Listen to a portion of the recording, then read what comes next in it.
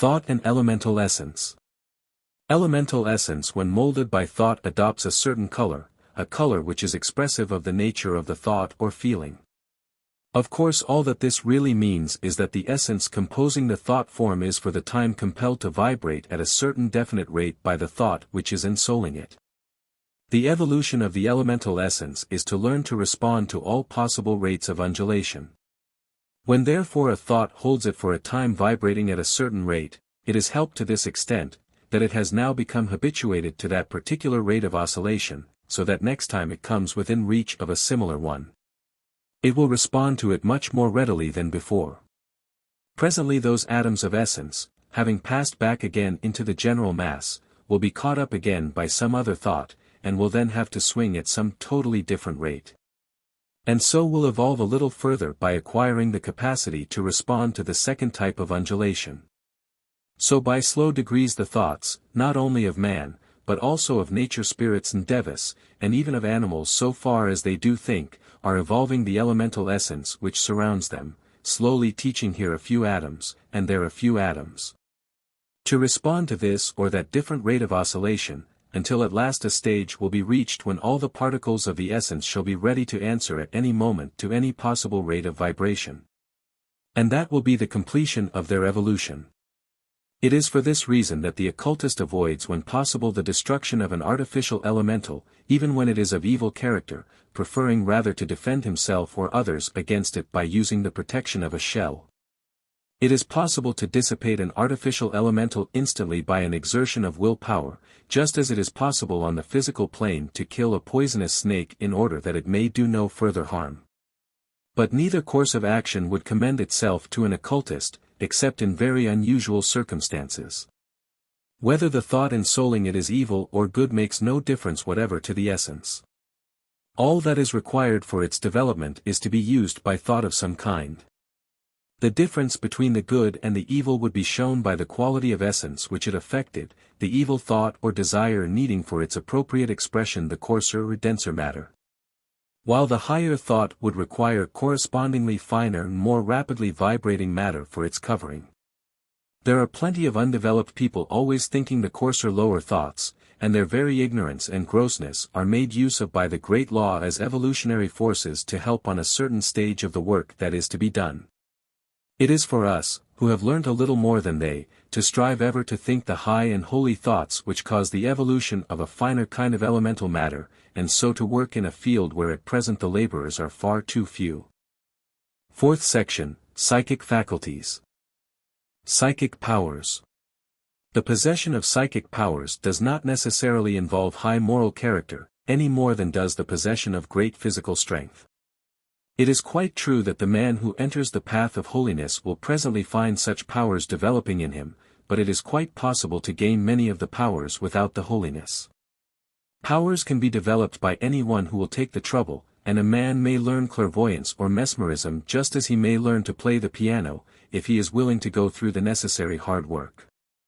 It is far better and safer for the vast majority of people to work at the development of character, to try to fit themselves for the path, and to leave the powers to unfold in due course, as they certainly will. Some people are in too much of a hurry to do this, and set themselves to force the powers sooner. Well, if they are quite certain that they desire them only for the sake of helping others, and that they are wise enough to use them rightly, it may be that no harm will come of it. But it is not easy to be quite certain on these points, and the slightest deflection from the right line will mean disaster. If a man must try to obtain the powers, there are two ways open to him. Of course there are many more than two methods, but I mean that they all fall under two heads, the temporary and the permanent. The temporary method is to deaden the physical sense in some way, actively by drugs, by self-hypnotization, or by inducing giddiness, for example, or passively by being mesmerized, so that the astral senses may come to the surface. The permanent way is to work at the development of the ego, so that he may be able to control the lower vehicles and use them as he wishes. It is somewhat like controlling a troublesome horse.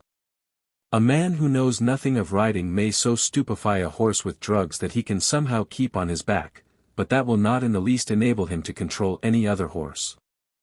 So a man who stupefies his physical body may use his astral senses to some extent, but that will in no way help him to manage another physical body in his next birth. The man who will take the far greater trouble of learning to ride properly can then manage any horse, and the man who develops his ego until it can manage one set of vehicles will be able to control any others that are given to him in future lives.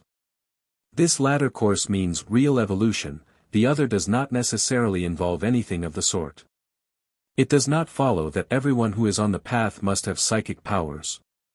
They are not absolutely necessary until a certain stage of it is reached. Short of the real psychic powers, there are various other methods by which men endeavor to obtain some of the same results. One of these, for example, is the repetition of invocations. Charms and ceremonies may sometimes produce an effect, it depends upon the way in which they are performed. I have seen a man who was able to answer questions in rather a curious way. He first entranced himself by repeating charms over and over again, and his invocations not only influenced himself, but also attracted nature spirits who went for the desired information, obtained it and put it into his mind. Lord Tennyson, by repeating his own name over and over again and drawing his consciousness further and further within himself, raised himself into touch with the ego, and then all this life seemed to him child's play. And death nothing but the entrance into a greater life. The result of many repetitions may often be to throw oneself into the trance condition, but this is not a training of the ego. Its effects last at most only for one life, whereas the powers which result from real spiritual development reappear in subsequent bodies. The man who entrances himself by the repetition of words or charms may probably return as a medium or at least a mediumistic person in his next life, and it must be remembered that mediumship is not a power, but a condition. Such repetitions may easily lead on to the coarser physical mediumship, by which I mean the sitting for materialization and sensational phenomena of all sorts, which is frequently injurious to health. I do not know that mere trance-speaking injures the body quite so much, though considering the feebleness of the platitudes which are usually the staple of the communications it might certainly be thought likely to weaken the mind. Let us consider what it is that is required from a physical medium. When an entity on the astral plane, whether it be a dead man or a nature spirit, wants to produce any result on dense physical matter, to play on a piano for example, to cause raps, or to hold a pencil in order to write, he needs an etheric body through which to work, because astral matter cannot act directly on the lower forms of physical matter, but requires the etheric matter as an intermediary to convey the vibrations from the one to the other, much in the same way as a fire cannot be lighted with paper and coals alone. The wood is needed as an intermediary, otherwise the paper will all burn away without affecting the coal. That which constitutes a man a physical medium is a want of cohesion between the etheric and the dense parts of the physical vehicle. So that an astral entity can easily withdraw a good deal of the man's etheric body and use it for his own purposes. Of course he returns it, in fact its constant tendency is to flow back to the medium. As may be seen from the action of the materialized form, but still the frequent withdrawal of part of the man's body in this way cannot but cause great disturbance and danger to his health. The etheric double is the vehicle of vitality, the life principle, which is perpetually circulating through our bodies, and when any part of our etheric double is withdrawn that life circulation is checked and its current broken. A terrible drain on vitality is then set up, and that is why the medium is so often in a state of collapse after a séance, and also why so many mediums in the long run become drunkards. Having first taken to stimulants in order to satisfy the dreadful craving for support which is caused by this sudden loss of strength.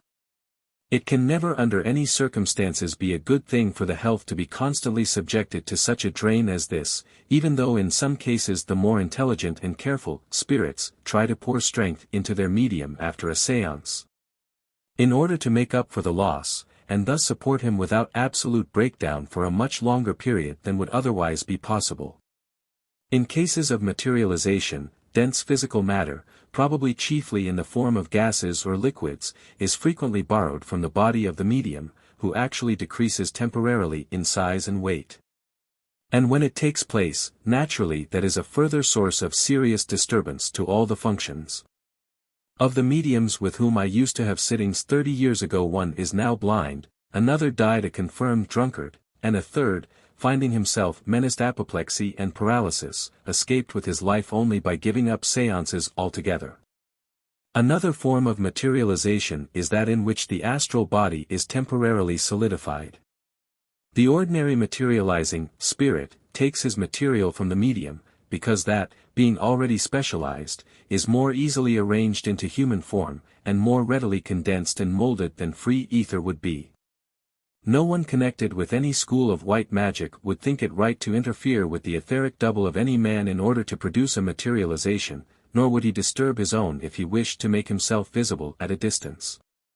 He would simply condense, and build into and around his astral body a sufficient quantity of the surrounding ether to materialize it, and hold it in that form by an effort of will as long as he needed it. When part of the etheric double is removed from the physical, as in the case of materialization of the ordinary kind, a connecting current is visible to anyone capable of seeing matter in the etheric condition. But the method of connection with the astral body is entirely different, for nothing in the nature of a cord or current of astral matter joins the two forms. Yet it is difficult to express in terms of this plane the exact nature of the exceeding closeness of the sympathy between them. Perhaps the nearest approximation we can get to the idea is that of two instruments tuned to exactly the same pitch, so that whatever note is struck upon one of them instantly evokes a precisely corresponding sound from the other.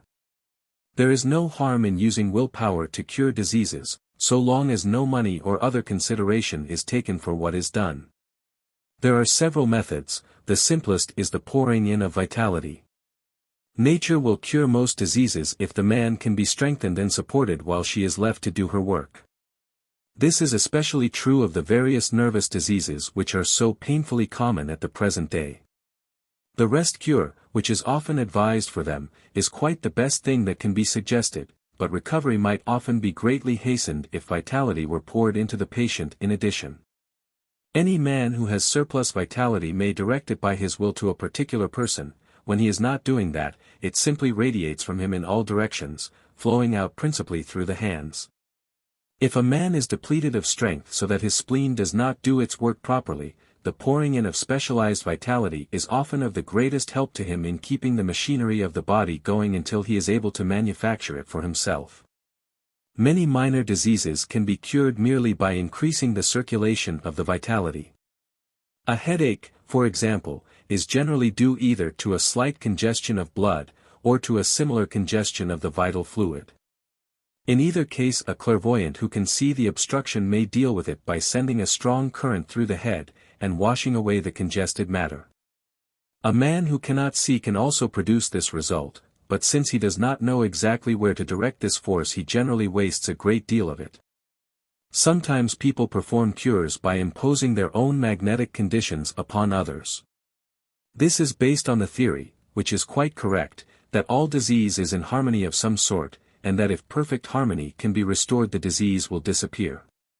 So in this case, the person who wishes to effect a cure first raises his own vibrations to the highest degree which is possible for him, fills himself with thoughts of love and health and harmony, and then proceeds to enfold the patient within his aura, the idea being that his own powerful vibrations will overbear these of the patient, and gradually bring him into the same harmonious and healthy condition. This method is often effective, but we must remember that it involves imposing the whole of the personality of the magnetiseur upon the patient, which may not always be desirable for either of the persons concerned. One should take care not to be caught or entangled on the astral plane, as a man easily may be, and that through his virtues as well as his vices, if he be not exceedingly cautious. For example, it is possible to affect others by thought, and thus obtain whatever is wanted from them, and the temptation of this power to an ordinary man would be overwhelming. Again, you could easily force those whom you love out of a wrong path into a right one if you wished, but this you must not do, you may only persuade and argue. Here again is a temptation. You may by force prevent your friend from doing wrong, but often the weakening effect of the compulsion on his mind will do him more harm than the wrongdoing from which you save him. Drunkenness can be cured by mesmerizing the man, but it is far better to persuade him gradually to conquer the weakness for himself, since this is a thing which he will have to do in some life. It is said that in some cases the man has yielded himself to this awful habit for so long that his will power is entirely in abeyance, and he actually has not the strength to refrain. And it is claimed that for such a man mesmerism is necessary, for it is the only method of giving him an opportunity to reassert himself as a human being, and to regain some sort of control of his vehicles. This may be so, and I can well understand the desire to save by any lawful means the soul which has come to so dire a pass, yet even then I would counsel the greatest care in the use of mesmerism, and in the choice of the mesmerist. A man can use the faculties of his astral body without moving away from his physical vehicle. That is called the possession of astral powers in the waking state, and is a definite stage in development. But it is more usual for the astral body to leave the physical when it is intended to operate or observe at a distance from the physical body. The Indian term, skywalker, generally refers only to one who is able thus to travel in his astral body. But sometimes also it means levitation, in which the physical body is lifted and floats in the air.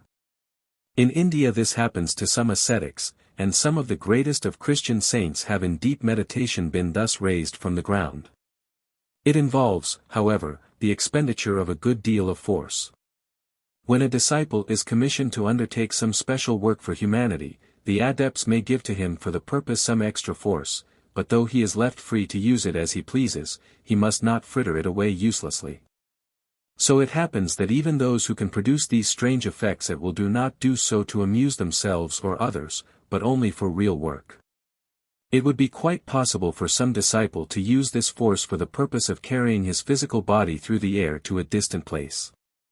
But as that would mean a tremendous expenditure of force, it is not likely that he would so use it unless definitely directed to do so.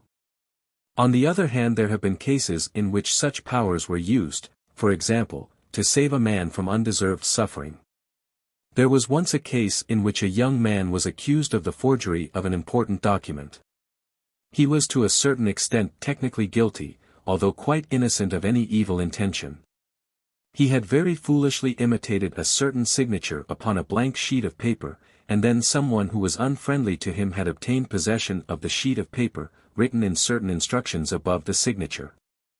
And then cleverly cut the paper so as to make it appear to be a letter conveying orders.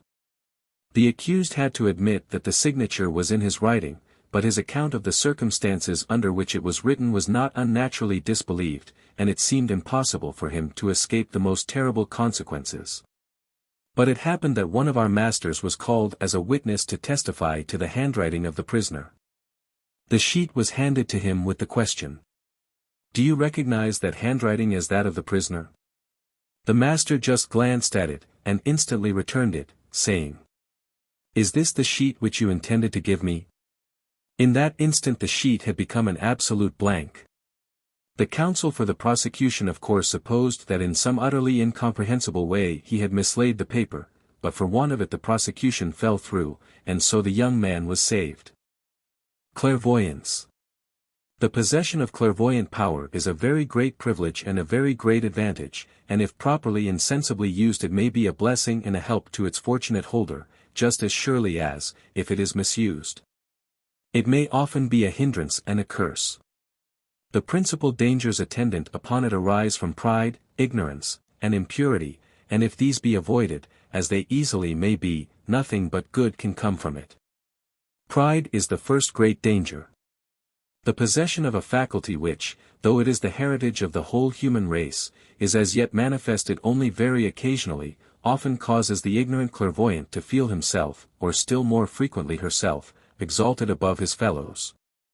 Chosen by the Almighty for some mission of worldwide importance, dowered with a discernment that can never err, selected under angelic guidance to be the founder of a new dispensation, and so on. It should be remembered that there are always plenty of sportive and mischievous entities on the other side of the veil who are ready and even anxious to foster all such delusions, to reflect and embody all such thoughts, and to fill whatever role of archangel or spirit guide may happen to be suggested to them. Unfortunately, it is so fatally easy to persuade the average man that he really is a very fine fellow at bottom, and quite worthy to be the recipient of a special revelation. even though his friends have through blindness or prejudice somehow failed hitherto to appreciate him. Another danger, perhaps the greatest of all because it is the mother of all others, is ignorance. If the clairvoyant knows anything of the history of his subject, if he at all understands the conditions of those other planes into which his vision is penetrating, he cannot of course suppose himself the only person who was ever so highly favored. Nor can he feel with self-complacent certainty that it is impossible for him to mistake. But when he is, as so many are, in the densest ignorance as to history, conditions, and everything else, he is liable in the first place to make all kinds of mistakes as to what he sees. And secondly to be the easy prey of all sorts of designing and deceptive entities from the astral plane. He has no criterion by which to judge what he sees, or thinks he sees, no test to apply to his visions or communications, and so he has no sense of relative proportion or the fitness of things. And he magnifies a copybook maxim into a fragment of divine wisdom, a platitude of the most ordinary type into an angelic message. Then again, for want of common knowledge on scientific subjects he will often utterly misunderstand what his faculties enable him to perceive, and he will in consequence gravely promulgate the grossest absurdities. The third danger is that of impurity. The man, who is pure in thought and life, pure in intention and free from the taint of selfishness, is by that very fact guarded from the influence of undesirable entities from other planes. There is in him nothing upon which they can play, he is no fit medium for them. On the other hand, all good influences naturally surround such a man, and hasten to use him as a channel through which they may act, and thus a still further barrier is erected about him against all which is mean and low and evil.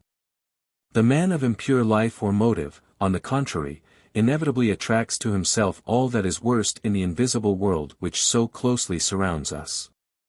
He responds readily to it, while it will be hardly possible for the forces of good to make any impression upon him. But a clairvoyant who will bear in mind all these dangers, and strive to avoid them, who will take the trouble to study the history and the rationale of clairvoyance, who will see to it that his heart is humble and his motives are pure, such a man may assuredly learn very much from these powers of which he finds himself in possession, and may make them of the greatest use to him in the work which he has to do. Having first taken good heed to the training of his character, let him observe and note down carefully any visions which come to him. Let him patiently endeavor to disentangle the core of truth in them from the various accretions and exaggerations which are sure at first to be almost inextricably confused with them. Let him in every possible way test and check them and endeavor to ascertain which of them are reliable, and in what way these reliable ones differ from others which have proved less trustworthy, and he will very soon find himself evolving order out of chaos, and learning to distinguish what he can trust and what he must for the present put aside as incomprehensible. He will probably find in course of time that he gets impressions, whether by direct sight or only by feeling, in reference to the various people with whom he comes into contact. Once more the careful noting down of every such impression as soon as it occurs, and the impartial testing and checking of it as opportunity offers, will soon show our friend how far these feelings or visions are to be relied on. And as soon as he finds that they are correct and dependable he has made a very great advance. For he is in possession of a power which enables him to be of far more use to those among whom his work lies than he could be if he knew only as much about them as can be seen by the ordinary eye. If, for example, his sight includes the auras of those around him, he can judge from what it shows him how best to deal with them, how to bring out their latent good qualities, how to strengthen their weaknesses, how to repress what is undesirable in their characters. Again, his power may often enable him to observe something of the processes of nature, to see something of the working of the non-human evolutions which surround us, and thus to acquire most valuable knowledge on all kinds of recondite subjects. If he happens to be personally acquainted with some clairvoyant who has been put under regular training he has of course a great advantage, in that he can without difficulty get his visions examined and tested by one upon whom he can rely. Generally speaking, then, the course to be recommended to the untrained clairvoyant is that of exceeding patience and much watchfulness. But with this hope ever before his eyes, that assuredly if he makes use of the talent entrusted to him it cannot but attract the favorable notice of those who are ever watching for instruments which can be employed in the great work of evolution. And that when the right time comes he will receive the training which he so earnestly desires, and will thus be enabled definitely to become one of those who help the world. Special training should be arranged from early childhood for clairvoyant children. The modern system of education tends to suppress all psychic faculties, and most young people are overstrained by their studies. In Greece and Rome these psychic children were promptly isolated as Vestal virgins or postulants for the priesthood, and specially trained. There is a natural tendency in the present day, apart from education, to repress these faculties. The best way to prevent the loss of these to the world is to put the boys into some sort of monastery where the monks know about the higher life and try to live it, for family life is not suitable for this development. Where such clairvoyance appears it ought to be encouraged, for many additional investigators are wanted for the society's work, and those who begin young are likely to adapt themselves to it most readily. People who are psychic by birth generally use the etheric double a great deal. People who possess what has sometimes been called etheric sight, that is, sight capable of observing physical matter in a state of exceedingly fine subdivision. Though not yet capable of discerning the subtler matter of the astral plane, frequently see, when they look keenly at any exposed portion of the human body, such as the face or the hand, multitudes of tiny forms, such as dice, stars, and double pyramids. These belong neither to the thought plane nor to the astral, but are purely physical, though of exceeding minuteness. They are simply the physical emanation from the body, which is always taking place, the waste matter, consisting largely of finely divided salts, which is constantly being thrown out in this manner. The character of these tiny particles varies from many causes. Naturally loss of health often alters them entirely, but any wave of emotion will affect them to a greater or lesser extent, and they even respond to the influence of any definite train of thought. Professor Gates is reported as saying, a. that the material emanations of the living body differ according to the states of the mind as well as the conditions of the physical health. b. that these emanations can be tested by the chemical reactions of some salts of selenium. c. that these reactions are characterized by various tints or colors according to the nature of the mental impressions. d. that 40 different emotion products, as he calls them, have already been obtained. People sometimes see animated particles quivering with intense rapidity, and dashing about in the air before them. This again shows the possession of much increased physical power, not of mental.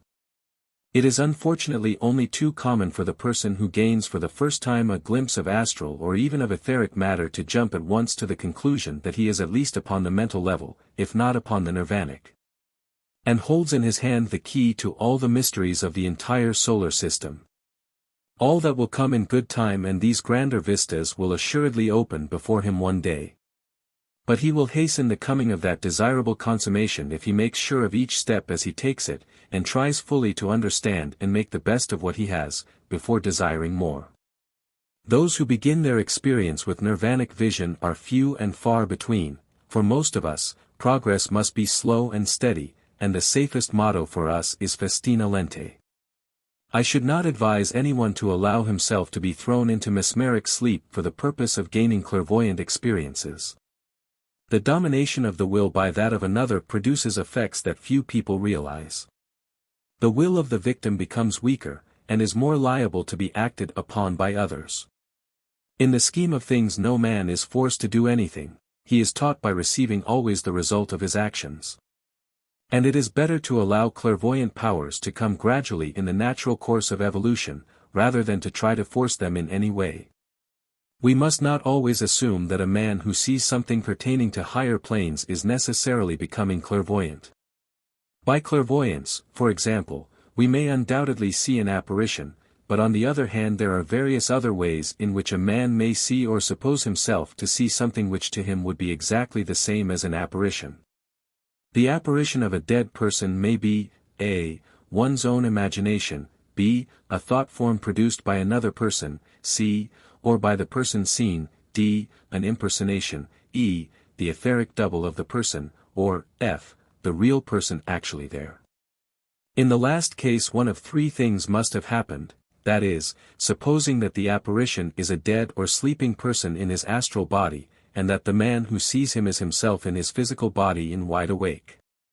Either, A, the dead man has materialized himself, in which case of course he is for the time a physical object, which may be seen by any number of people with ordinary physical sight.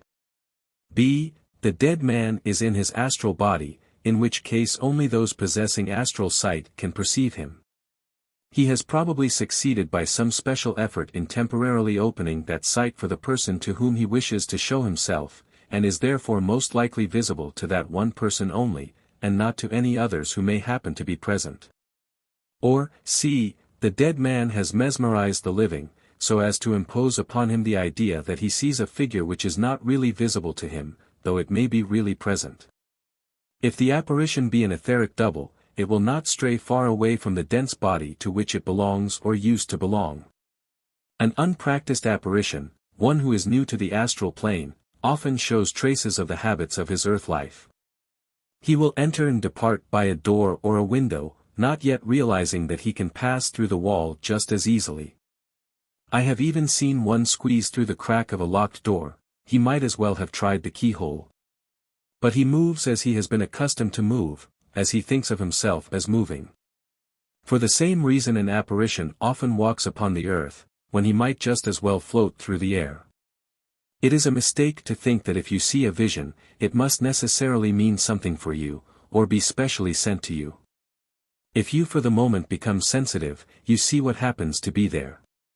Suppose I am sitting in a room, and a curtain is drawn across the window, so that the street outside is invisible to me. Suppose the wind lifts the curtain for a moment, so that I get a glimpse of the street, I shall then see whatever happens to be passing at that moment. Let us imagine that I see a little girl in a red cloak, carrying a basket. That little girl is probably going about her own business, or perhaps her mother's. Should I not be very foolish if I chose to fancy that she had been sent there especially for me to see, and began to worry myself as to what could be symbolized by the red cloak and the basket? A flash of clairvoyance is usually just the accidental lifting of a curtain, and generally what is seen has no special relation to the seer. There may occasionally be instances in which the curtain is intentionally lifted by a friend because something of personal interest is passing, but we must not be too ready to assume that that is the case. Among the real psychic powers, however, which are attained by slow and careful self-development, there are some which are of very great interest. For example, for one who can function freely in the mental body, there are methods of getting at the meaning of a book, quite apart from the ordinary process of reading it. The simplest is to read from the mind of one who has studied it. But this is open to the objection that one gets not the real meaning of the work but that student's conception of the meaning, which may be by no means the same thing. A second plan is to examine the aura of the book, a phrase which needs a little explanation for those not practically acquainted with the hidden side of things. An ancient manuscript stands in this respect in a somewhat different position from a modern book. If it is not the original work of the author himself, it has at any rate been copied word by some person of a certain education and understanding, who knew the subject of the book, and had his own opinions about it. It must be remembered that copying, done usually with a stylus, is almost as slow and emphatic as engraving, so that the writer inevitably impresses his thought strongly on his handiwork. Any manuscript, therefore, even a new one, has always some sort of thought aura about it which conveys its general meaning, or rather one man's idea of its meaning in his estimate of its value. Every time it is read by anyone an addition is made to that thought aura, and if it be carefully studied the addition is naturally large and valuable. This is equally true of a printed volume. A book which has passed through many hands has an aura which is usually better balanced than that of a new one, because it is rounded off and completed by the divergent views brought to it by its many readers. Consequently, the psychometrization of such a book generally yields a fairly full comprehension of its contents, though with a considerable fringe of opinions not expressed in the book, but held by its various readers. On the other hand, a book used in a public library is not infrequently as unpleasant psychically as it usually is physically, for it becomes loaded with all kinds of mixed magnetisms, many of them of a most unsavory character. The sensitive person will do well to avoid such books, or if necessity compels him to use them he will be wise to touch them as little as may be, and rather to let them lie upon a table than to hold them in his hand. Another factor to be remembered with regard to such book is that a volume written upon a special subject is most likely to be read by a particular type of person, and these readers leave their impress upon the aura of the volume. Thus a book violently advocating some sectarian religious views is not read except by persons who sympathize with its narrowness, and so it soon develops a decidedly unpleasant aura. And in the same way a book of an indecent or prurient nature quickly becomes loathsome beyond description. Old books containing magical formulae are often for this reason most uncomfortable neighbors. Even the language in which a book is printed indirectly affects its aura, by limiting its readers largely to men of a certain nationality, and so by degrees endowing it with the more prominent characteristics of that nationality. In the case of a printed book there is no original copyist, so that at the beginning of its career it usually carries nothing but disjointed fragments of the thought of the binder and bookseller. Few readers at the present day seem to study so thoughtfully and thoroughly as did the men of old. And for that reason the thought forms connected with a modern book are rarely so precise and clear-cut as those which surround the manuscripts of the past. The third method of reading requires some higher powers, in order to go behind the book or manuscript altogether and get at the mind of its author. If the book is in some foreign language, its subject entirely unknown, and there is no aura around it to give any helpful suggestion, the only way is to follow back its history to see from what it was copied, or set up in type. As the case may be, and so to trace out the line of its descent until one reaches its author. If the subject of the work be known, a less tedious method is to psychometrize that subject, get into the general current of thought about it, and so find the particular writer required, and see what he thinks. There is a sense in which all the ideas connected with a given subject may be said to be local, to be concentrated round a certain point in space, so that by mentally visiting that point one can come into touch with all the converging streams of thought about that subject. Though these are linked by millions of lines with all sorts of other subjects. Another interesting power is that of magnification. There are two methods of magnification which may be used in connection with the clairvoyant faculty. One is simply an intensification of ordinary sight. It is obvious that when in common life we see anything, an impact of some sort is made upon the retina, upon its physical rods and cones. The effects there produced, or the vibrations set up, are transmitted, in some way by no means thoroughly understood, by the optic nerve to the gray matter of the brain.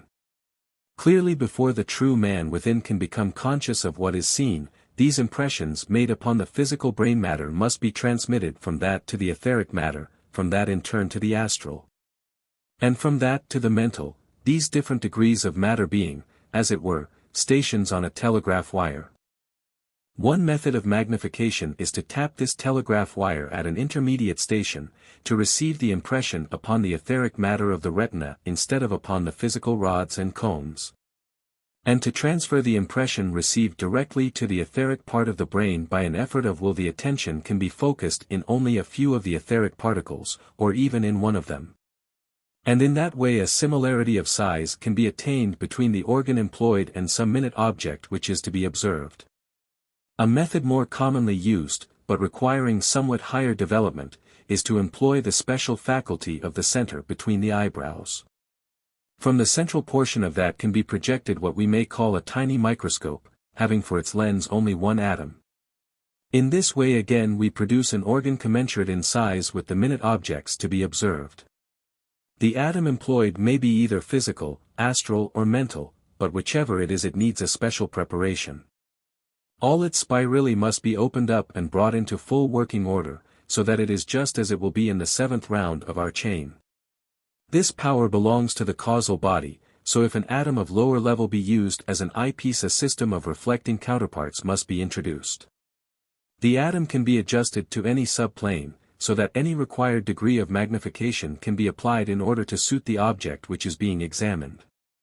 A further extension of the same power enables the operator to focus his own consciousness in that lens through which he looks, and then to project it to distant points. The same power, by a different arrangement, can be used for diminishing purposes when one wishes to view as a whole something far too large to be taken in at once by ordinary vision. The Mystic Chord. Questions have often been asked as to the method by which a person at a distance of some thousands of miles can be instantly found by a trained clairvoyant. Apparently this remains somewhat of a mystery to many, so I will endeavor to give an explanation of the plan commonly adopted, though it is not easy to put it quite plainly.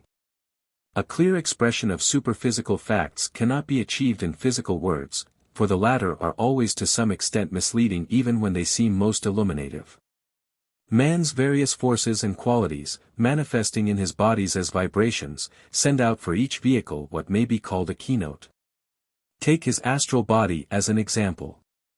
From the number of different vibrations which are habitual to that astral body there emerges a sort of average tone, which we may call the keynote of the man on the astral plane.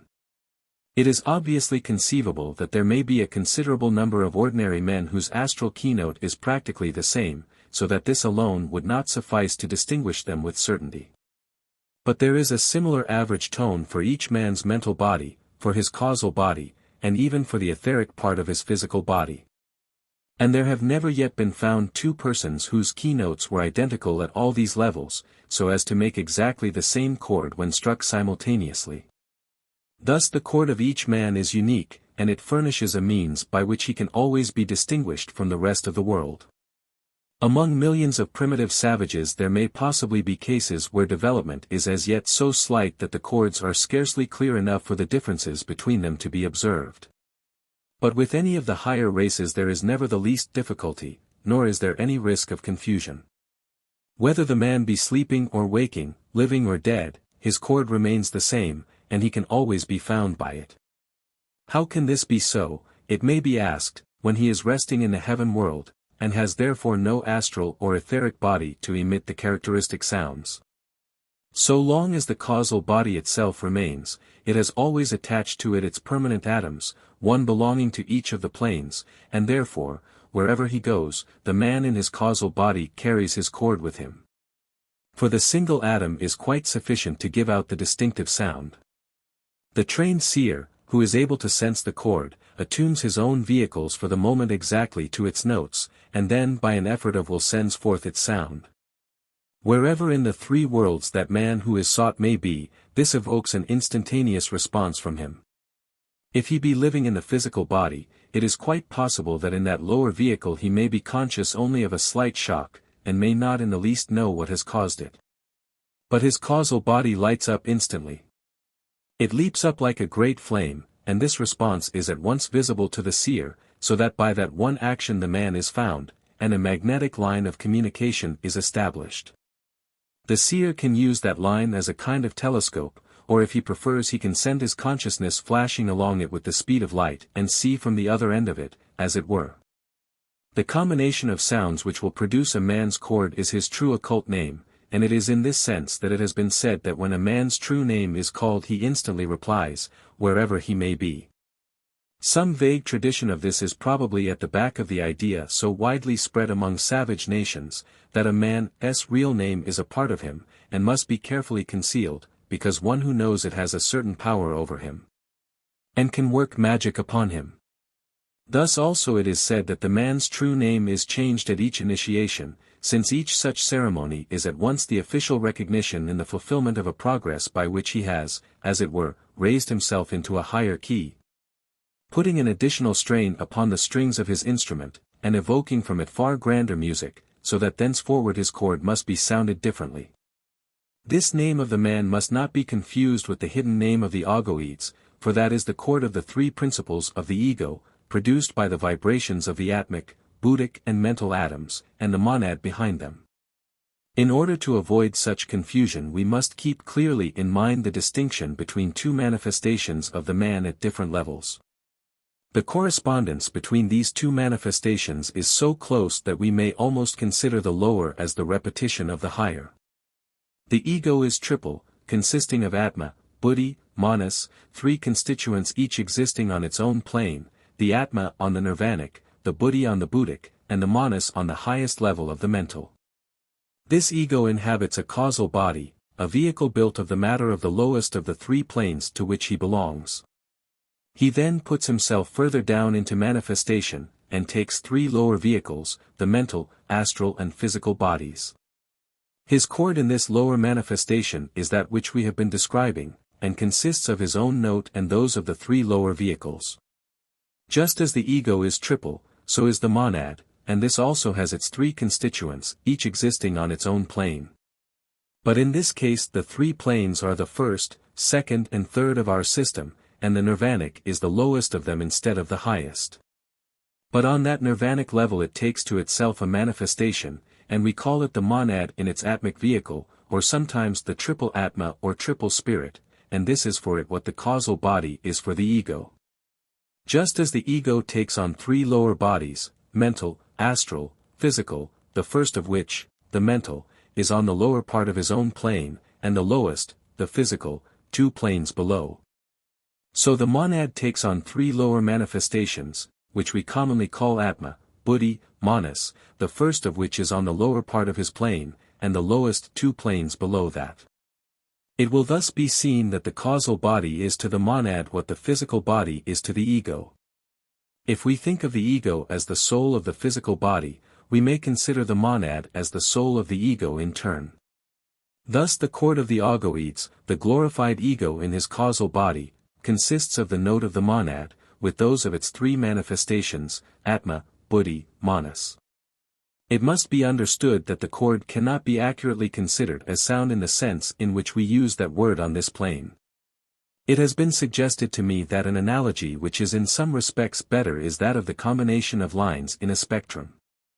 Each of the elements whose spectrum is known to us is instantly recognizable by it, in whatever star it may appear, no matter how great the distance may be, so long as the lines are bright enough to be seen at all. But the chord of which we have been speaking is not actually either heard or seen, it is received by a complex perception which requires the practically simultaneous activity of the consciousness in the causal body and in all the lower vehicles. Even with regard to ordinary astral perception it is misleading, though practically unavoidable, to speak of hearing and seeing. These terms connote for us the idea of certain sense organs which receive impressions of a well-defined type. To see implies the possession of an eye, to hear implies the existence of an ear. But no such sense organs are to be found on the astral plane. It is true that the astral body is an exact counterpart of the physical, and that it consequently shows eyes and ears, nose and mouth, hands and feet, just as the latter does. But when functioning in the astral body we do not walk upon the astral counterparts of our physical feet, nor do we see and hear with the counterparts of our physical eyes and ears. Each particle in an astral body is capable of receiving a certain set of vibrations, those belonging to its own level, and those only. If we divide all astral vibrations into 7 sets, just like 7 octaves in music, each octave will correspond to a subplane. And only a particle in the astral body which is built of matter belonging to that subplane can respond to the vibrations of that octave. So, to be upon a certain subplane in the astral, is to have developed the sensitiveness of only those particles in one's astral body which belong to that subplane, so that one can perceive the matter and the inhabitants of that subplane only.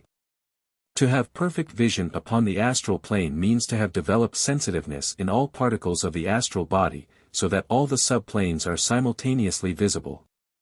Even though a man has developed the particles of one subplane only, if those are fully developed he will have on that subplane a power of perception equivalent to all of our physical senses. If he perceives an object at all, he will in that one act of perception receive from it an impression which conveys all that we learn down here through those various channels which we call the senses, he will simultaneously see, hear and feel it. The instantaneous perception which belongs to higher planes is still further removed from the clumsy and partial action of the physical senses.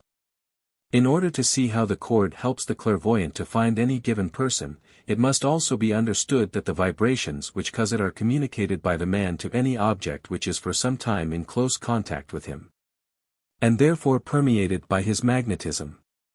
A lock of his hair, an article of clothing which he has worn, a letter which he has written, any of these is sufficient to give the chord to one who knows how to perceive it.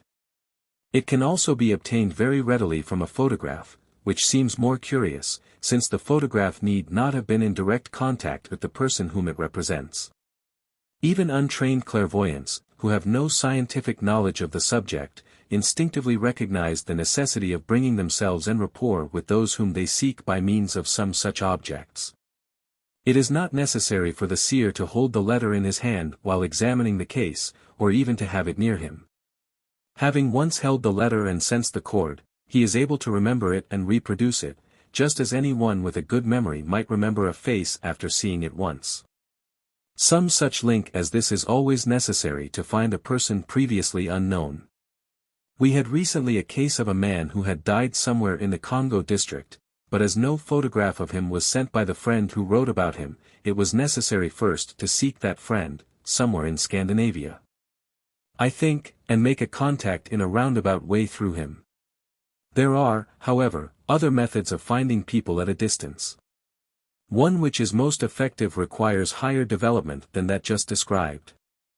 A man who is able to raise his consciousness to the atomic level of the Buddhic plane there finds himself absolutely in union with all his fellow men, and therefore of course among the rest with the person whom he seeks. He draws his consciousness up into this unity along his own line, and he has only to put himself out again along the line of that other person in order to find him. There are always various ways of exercising clairvoyance, and each student employs that which comes most naturally to him. If he has not fully studied his subject, he often thinks his own method the only one possible, but wider knowledge soon disabuses him of that idea. How past lives are seen.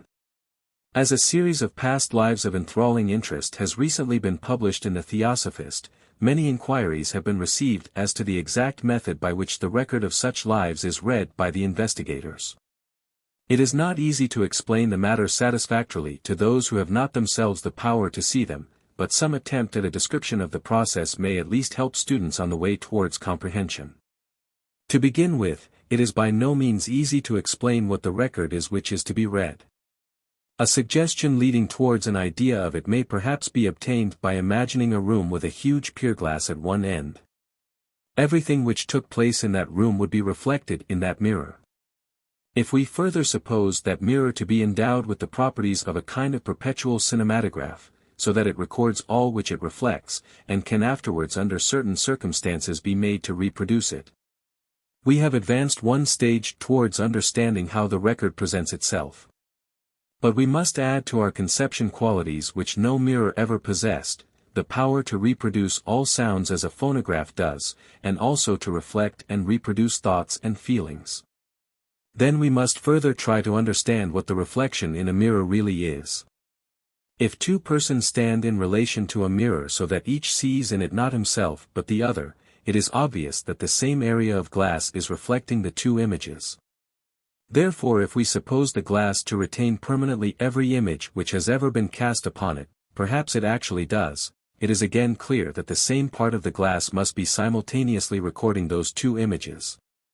Move up and down and from side to side, and you will soon convince yourself that every particle of glass must be simultaneously recording every part of every object in the room. And that what you happen to see in it depends upon the position of your eye. Hence it also follows that no two people can ever see at the same moment exactly the same reflection in a mirror, any more than two people can see the same rainbow. Because two physical eyes cannot simultaneously occupy exactly the same point in space. What we have supposed to happen with regard to the particles of our mirror does really happen with regard to every particle of every substance. Every stone by the roadside contains an indelible record of everything that has ever passed it, but this record cannot, so far as we yet know, be recovered from it so as to be visible to the ordinary physical senses. Though the more developed sense of the psychometrist perceives it without difficulty. How is it possible, men ask, for an inanimate particle to register and reproduce impressions? The answer is that the particle is not inanimate, and that the life which ensouls it is part of the divine life. Indeed, another way in which one may attempt to describe the record is to say that it is the memory of the Logos himself. And that each particle is somehow in touch with that part of that memory which includes the events which have taken place in its neighborhood, or what we may call within sight of it. It is probable that what we call our memory is nothing but a similar power of coming into touch, though often very imperfectly, with that part of his memory which refers to events which we happen to have seen or known. So we might say that every man carries about with him on the physical plane two memories of anything which he has seen, his brain memory, which is often imperfect or inaccurate, and the memory enshrined in any unchanged particles of his body or of the clothes that he wears, which is always perfect and accurate, but is available only for those who have learnt how to read it. Remember also that the brain memory may be inaccurate, not only because it is itself imperfect, but because the original observation may have been defective.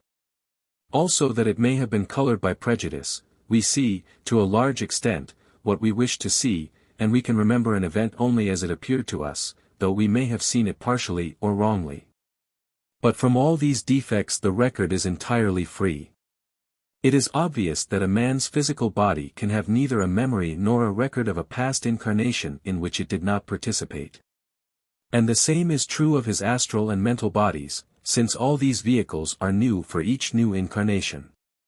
This at once shows us that the lowest level at which we can hope to get really reliable information about past lives is that of the causal body, for nothing below that can give us first-hand evidence.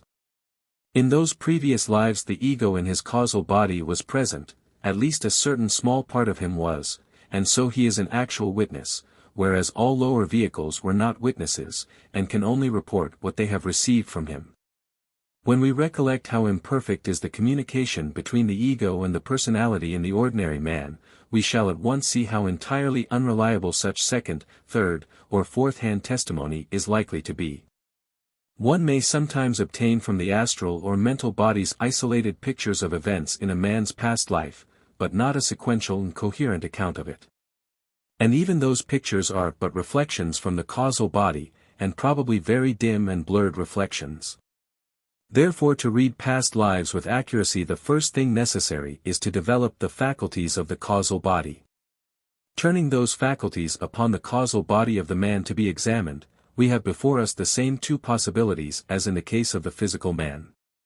We can take the ego's own memory of what happened, or we can as it were psychometrize him and see for ourselves the experiences through which he has passed.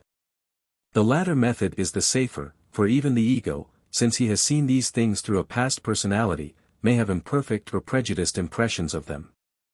This then is the mechanism of the ordinary method of investigating past lives, to use the faculties of one's own causal body, and by its means to psychometrize the causal body of the subject.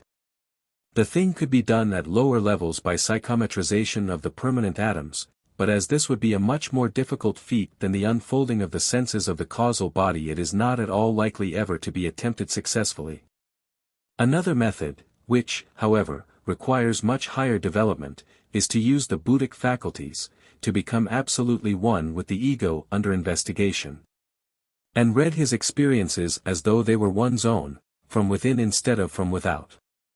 Both of these methods have been employed by those who prepared the series of lives which appear in the Theosophist, and the investigators have also had the advantage of the intelligent cooperation of the ego whose incarnations are described. The physical presence of the subject whose lives are being read is an advantage, but not a necessity. He is useful if he can keep his vehicles perfectly calm, but if he becomes excited he spoils everything. The surroundings are not specially important, but quiet is essential, as the physical brain must be calm if impressions are to be brought through clearly. Everything which comes down to the physical level from the causal body must pass through the mental and the astral vehicles, and if either of these is disturbed it reflects imperfectly. Just as the least rippling of the surface of a lake will break up or distort the images of the trees or houses upon its banks. It is necessary also to eradicate absolutely all prejudices, otherwise they will produce the effect of stained glass. They will color everything which is seen through them, and so give a false impression. In looking at past lives it has always been our custom to retain full physical consciousness, so as to be able to make a note of everything while it is being observed. This is found to be a much safer method than to leave the physical body during the observations, and then trust to memory for their reproduction.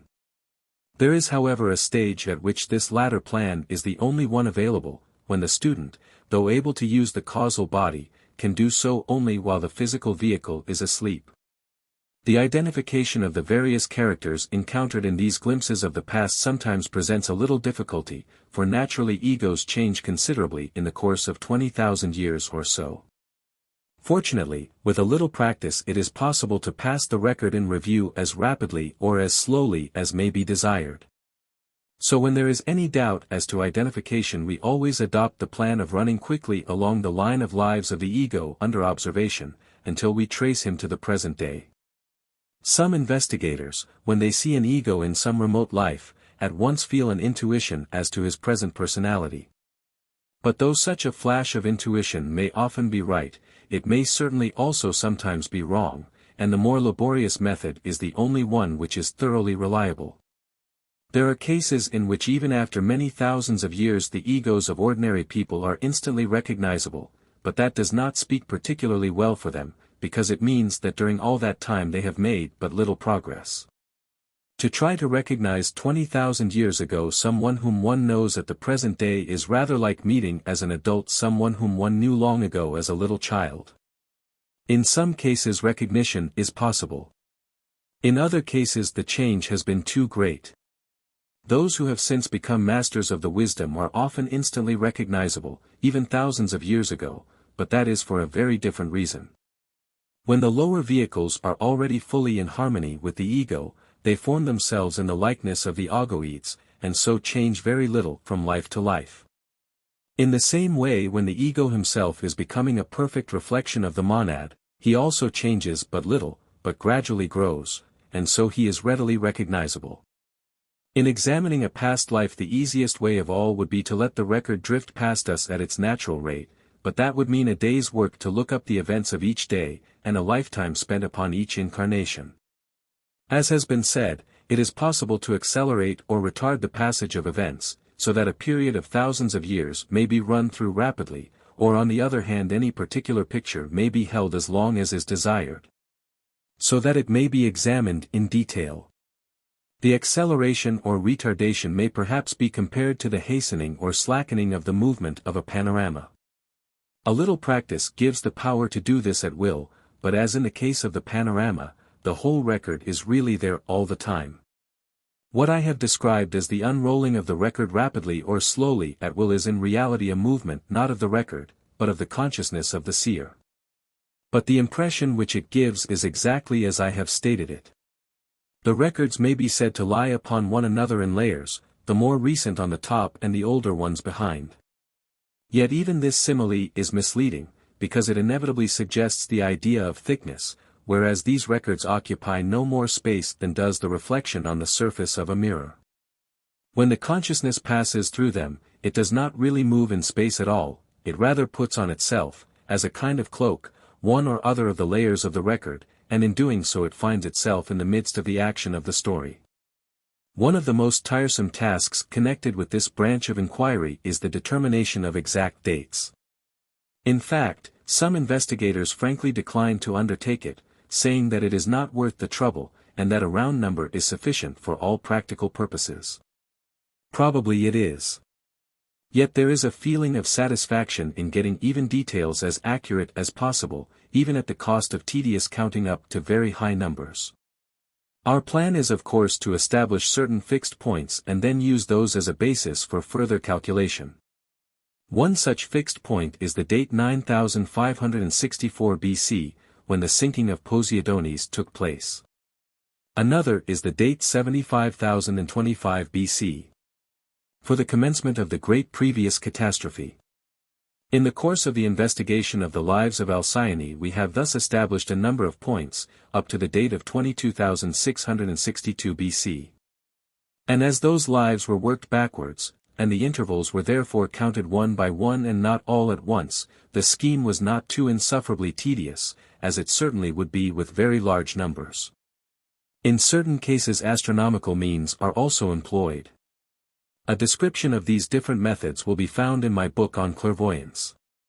It is on the whole somewhat easier to read lives forwards than backwards, because in that case we are working with the natural flow of time instead of against it. So the usual plan is to run rapidly to some selected point in the past, and then work slowly forwards from that. It must be remembered that at first sight it is rarely possible to estimate accurately the relative importance of the minor events of a life, so we often skim over it first, to see from what actions or occurrences the really important changes flow. And then go back and describe those more in detail. If the investigator himself happens to be one of the characters in the life which he is examining, there opens before him the interesting alternative of actually putting himself back into that old personality, and feeling over again just what he felt in that ancient time. But in that case he sees everything exactly as he saw it then, and knows no more than he knew then.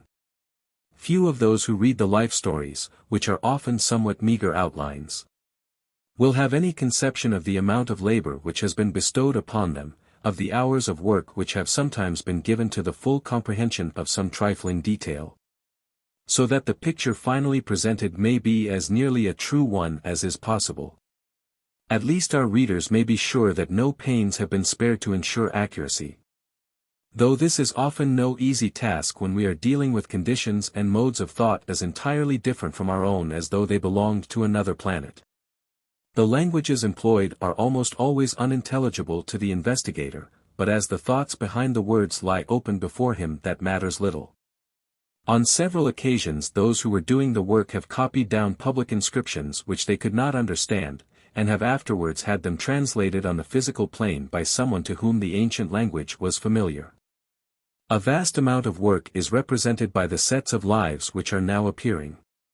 May that labor bring its fruit in a more vivid realization of the mighty civilizations of the past and a clearer comprehension of the working of the laws of karma and reincarnation. Since the first set of lives which appeared have culminated in the initiation of the hero in his present incarnation, they are surely a valuable study for those whose aspiration is to become the pupils of a master of the wisdom. For their own progress should be the more rapid when they have learnt how a brother has attained the goal towards which they are striving. This progress has been made the more easy for them because that brother has taken the trouble to record for us in that most admirable little book at the feet of the Master the teachings which led him to that goal. About 150 of those who are at present members of the Theosophical Society are the prominent characters in the drama which lies before the readers of the Theosophist. And it is deeply interesting to note how those who in the past have often been linked by the ties of blood relationship, though born this time in countries thousands of miles apart, are yet brought together by their common interest in theosophical study, and bound to one another more closely by their love for the masters than they could ever have been by any mere earthly connection. There are two sources of possible error in examining the records clairvoyantly: first, personal bias, and secondly, limited views. There are fundamental differences of temperament, and these cannot but color the views taken of other planes. The adept has a perfect perception of life, but below that level we are sure to have some prejudices. The man of the world magnifies unimportant details and omits all the important things, because he is in the habit of doing that in daily life. But on the other hand, a man starting on the path may, in his enthusiasm, lose for a time his touch with the ordinary human life from which he has emerged. Even then he has made a great advance, for those who see the inside of things are nearer to the truth than those who see only the outside. The statements of clairvoyance may and must be colored by opinions already formed, as was clearly the case with Swedenborg, who used a very narrow Christian terminology to describe the facts of the astral plane, and unquestionably saw many things through strong thought forms which he had made in previous years. He started with certain definite preconceptions, and he made everything which he saw fit into those preconceptions. You know how it is possible down here on the physical plane to start with some preconception about a man and distort his most innocent words and actions to fit that preconception, to read into them ideas of which the unfortunate man never even dreamt. The same thing is possible on the astral plane if one is careless. Theosophical investigators are thoroughly on their guard against this danger of personal bias, and use constant checks of all kinds to avoid it. To minimize the chance of error from this source, the masters usually select people of radically different types to work together. Secondly, there is the danger of a limited view, of taking a part for the whole. For example, there has been much said of the corruption and black magic of later days in Poseidones, but there existed there, at that very time, a secret society that was quite pure and had high aims. If it had happened that we had seen only this society, we might easily have thought of Poseidonis as a most spiritual country. It is possible, you see, that such limited views may be taken as applying to a whole region or community. Generalizations must be checked and verified. There is, however, a general aura of a time or a country, which usually prevents any great mistakes of this sort. A psychic who has not been trained to sense this general aura is often unconscious of it, and thus the untrained man falls into many errors. In fact, long-continued observation shows that all untrained psychics are sometimes reliable and sometimes unreliable, and those who consult them always run a risk of being misled. The records must not be thought of as originally inhering in matter of any kind, though they are reflected in it. In order to read them, it is not necessary to come into direct contact with any particular grouping of matter, since they can be read from any distance, when a connection has once been made. Nevertheless, it is also true that each atom retains the record, or perhaps only possesses the power to put a clairvoyant en rapport with the record, of all that has ever happened within sight of it. It is by means of this quality that psychometry is possible. But there is this very curious limitation attached to it, that the normal psychometer sees by means of it only what he would have seen if he had been standing at the spot from which the object psychometrized has been taken.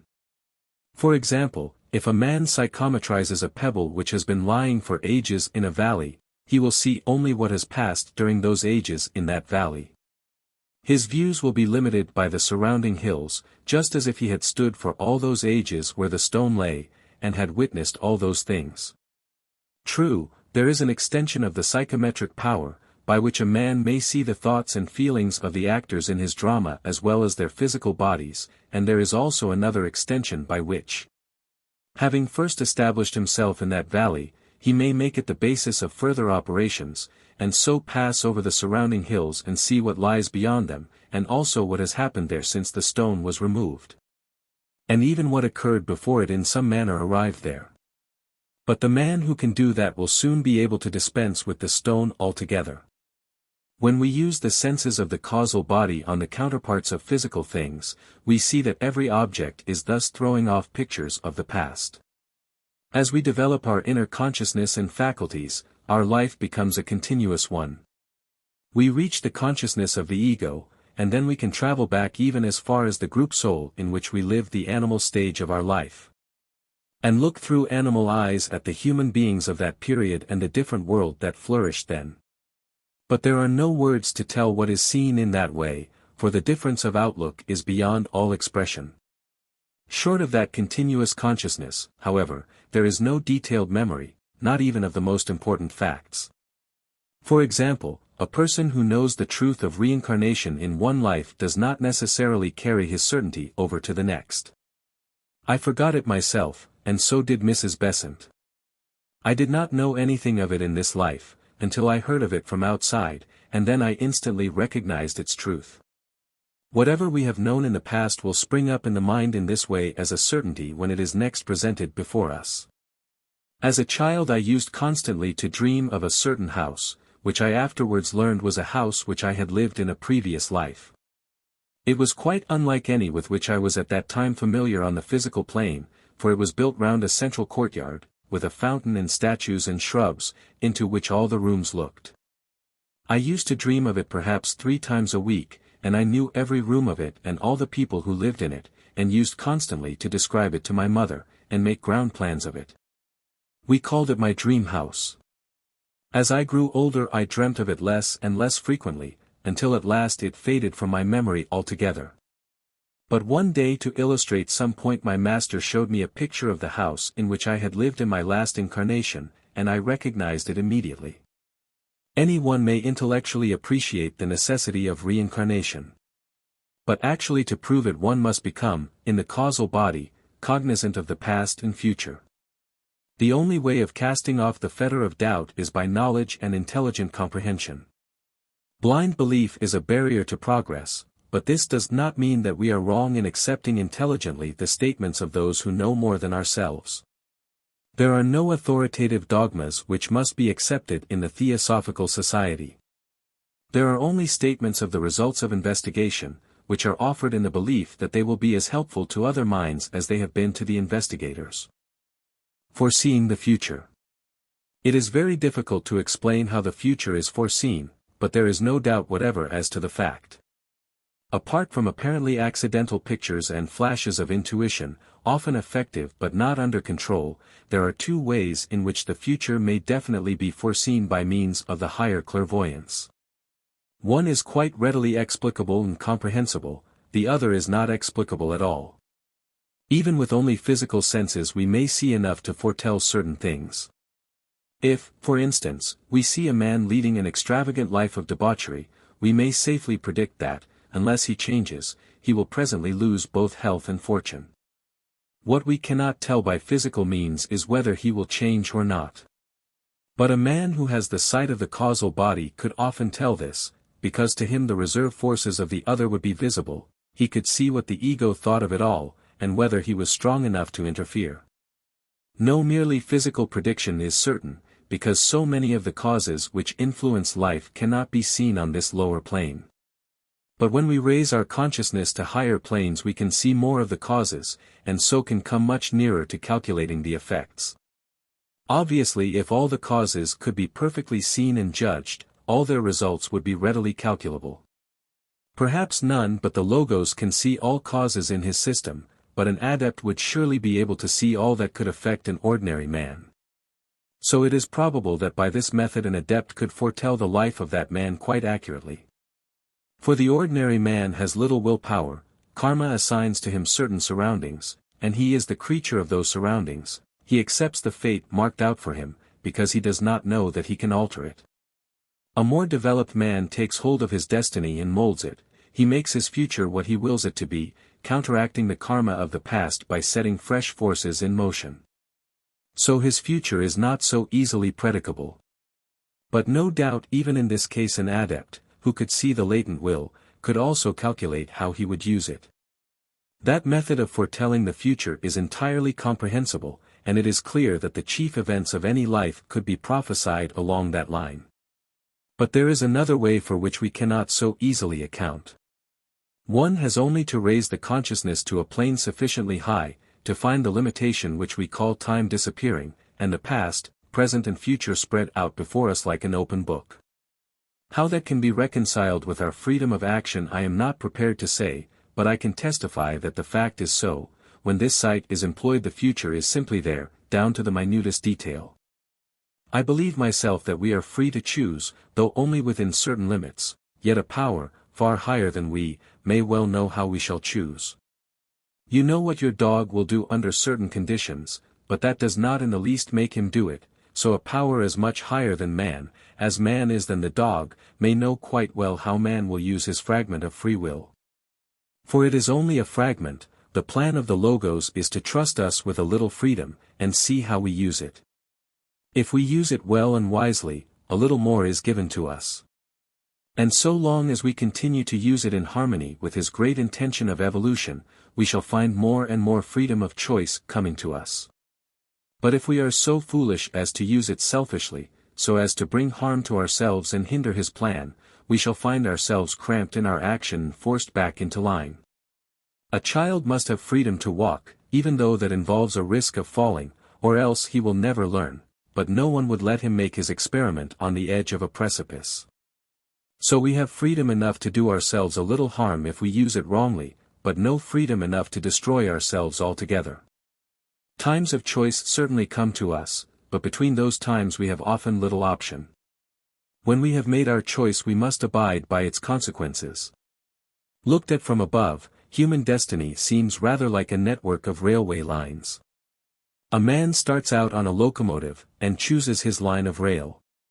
But when he has chosen it he must run along it, and cannot swerve to the right hand or the left until he reaches the first set of points. Then he may descend and set the points as he will, but having once set them and started on his way he must accept the consequences of his decision.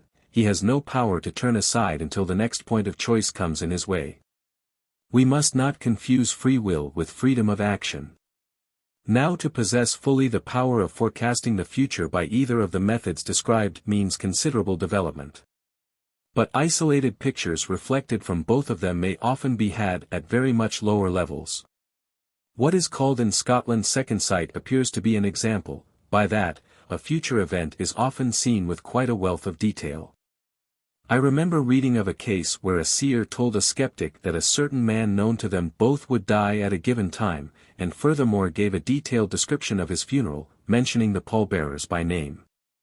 The skeptic ridiculed the whole prediction, but when the appointed time came the man indicated did die as had been prophesied. The skeptic was astonished, but still more annoyed, and he determined that the rest of the story should not come true, for he himself would interfere to falsify it. He therefore got himself appointed as one of the pallbearers. But when the day came and the party was just about to start, he was called aside for a moment, and when he returned he found that the procession had already moved away, and that the pallbearers were those who had been seen in the vision. I have myself had similar pictures of scenes in the future, scenes of no interest to myself, and of no use so far as I could see.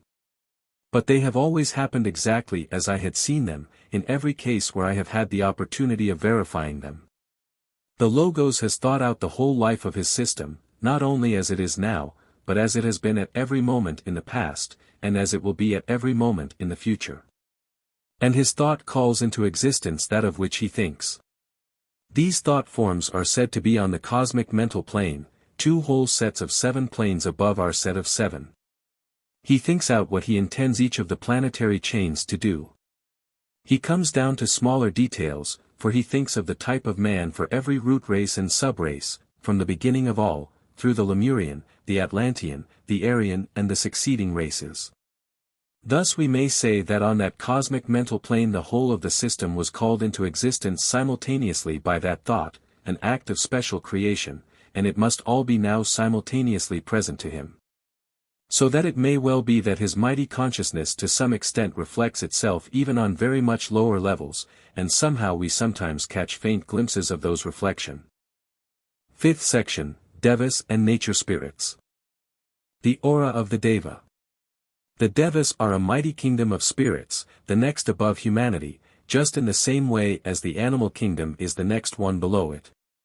You may think of them as great and glorious angels, but of course they are of many different kinds, and different degrees of evolution. None of them are so low down as to have physical bodies such as we have. The lowest kind are called Kamadevas, and they have astral bodies, while the next higher variety have bodies made of lower mental matter, and so on. They will never be human, because most of them are already beyond that stage, but there are some of them who have been human beings in the past. When men come to the end of their evolution as men, and become something greater than human, several paths open before them, and one of these is to join this beautiful Deva evolution. Devas and men differ in appearance. For one thing, Devas are more fluidic, capable of far greater expansion and contraction. Secondly, they have a certain fiery quality which is clearly distinguishable from that of any ordinary human being. The only kind of human being with whom it might be possible to confound them would be the highly developed, an arhat, for example, who had a large and well-arranged aura, but even then one who had seen both would not be likely to mistake them. The aura of the ordinary man is capable of a certain amount of temporary expansion. It has a definite size, which is the same as that of a section of the causal body, and as the causal body grows, that section becomes larger, and the man has a larger aura, but such increase comes only gradually. If you remember the plates in man visible and invisible, you will recollect that the ordinary man, as far as the causal body is concerned, is far from being fully developed. When you look at the causal body of the developed man, you will see that it is full of color, so the first stages of improvement in the case of the ordinary man consists in its filling up, not its enlargement. He must get the ovoid filled with different colors, and then expansion begins. If any sudden rush of feeling comes over the ordinary man, it shows itself, as depicted in the book, by the flashing in the aura, and out from it, of the color of the quality expressed, rose for affection, blue for devotion or green for sympathy. And also in the pulsating bands of that color, and in the general intensification of everything connected with that emotion. It does not do more than that for the ordinary man.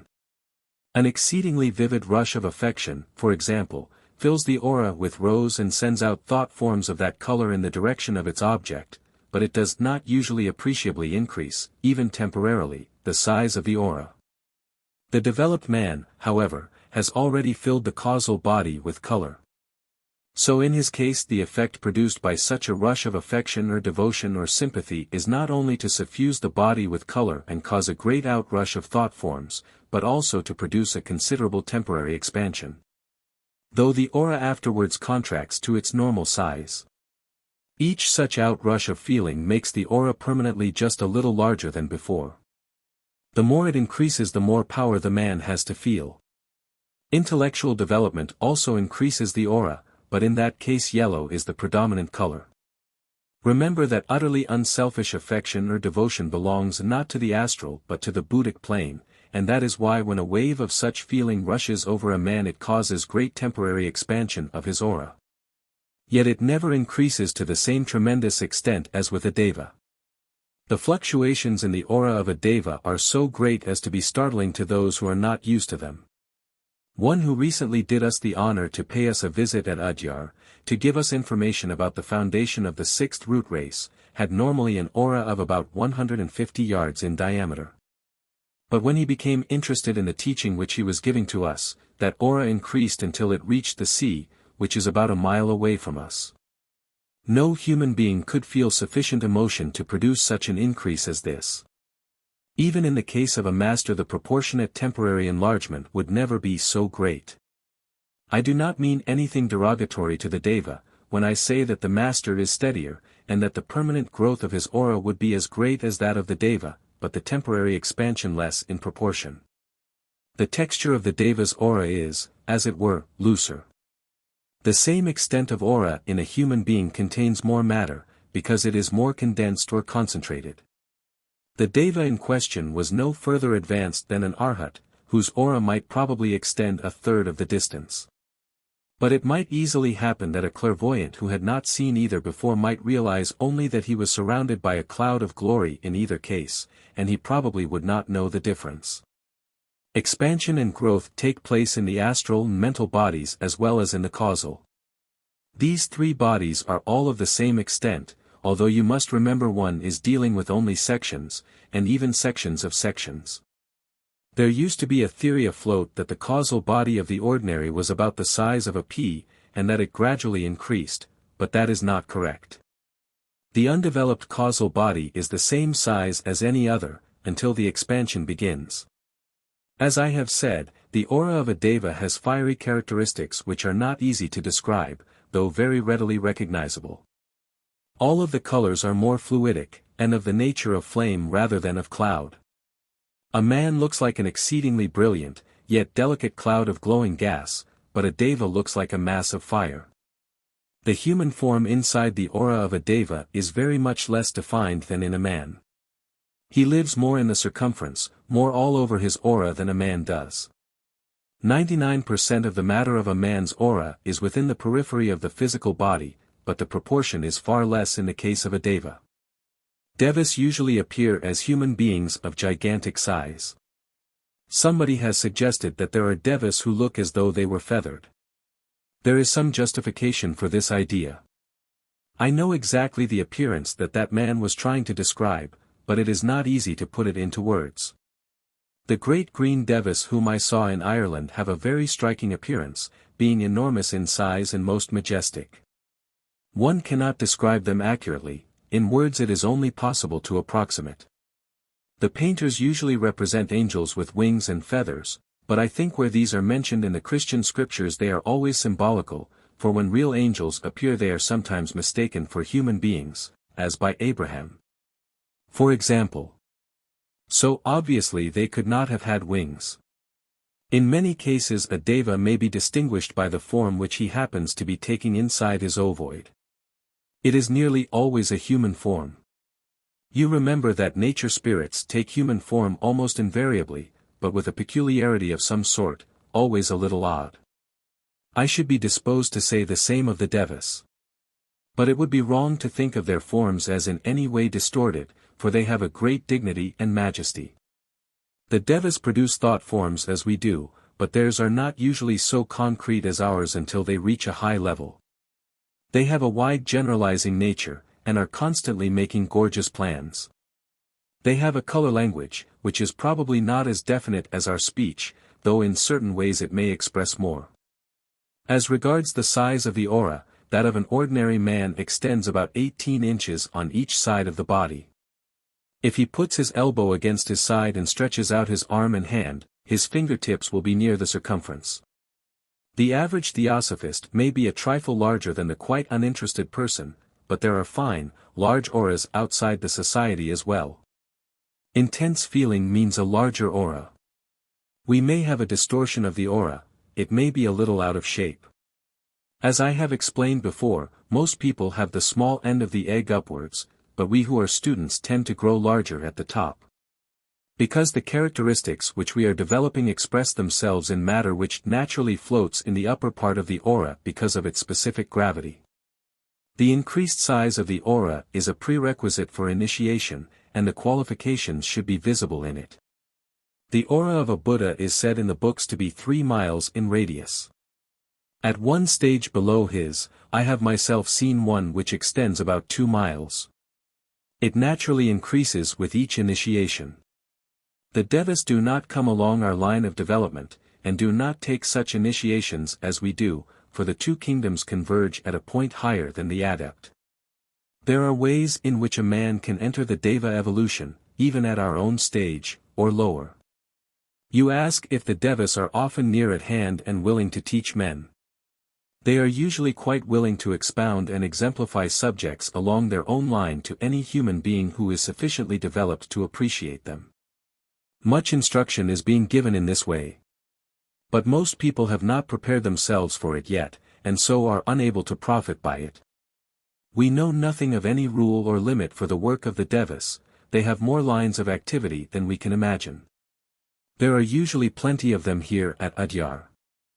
We have many great advantages here, where the masters come so frequently. In order to see them, all that is required is a little clairvoyance at the right moment. There is a stimulus from these beings, which some feel in one way and some in others. Perhaps in the earlier incarnation of the Lord Gautama as the first Zoroaster, the fire which is one of the signs of his development may have been one of the reasons why he was mistaken for a Deva. It is said that during meditation flames leapt from the aura of the Lord Buddha, but we must remember that an ordinary thought form would often appear flame-like to a person who was not used to such things. The shining of the Christ at the Transfiguration is a similar case. There are plenty of glorious influences all around us here, but their effect upon each one of us can be in proportion to his receptivity. We can take from all this just what we make ourselves fit to take, and no more. A person who is thinking of himself all the while may bathe in this glowing magnetism for a year, and not be one iota the better for it. He may even be the worse. For these tremendously strong vibrations tend to intensify a man's qualities, and sometimes the undesirable are strengthened as well as the desirable, or he may be altogether upset, and become unbalanced and hysterical. To a man who is wise enough to take it, a stay at Adyar is an opportunity such as few men have ever had during history, but what we make of it depends entirely upon ourselves. The spirit of a tree. The spirit of a great tree, such as a banyan, not infrequently externalizes itself, and when it does so it usually takes on a gigantic human form. I have noticed one near here, for example, whose form is about 12 feet high, and looked like a woman the last time I saw it. Its features were quite clear, but its form was misty. There are also nature spirits which cling round a tree, and do not at all like to be disturbed. I have heard it said that nature spirits do not cling round the trees which man fells for timber. But such observations as I have been able to make do not bear out this contention, and it seems to me that it must have been invented by men who wished to destroy the tree without feeling any unpleasant twinges of conscience. Although it takes so fine a form, the spirit of a tree is not individualized, nor even within measurable distance of individualization. Nevertheless, it is already much higher than the lower forms of animal life, and when it passes into the animal kingdom it will come straight into some of the mammalian groups. It has its likes and dislikes, and these show in its aura, though the color and definition are naturally altogether vaguer and dimmer than in the case of an animal. Indeed, in animals who glow with affection its color is often remarkably strong. Stronger in the case of some animals than that which is shown by some human beings, because it is so much more concentrated and one-pointed. The strong attraction which some people feel for particular kinds of trees or animals depends often upon the line of animal and vegetable evolution through which those people have risen. Sixth section, the worlds and the races of men. The building of the system. Our solar system has 7 planes which, when taken together, form the lowest of the great cosmic planes. There was a time when this cosmic plane consisted only of what was to it atomic matter, that is to say, of the bubbles in Koilan. That was the condition existing on what we may call the site of the solar system. When the solar logos chose to manifest himself, when he came forth out of eternity into time, and wished to form this system, he commenced first of all by defining an area, the limit perhaps of his own aura. Within that area he began his work upon the bubbles in Koilan, which seem to have been already constructed, probably by some still greater logos, using them as the atoms of our highest plane, and creating the universe in 7 breaths. For example, he did not make the physical plane matter directly from the astral plane matter, but withdrew into himself some of the matter of the astral plane and then breathed it out again in a new combination. Thus there is what is sometimes called a fresh tanmatra as well as a fresh tattva for each plane. The shortest and clearest definition of these words which I have ever heard was given by the late T. Subba Rao. He said, "The tanmatra is the modification in the consciousness of the logos, and the tattva is the effect produced in matter by that modification. You have seen how on a sandy shore a little wave comes quietly in, runs up on the sand and retires. But it has left behind it a tiny ridge to mark its limit. If the tide is rising, the next wave which comes in goes a little further up the beach, makes its mark in turn and then retires. You may think of the tanmatra as imaged by that wave, which is the temporary modification of the ocean, and you may think of the little ridge made in the sand as symbolizing the tattva. The meaning of the word tattva appears to be thatness, or inherent quality. Though the atoms of the various planes as we descend are thus not made directly from one another, it is nevertheless true that the atoms of the lower planes could not be made as they are unless the bubbles of which they are composed had already had the experience of passing through all the others above. The atom of the second plane already consists of 49 of these bubbles, and the atom of the third or nirvanic plane of 2401. This proportion persists all the way down, so that the same energy which makes 49 astral atoms makes only one physical atom, the bubbles being arranged differently. If we could take a physical atom and put it back plane by plane up to the highest, it would be found to consist of about 14,000 million of these bubbles. But when the logos is making the planes, the matter of one plane is drawn up and disintegrated down to the original bubbles, and then recombined to make the matter of the next lower plane. It is probable that the force by which some greater logos formed the bubbles in Koilan is what Madame Blavatsky calls fohat, for you remember that is spoken of as digging holes in space, and the holes may be these infinitesimal bubbles. Instead of solar systems, as we at first supposed. I do not know whether each bubble is rotating round its own axis or not. Remember, it is not like a soap bubble, which is a film of water with an outer and inner surface, enclosing air inside it. It is like a bubble in soda water, which has only one surface, where the air meets the water.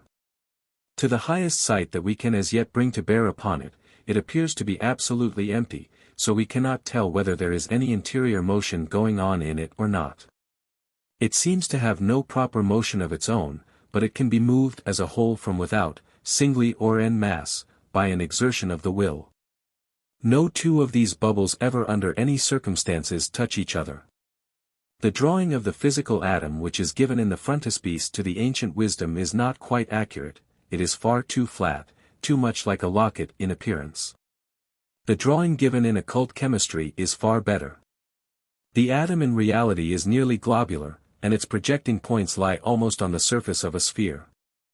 It looks somewhat like a wire cage, composed of 10 endless wires, which lie completely separate and never touch one another, that is, if any one of them were taken out and uncoiled, and laid out flat, it would be a circle. The arrangement is rather complicated, and a diagram is necessary in order to make it clear. A model would be still better, but no one has yet had the time or the patience to make one. By reference to the illustration in occult chemistry, it will be seen that 3 of these 10 wires are thicker than the rest, for in them the 7 sets of spirally do not fit accurately over one another, as they do in the other wires. Because in every 700 turns there are 4 more atoms. This means an increase of 1 in every 175 bubbles, and it is this which makes those 3 seem larger than the rest. A scientific man, in criticizing the Koilon article, said that in dealing with such minute particles it was impossible to be so accurate, but that is only because he did not understand that it is a mere question of counting in comparison.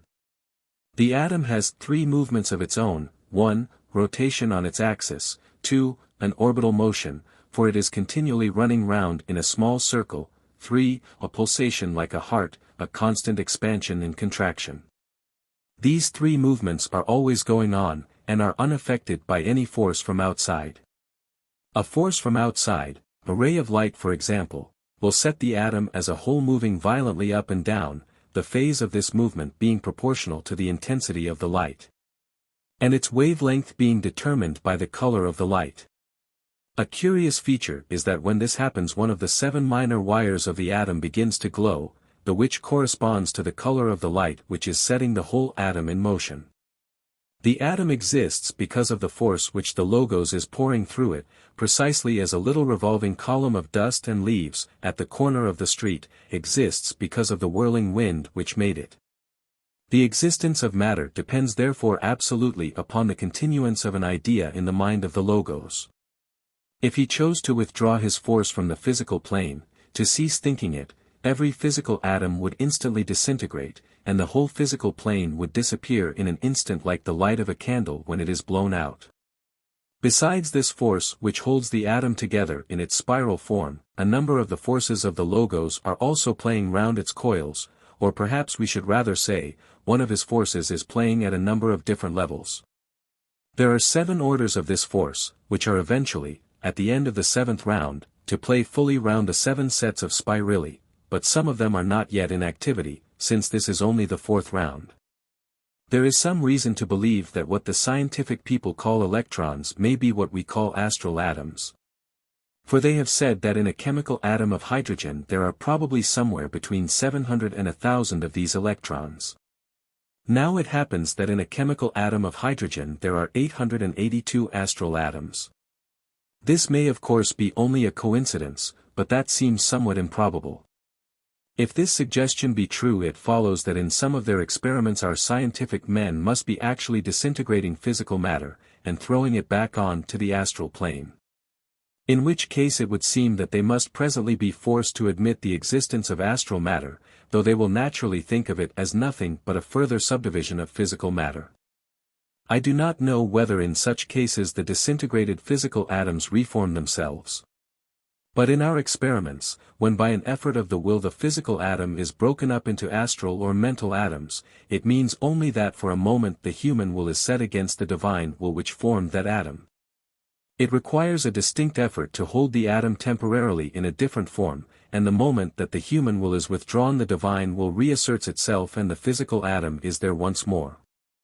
This, however, seems to apply only to the breaking up of the ultimate atoms of the plane. When for experimental purposes we break up a chemical atom into physical ultimate atoms, it remains in that condition, and does not return to its original state. In interstellar space, between solar systems, we are given to understand that atoms lie far apart and equidistant, and I believe that that is their normal condition when undisturbed. That is what is meant by speaking of the atoms as free. Within the atmosphere of a planet they are never found in at all that state, for even when not grouped in forms, they are at any rate enormously compressed by the force of attraction. A man has a causal body on the atomic mental plane, but the mental atoms composing it will be crushed together by attraction into a very definite and quite dense shape, even though they are in no way altered in themselves, and are not grouped into molecules. Such a body could exist comfortably on its own atomic plane in the neighborhood of a planet, where the atomic matter is in the compressed condition. But it would not at all be able to move or function in this faraway space where the atoms remain absolutely free and uncompressed. The conditions in interplanetary space are probably not exactly the same as in interstellar space, for there may be a great deal of disturbance due to cometic and meteoric matter. And also the tremendous attraction of the Sun produces a considerable compression within the limits of his system. Indeed, the vortex made in the first place by the Logos is of course still in action, and part of its action was to draw in matter from the surrounding space and compress it. I have no information upon the question as to whether atoms floating within the limits of the solar system would or would not be necessarily all vivified by elemental essence. It seems to me most probable, however, that only those atoms which make the mental, astral and physical bodies, the latter of course, including the atmosphere and the lower varieties of ether, of the Sun and the various planets and comets would be so vivified. At any rate, as we began by saying, the Logos chooses his area, an area of size stupendous beyond our comprehension. Astronomy tells us that the distance between solar systems is so enormous as to be out of all proportion to the systems themselves. It is nevertheless probable that the logoi of those systems are actually in touch with one another, and that the solar system existing in the center of each of these inconceivably vast spheres represents the condensation of matter which was originally scattered throughout the whole of that prodigious area. In a condition of the minutest possible subdivision, perhaps in the condition of the ultimate bubbles which are atoms of our highest plane. At a certain stage in that condensation or compressed, a stage when the radius of his globe still extends far beyond the orbit of the outermost planet of our system as it is today, he sets up within it a whirling motion accompanied by intense electrical action, thus making a kind of colossal vortex in many dimensions. The compression of the whirling mass is continued through what to us would be untold ages, in the course of which he breathes the 7 breaths of which we have previously spoken, and thereby groups the bubbles into the atomic matter of the various planes. Eventually there comes a point at which he sends through it a kind of electrical shock, which precipitates it into a lower condition of matter, so that instead of being a mere aggregation of atoms it becomes definitely a combination of them. Usually a mass of glowing hydrogen. Here we have the nebular stage, through which various systems in our universe are at this moment passing, as may be seen by means of any large telescope.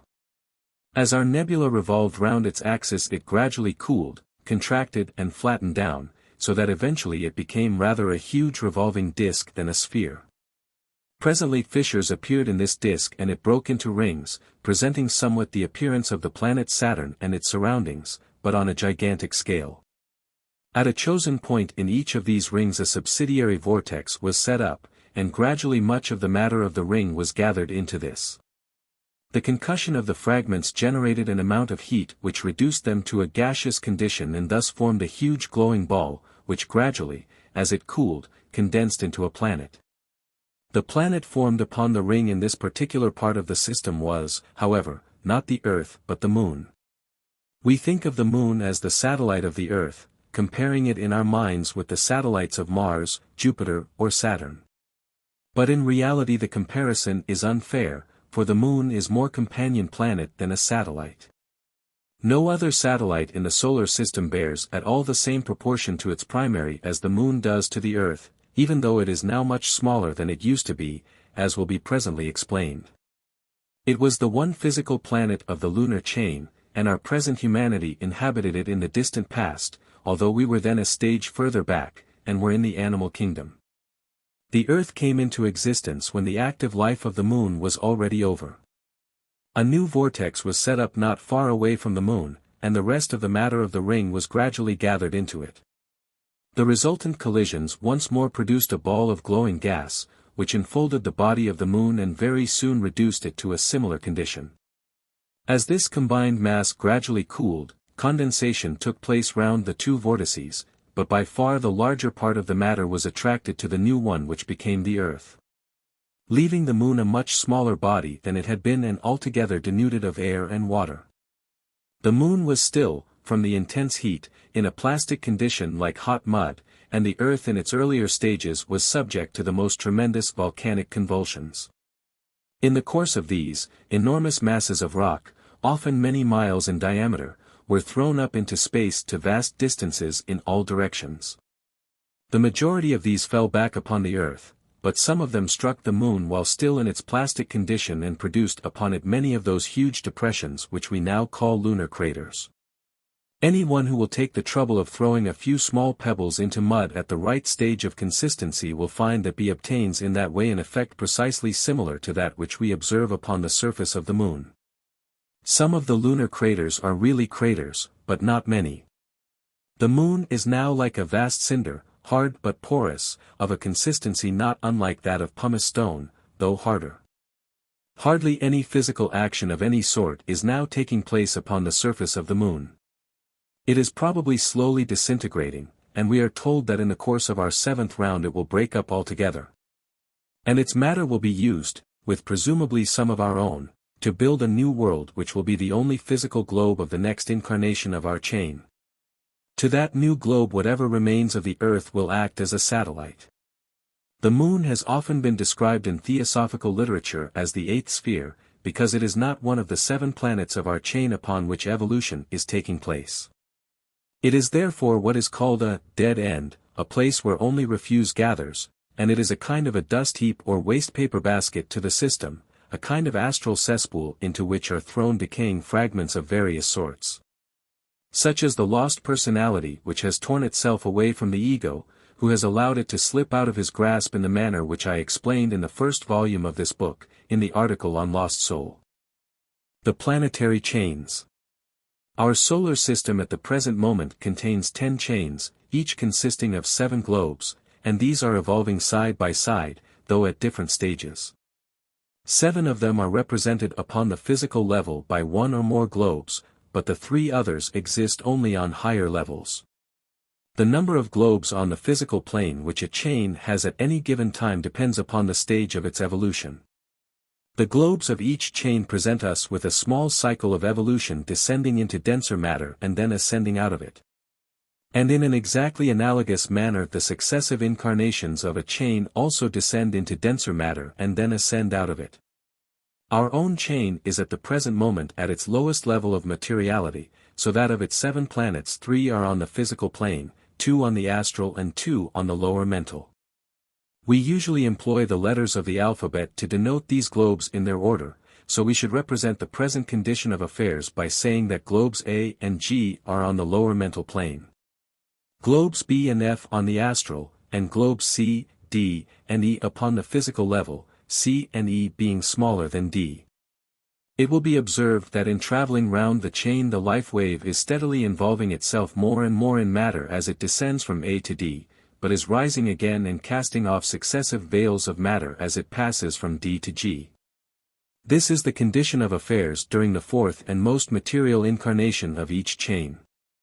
But in the 3rd and 5th incarnations each chain has its 1st and 7th planets on the higher mental, its 2nd and 6th on the lower mental, its 3rd and 5th on the astral, and only 1 planet, the 4th, on the physical plane. The 2nd and 6th incarnations of each chain are 1 stage higher.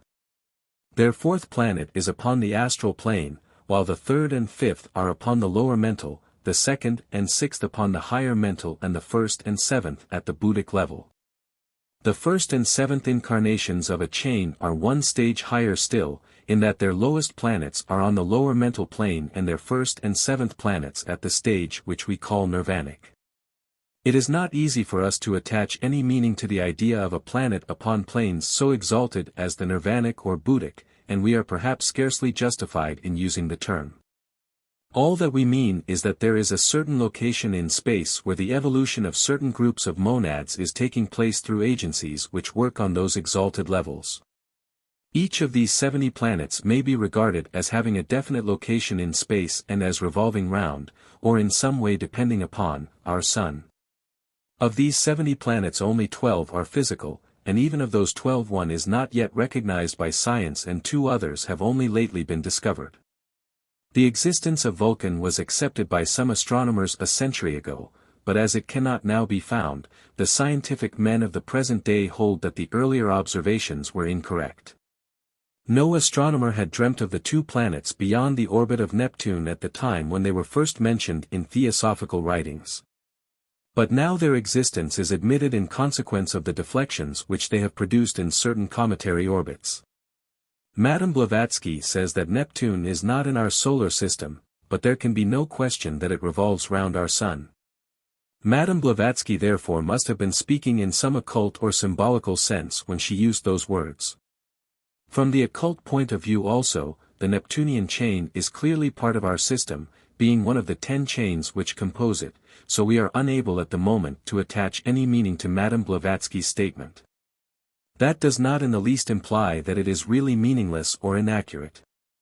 We have frequently found that passages in her writings, which we had been for a long time compelled to put aside as incomprehensible and apparently contrary to known facts, had nevertheless a definite meaning and a certain sense in which they were true, though these were discoverable only when, by penetrating to higher planes, fresh aspects of the subject were brought into view. No doubt in due time this will prove to be the case with this enigmatical statement about Neptune. Besides those on the 70 planets of which we have spoken, there are other evolutions taking place, every inch of place being utilized. Even in the Koilon itself there may be an evolution going on of which we know nothing and can imagine nothing. We know as yet so little of this marvelous system to which we belong. All this teaching of theosophy which has so changed our lives is but the lifting of a tiny corner of the veil. All space is filled with life, and there are even lower orders than that of the physical plane. It sometimes happens that a human being comes into touch with that lower evolution, but that is always undesirable. Yet it would be a great mistake to speak of the inhabitants of this lower world as wicked. Certainly that evolution brings harm to us if we become entangled with it, but that is because it is not meant for us. Of the 7 chains that have physical planets, taking them in order, beginning with the nearest to the Sun and working outwards, we have first Vulcan, with only one physical planet, which is small and must be very hot. The Vulcan chain is in its 3rd incarnation, but we are given to understand that its scheme of evolution is not destined to bring the entities concerned with it to as high a level as will be ultimately attained by the inhabitants of our own planet. Mercury is the next planet, and belongs to the Earth chain. Venus is the only physical planet of the chain of which it is a part. It is in the 7th round of its 5th incarnation, and it represents the most advanced degree of evolution yet attained by humanity in this solar system. Being so far advanced, it has been able to afford assistance to other and less developed evolutions. From it, as we know, descended the Lords of the Flame, who gave so great a stimulus to the progress of humanity in the middle of our 3rd root race. It is a remarkable fact that the astronomers of 150 years ago recorded several observations of a satellite of Venus, whereas now it is quite certain that no such orb exists. The usual supposition is that those earlier astronomers erred.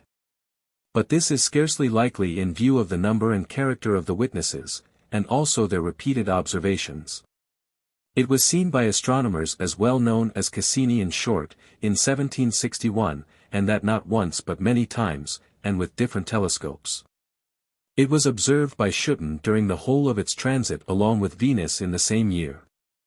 It was seen 4 times by Montaigne, and again in 1764 by Rodquier, Horbeau and Montbarron. It was estimated to have a diameter of about 2,000 miles. It is surely more probable that all these astronomers were right in their observations, for we are told that in our 7th round the moon will disintegrate and we shall be left without a satellite.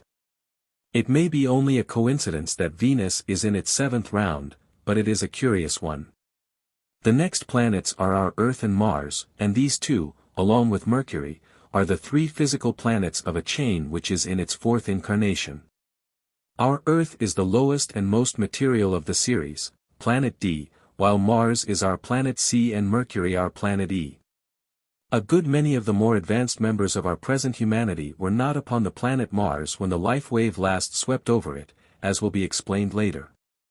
But the great bulk of the human race has certainly passed through a series of incarnations on that planet, and we have left behind us many traces of our occupation, of which the present inhabitants are abundantly availing themselves.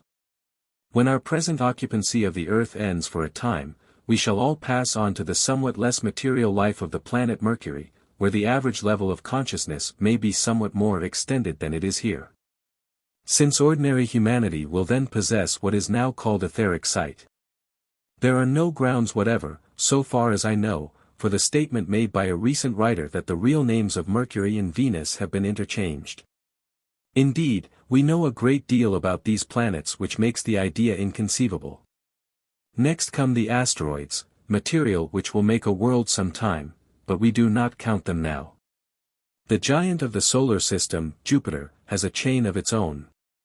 It is in an early stage of its evolution, being very much too hot for life, such as we know, to exist on its surface, but its satellites are inhabited. Its surface has seas of molten metals, and similar conditions exist on all the outside giant planets. It has a density about that of water, if you take the whole mass. But what we see is really the outside of a mass of cloud thousands of miles in depth, so we get a false estimate of the actual size of the planet itself.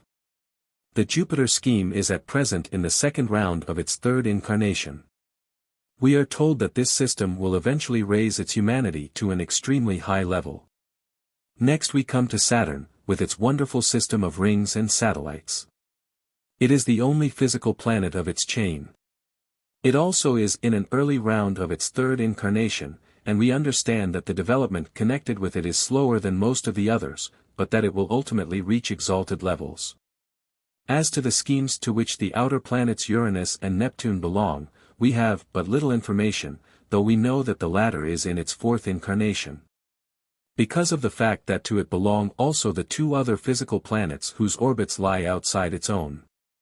The conditions existing on all these gigantic outer members of the solar systems must be altogether so entirely different from those on the small inner planets that it is practically impossible to form any idea of the sort of life which must be lived by their inhabitants. Even in the future when the globes have cooled down. Successive life-waves. The conception of the successive life-waves which pour out from the logos should not be a difficult one, yet it frequently happens that some confusion seems to arise in the mind of the student in connection with it. Perhaps this comes partially from the fact that the term life wave has been employed in our literature in three distinct senses. First, it has been used to denote the three great outpourings of divine life by means of which our solar system came into existence, by which its evolution is carried on. Secondly, it has been applied to the successive impulsions of which the second outpouring is formed, and it is in this sense principally that I shall employ the term now. Thirdly, the expression has been accepted as signifying the transference of life from one planet of our chain to another in the course of evolution. A life wave of this third type does not at all correspond to the life wave of the second type, but consists of synchronous portions of 7 of the latter, treated as though they constituted a single entity. As we all know, we have with us at the present time 7 kingdoms in manifestation, the human, the animal, the vegetable, the mineral, and the 3 elemental kingdoms which precede the mineral. We must realize that all these are manifestations of the same life, the one life of the Logos manifesting in that second great outpouring which comes from his second aspect after the primitive matter has been prepared for its reception by the action of the first outpouring which comes from the third aspect. See the Christian Creed. p. 40. That second outpouring comes forth in a series of successive waves, following one another as the waves of the sea follow one another. Each of these waves has reached its present stage by passing through all the earlier stages, and in each of those it has spent a period of time corresponding to the life of a chain of 7 worlds, sometimes called a Manvantara. This Sanskrit word Manvantara literally means the period between 2 manas, and so it might be applied at various levels. We see from the secret doctrine that each root race has its Manu, a great adept who takes charge of it, and superintends its formation and growth. But there is also a Manu for the world period which includes the 7 root races. And yet again there is a still greater Manu who superintends the progress of the life wave, using that term in its third sense, through all the 7 planets of the chain. And since one complete journey through all those 7 globes has been called a round, he is spoken of as the round Manu. 7 such rounds complete one life period for a planetary chain, one incarnation of the chain, as it were.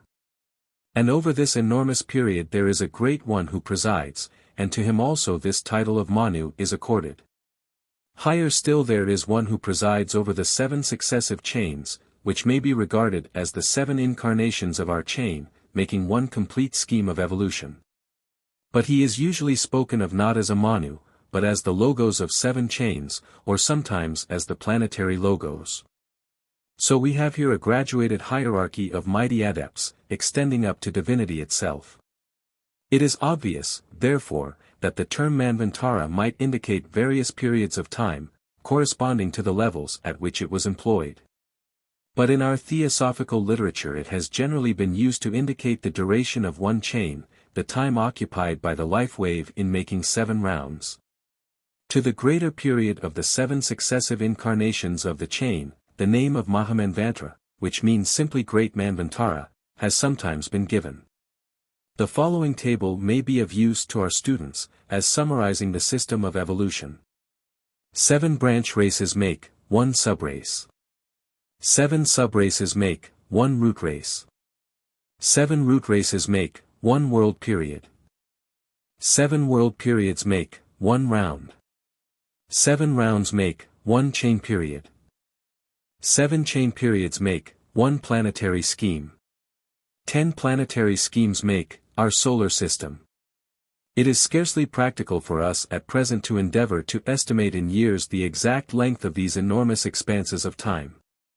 In exoteric Hindu books definite numbers are given, but Madame Blavatsky tells us that it is impossible to rely fully upon these, as other and esoteric considerations are involved, which the writers do not take into account.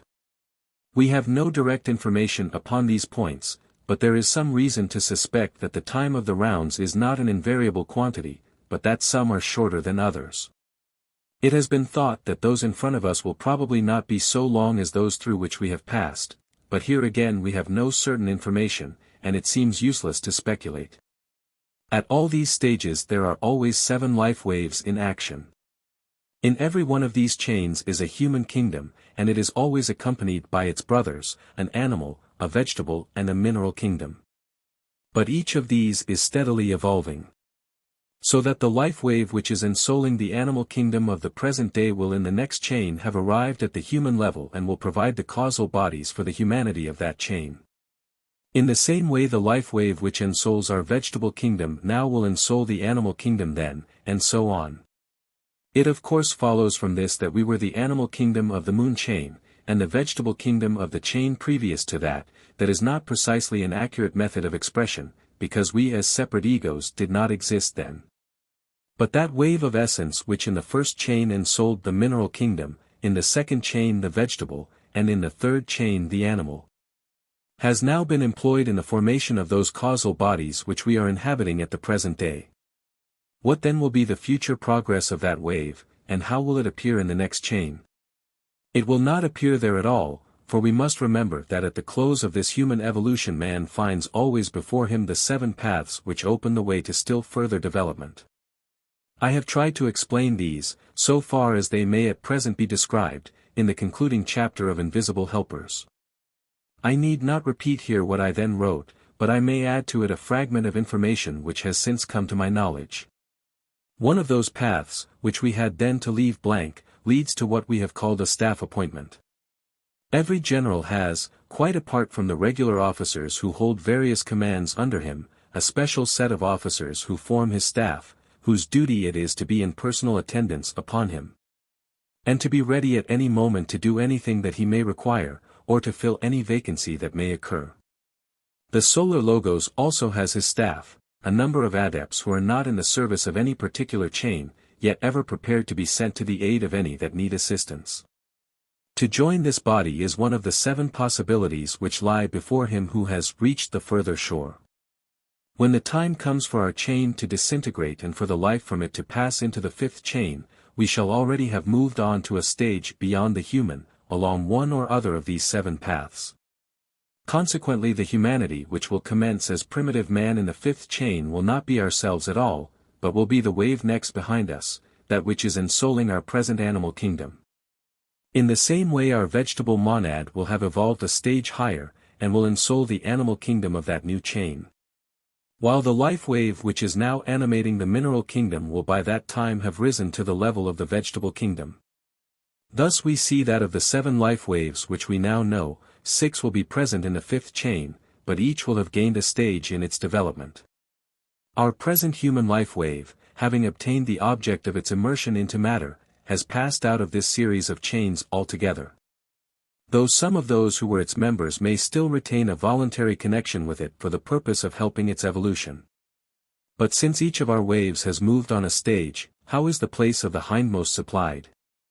Are we to suppose that the first elemental kingdom will no longer be represented in the new chain? By no means.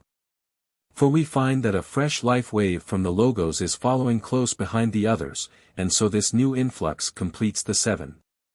Precisely the same process has taken place in connection with each chain in succession. In each of them one life wave has attained its goal, and passed off through 7 channels to some entirely higher form of manifestation.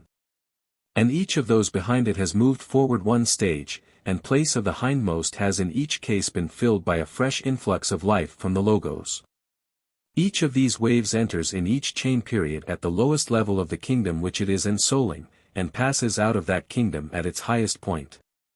A fresh influx of life from the logos enters the first elemental kingdom in each chain, and there are 6 such influxes in our scheme, so that we have altogether 13 successive life waves at work in this scheme of 7 chains. Though never more than 7 of them are in operation simultaneously. All are moving steadily onward but always preserving the same distance between them, and we can take up any particular wave at any point in its progress and follow it backwards or forwards as we desire. Take for example the 7th of these waves. It enters into the first incarnation of the chain as the first elemental kingdom, in the 2nd chain it has reached the level of the 2nd elemental kingdom, and in the lunar chain it ensouls the 3rd. In our present chain it animates our mineral kingdom, while in the 5th and 6th chains it will ensoul respectively the vegetable and animal kingdoms. In the 7th chain it will arrive at the level of humanity, and will then pass off through its 7 channels, as the other humanities have done.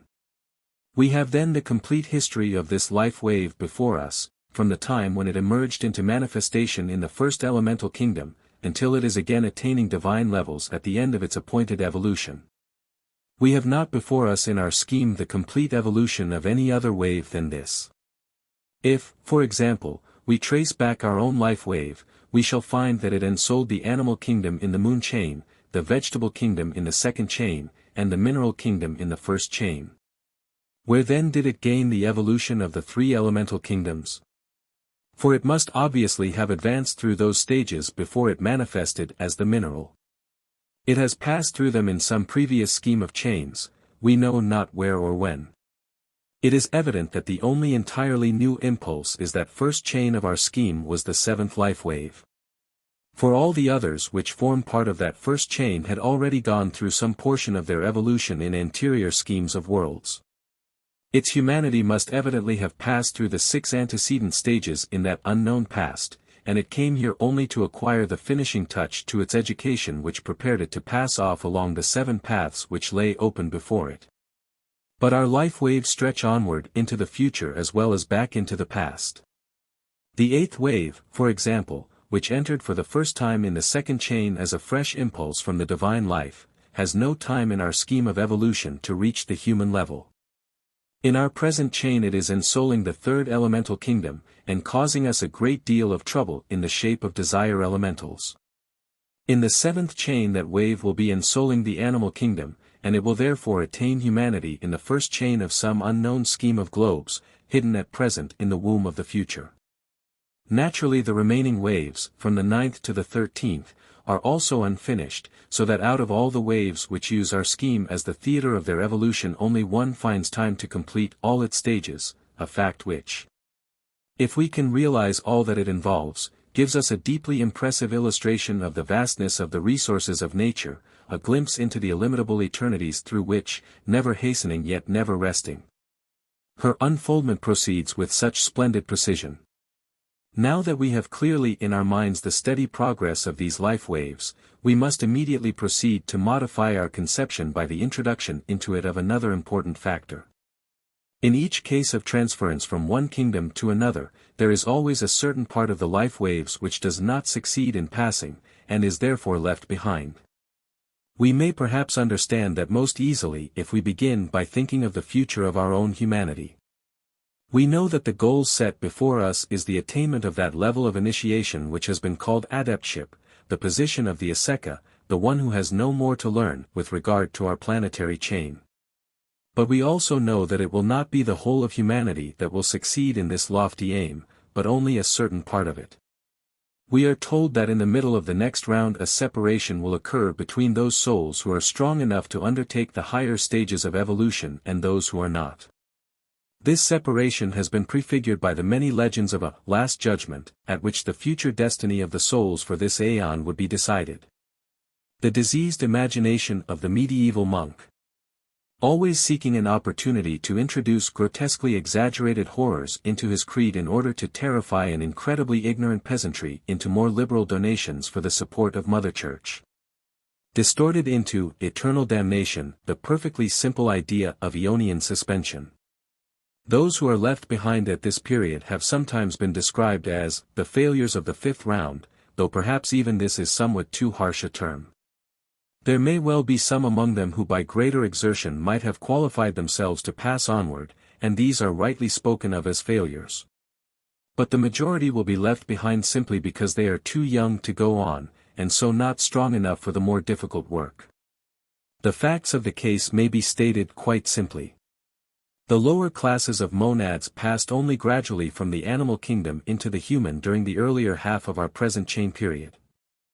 Some of them are still, consequently, at an early stage of the human evolution, and are therefore exceedingly unlikely to overtake the classes which are so far in advance of them.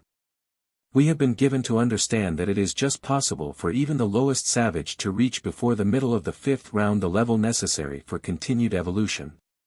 But in order to do this he must never once fail to take advantage of each opportunity as it is offered to him, and the number who will do this will be infinitesimally small.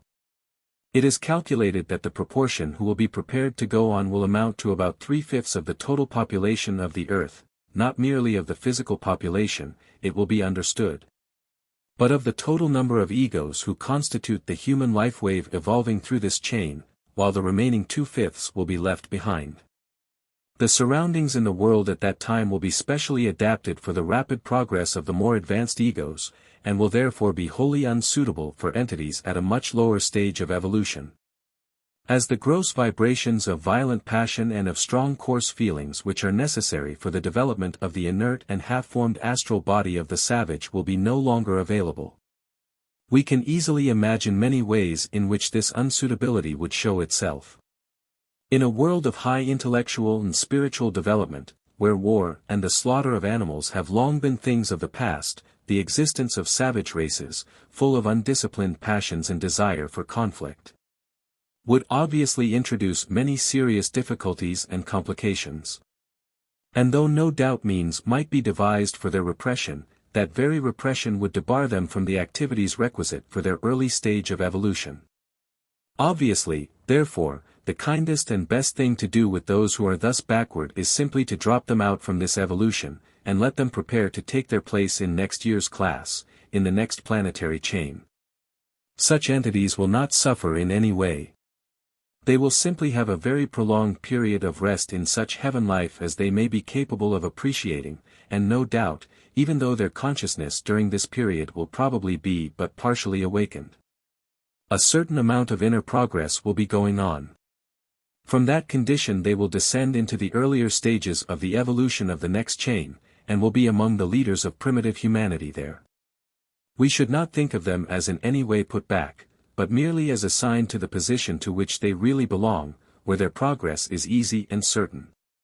It is to this class that Madame Blavatsky referred when she spoke of vast numbers of lost souls.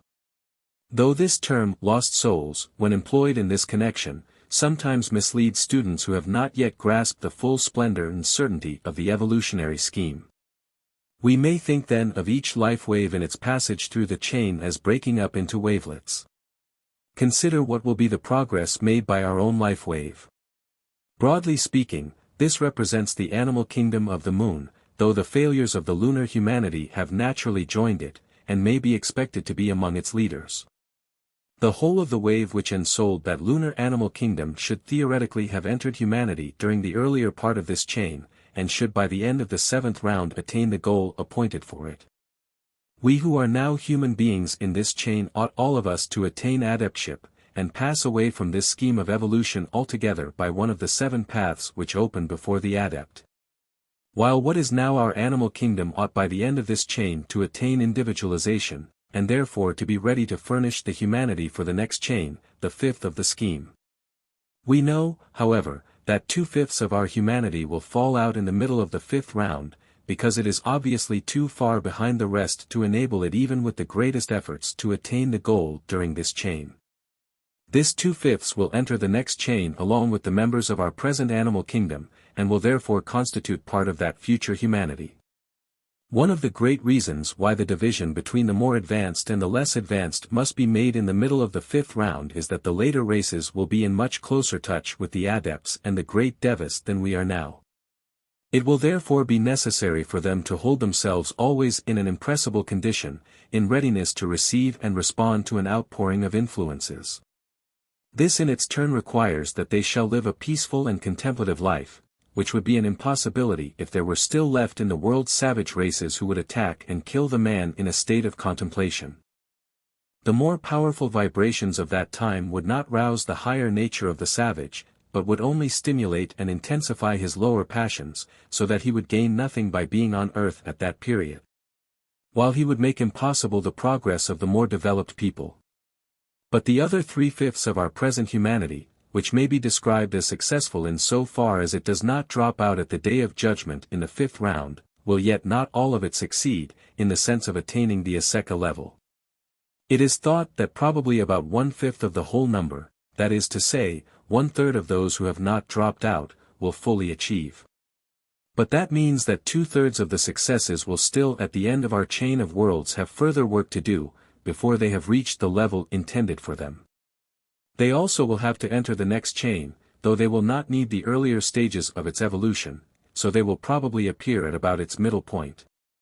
Much as the higher classes of monads who came over from the moon entered our present evolution at its middle point. The matter will, however, be complicated for them by the fact that, just as on this chain the point set before us for attainment is higher than that of the moon chain, so will the level of achievement expected on the 5th chain be higher than ours. With that, however, we have no concern for the moment. The actual distribution at the end of our planetary chain will probably be into several well-defined classes, somewhat as follows. Though obviously each of these might be further subdivided. 1. Those who, having intelligently studied evolution and determined to take the shorter and steeper path to the goal, have already attained adeptship in previous rounds. 2. Those who attain the Aseka level in the 7th round. These are the highest class of the men who have moved along with the ordinary stream of evolution, the vanguard of those who have followed the usual path. They may be taken as corresponding, for our chain, to the first class of the moon men. 3. Those who have fallen short of this perfect attainment, but yet have succeeded in reaching the Arhat level in the 7th round. They correspond for our chain to the second class of the moon men, and will need very few births in the next incarnation of the chain before they also gain the level of liberation. 4. Those who, while they passed the examination at the middle of the 5th round, have not yet succeeded in raising themselves above the 3 lower levels of the path proper. These may perhaps be taken to correspond for our chain with the animal men of the moon, who had only just contrived to separate themselves from the animal kingdom, and consequently had much preparatory work to do in the new chain. 5. Those who, while they succeeded in attaining humanity in our earth chain, yet failed to raise themselves sufficiently to justify their continuance in that chain after the middle of the 5th round. There will, no doubt, be several subdivisions or classes among these. 6. Those who have failed altogether to gain the level of humanity. These will be some of the very lowest of the monads, who had only just reached the animal kingdom on the moon, and have been slowly rising during the Earth chain, but have not succeeded in attaining individualization. It is not only in the case of humanity that we find this failure to attain the destined level. The same thing appears to happen in connection with every kingdom all through the course of evolution. While the majority of each wave of monads fulfill the destiny appointed for them, there is in each a minority who fall behind, and a much smaller minority who run far in advance of that destiny. For example, just as a few men are now rising far above their fellows and attaining adeptship, so a few animals are even already breaking away from their group souls and becoming individualized. Though the great body of the animal life wave will arrive at individualization only towards the end of the 7th round, and will form the humanity of the 5th chain.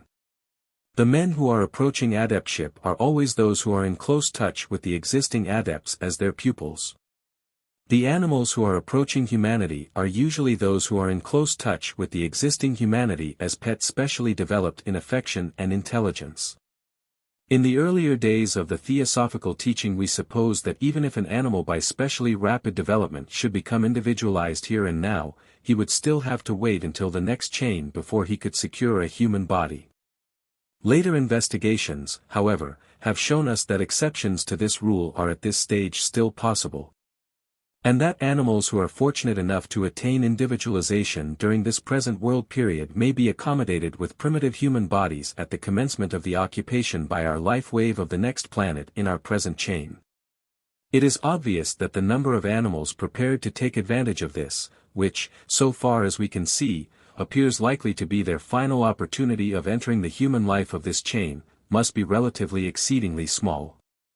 But still it is a possibility which we must take into account if we wish correctly to comprehend the course of evolution.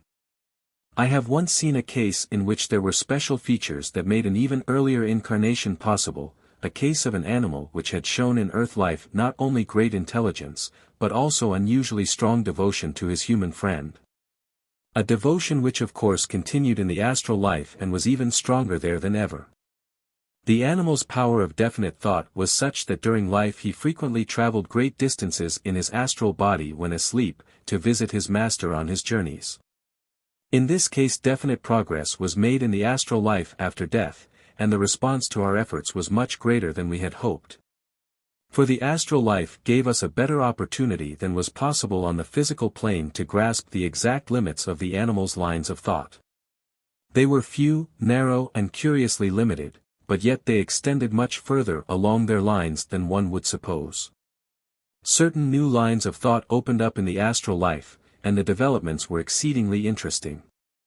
An almost immediate incarnation in this world was clearly possible, but there were some curious combinations which made the matter difficult to arrange.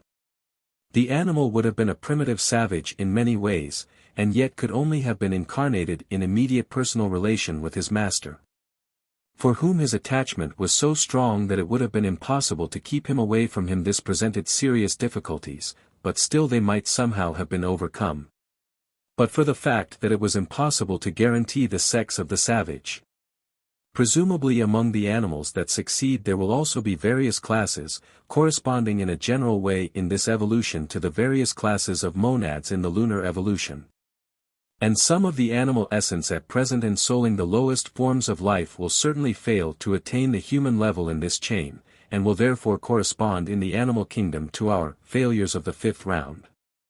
As to whether these forms also will disappear from the earth at that same period in the 5th round we have no direct information, but analogy would seem to require that this should be so.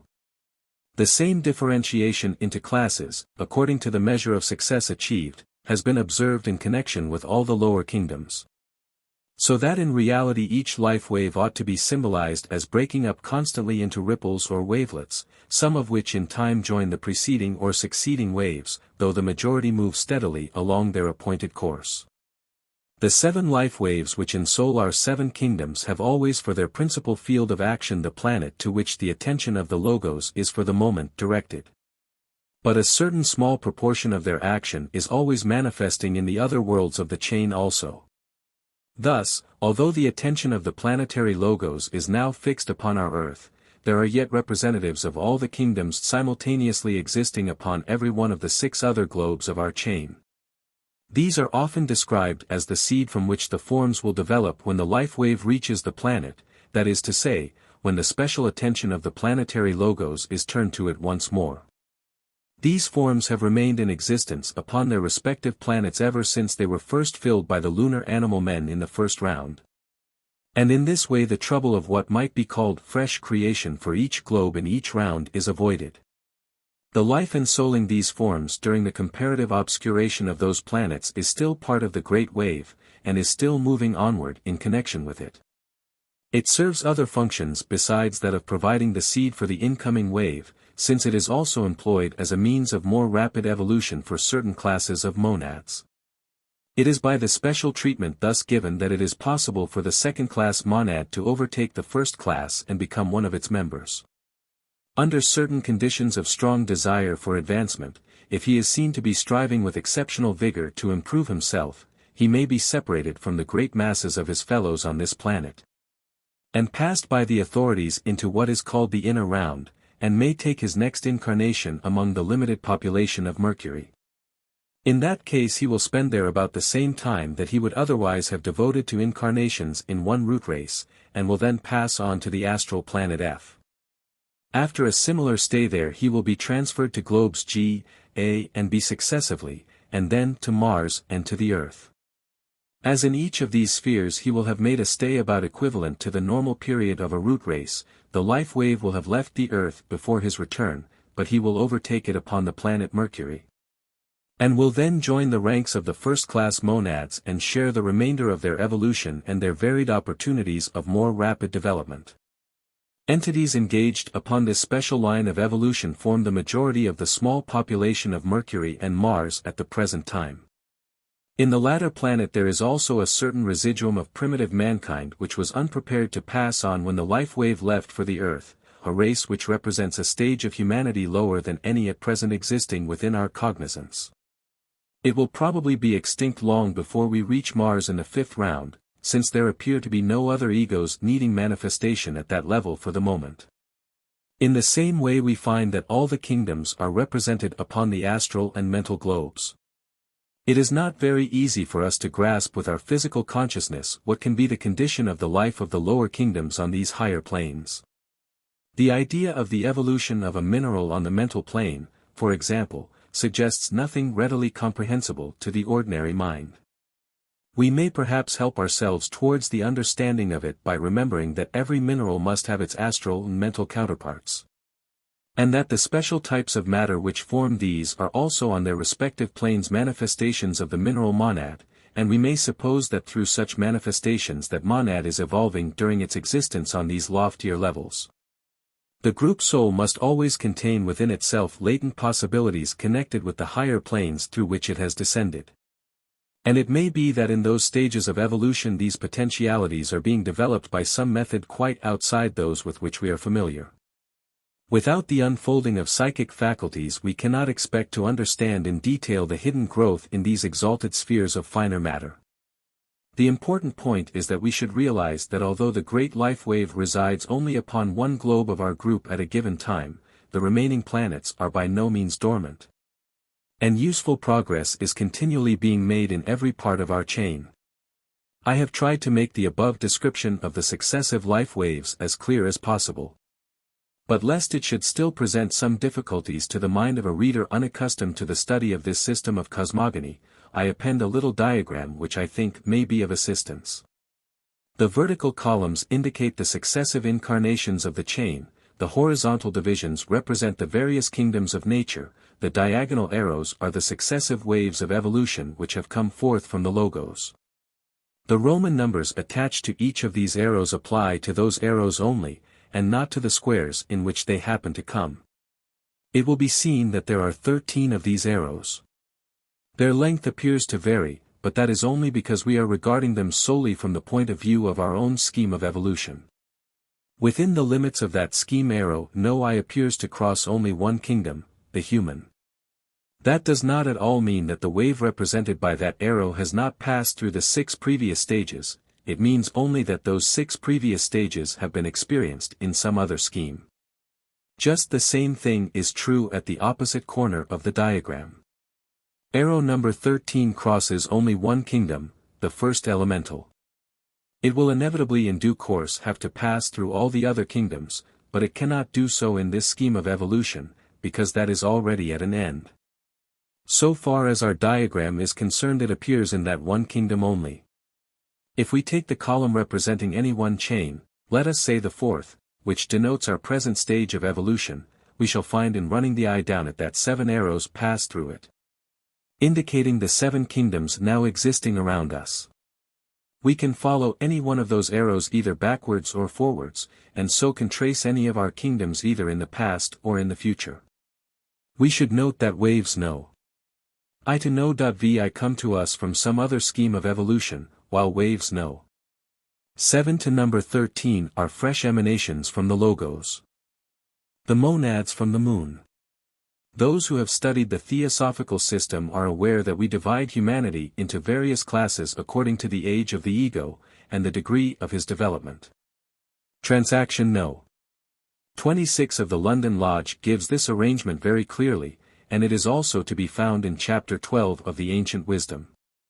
But our students will see that the author of the last-named work has altered the numbering of the classes so as to bring it more nearly into agreement with that adopted in the secret doctrine. Mrs. Besant separates from the rest those entities to which the London Lodge transaction had given the titles of the first and second classes, and calls them solar monads. So that she begins her list of the lunar monads with those that the transaction had called the third class, and to it she gives the name of the first class. Consequently, in the ancient wisdom the fourth class of the transaction is called the second and the fifth becomes the third. Madame Blavatsky's fourth class covers Mr. Sinnett's sixth and seventh, while the remainder of her classes includes entities which he did not take into account at all. His classification dealt only with members of the lunar animal kingdom, which would become human on our earth chain. Hers took in everything which passed over from the lunar chain to this. Her fifth class represents the vegetable kingdom of the moon, and her sixth class its mineral kingdom, while her seventh includes all 3 of its elemental kingdoms. Since the writing of the ancient wisdom and the pedigree of man, Mrs. Besant has thought it advisable to adopt clearly descriptive English names in place of those which have previously been used. To those who fully succeeded upon the moon chain, and attained the arhat level prescribed for them, she gives the title of Lords of the Moon. Those whom she had previously called solar monads, whom Mr. Sinnett had described as first and second class pitris, are now to be called moon men of the first and second orders respectively. The first order of moon men has many subdivisions, as we shall see directly. What she previously called the first class monads, Mr. Sinnett's third class, are now described as lunar animal men. Her second, third and fourth classes, corresponding, as above stated, to Mr. Sinnett's fourth, fifth, sixth and seventh, are now described as the first, second and third divisions of the lunar animals. This completes the list of the entities constituting our present humanity, as Madame Blavatsky's lower classes, of which Mr. Sinnett took no account, will not attain the human level in the present chain. These classes are arranged in the order of their advancement, and they differ not only in appearance but also in the methods by which that advancement is attained. Among other points there is great difference in the length of the intervals between successive incarnations, and in the way in which these intervals are spent, but this part of the subject will be treated in the section on reincarnation. To understand how these classes are distinguished we must remember that for each chain of worlds a definite level of attainment is laid down, and to reach that is to gain full success. In our present chain of worlds the level assigned is that of the Aseka adept, but in the moon chain it was the fourth step of the path, that of the Arhat. Those who fully attained that on the lunar chain had achieved the purpose of the Logos, and so were free to take one or other of the 7 paths which always open before the perfected humanity of each chain. Below them were people standing at many different stages, whom we must to some extent attempt to classify. Broadly speaking, the animal kingdom of one chain makes the humanity of the next. Our present humanity is composed of the successful portion of the animal kingdom of the moon chain, plus those members of the lunar humanity who failed to reach the required level. We have already attempted to show into what classes men must inevitably distribute themselves at the end of evolution upon our own Earth chain. A similar arrangement existed at the end of the lunar chain. Those who had attained the Arhat level were the full successes, and they passed off along one or other of their 7 paths. We do not certainly know that these are the same as the 7 which open before our own adepts, but at least one of them shows decided resemblance. For just as some of our adepts will remain in close touch with the next chain and incarnate on it in order to help its inhabitants in their evolution, so one of the 7 classes of the Lords of the Moon stayed to help us in our chain. The members of this class are those called in the secret doctrine the Barhishads. Moon Men, First Order. Next below this level comes a large and diversified group to which we are at present giving the title of Moon Men, First Order. Though for convenience in following out the several destinies of its subdivisions it will probably be found necessary presently to assign separate names to them. It includes some who, though they had not succeeded in reaching the Arhat level, were on some of the lower steps of the path, others who had not yet gained that path, though they were approaching it. The failures who had dropped out of the lunar humanity, corresponding to the 2/5 of our humanity who will drop out in our 5th round. And the most advanced representatives of the lunar animal kingdom, who had succeeded in fully developing the causal body. We may later give distinctive names to these subdivisions, but for the present we will merely number them. 1. Those who, although they had not attained arhatship, were already upon one or other of the various steps of the path. These also, like the Lords of the Moon, have long ere this attained adeptship and passed away altogether from the field of our consideration. 2. Those of the lunar chain animal kingdom who attained individualization in the 4th round of the moon chain. All these also have by this time attained adeptship. The masters best known to us in connection with theosophical work belong to this class, and in it we may also include the majority of those who became arhats under the influence of the preaching of the Lord Buddha. 3. Those who attained individualization in the 5th round of the moon chain. These are now the distinguished people of the world, not by any means only those whom the world calls distinguished, but those who, along one line or another, are considerably in advance of their fellows. In our theosophical ranks this means those who are either already on the path or approaching it. In the outer world it means men who are either great saints or of specially high intellectual or artistic development. 4. Those who attained individualization in the 6th round of the moon chain. We have here a fairly large class of people, distinctly gentlemen, persons of refined feeling, with a high sense of honor, and rather above the average in their goodness, intellect, or religious feelings. Typical instances of this class are our country gentlemen and professional men, our clergy or our officers in the army and navy. They have strength, but they are by no means free from the possibility of using their power wrongly. They may not do at all what people around them think they ought to do, and therefore they may often not be considered respectable, but at least they will do nothing low or mean. 5. Those who attained individualization in the 7th round of the moon chain. The members of this class do not differ greatly from those of the last, except that they are somewhat nearer the average in goodness or intellectual development or religious feeling. They turn their intelligence to rather more material ends, as city merchants perhaps. They represent the great division which we commonly call the upper middle class, gentlemen still, yet with a life slightly less elevated than that of the professional man.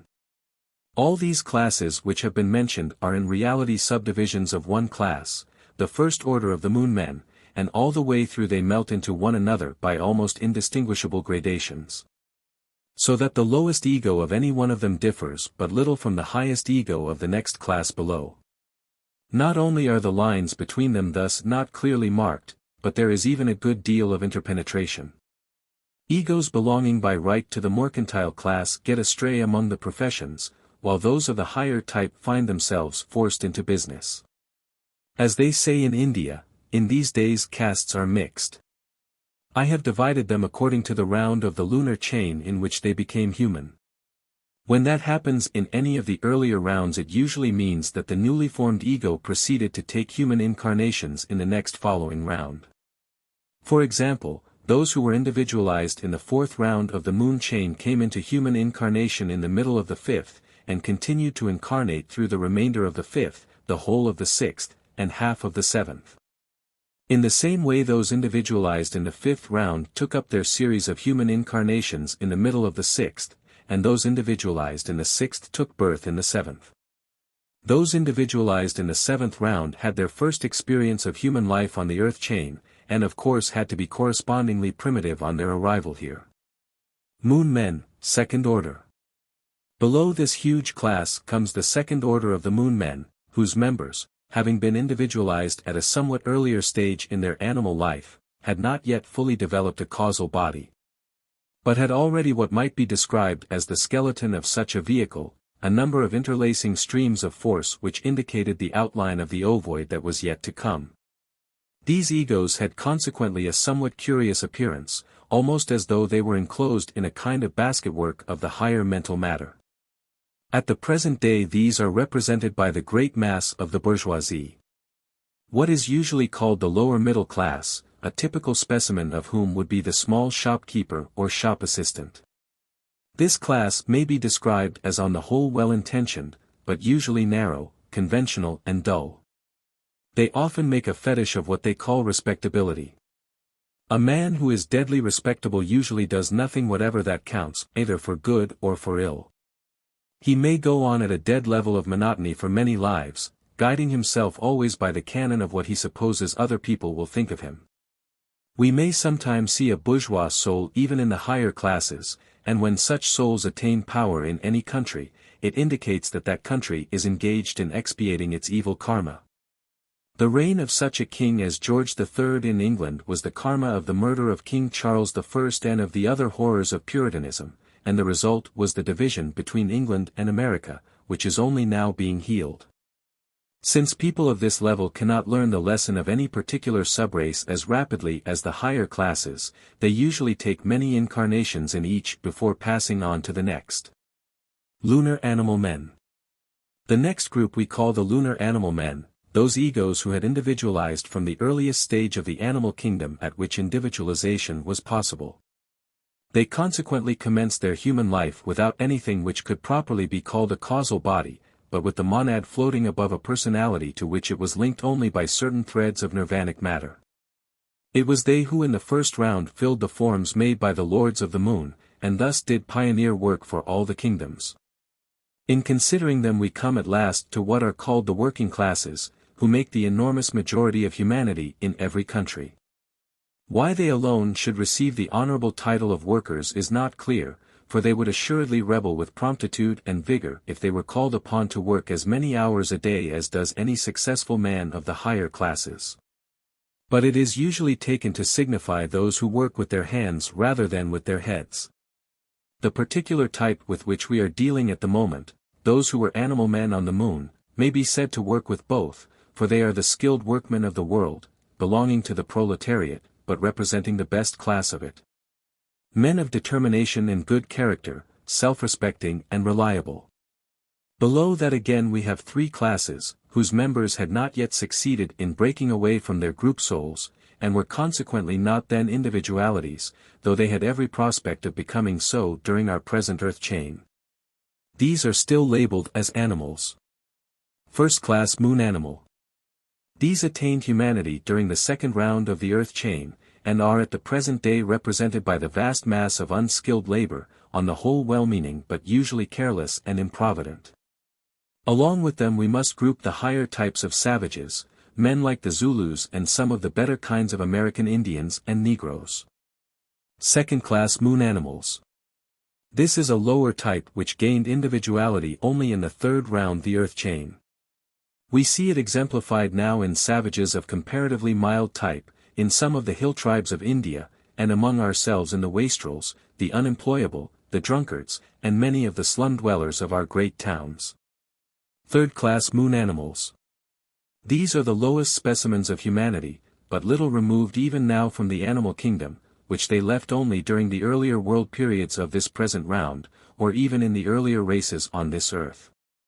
It is represented now by the lowest and most brutal of savages, and among ourselves by habitual criminals, by bomb throwers and wife and child beaters. To this group also may be added a few of those who at various stages were individualized through hatred or fear.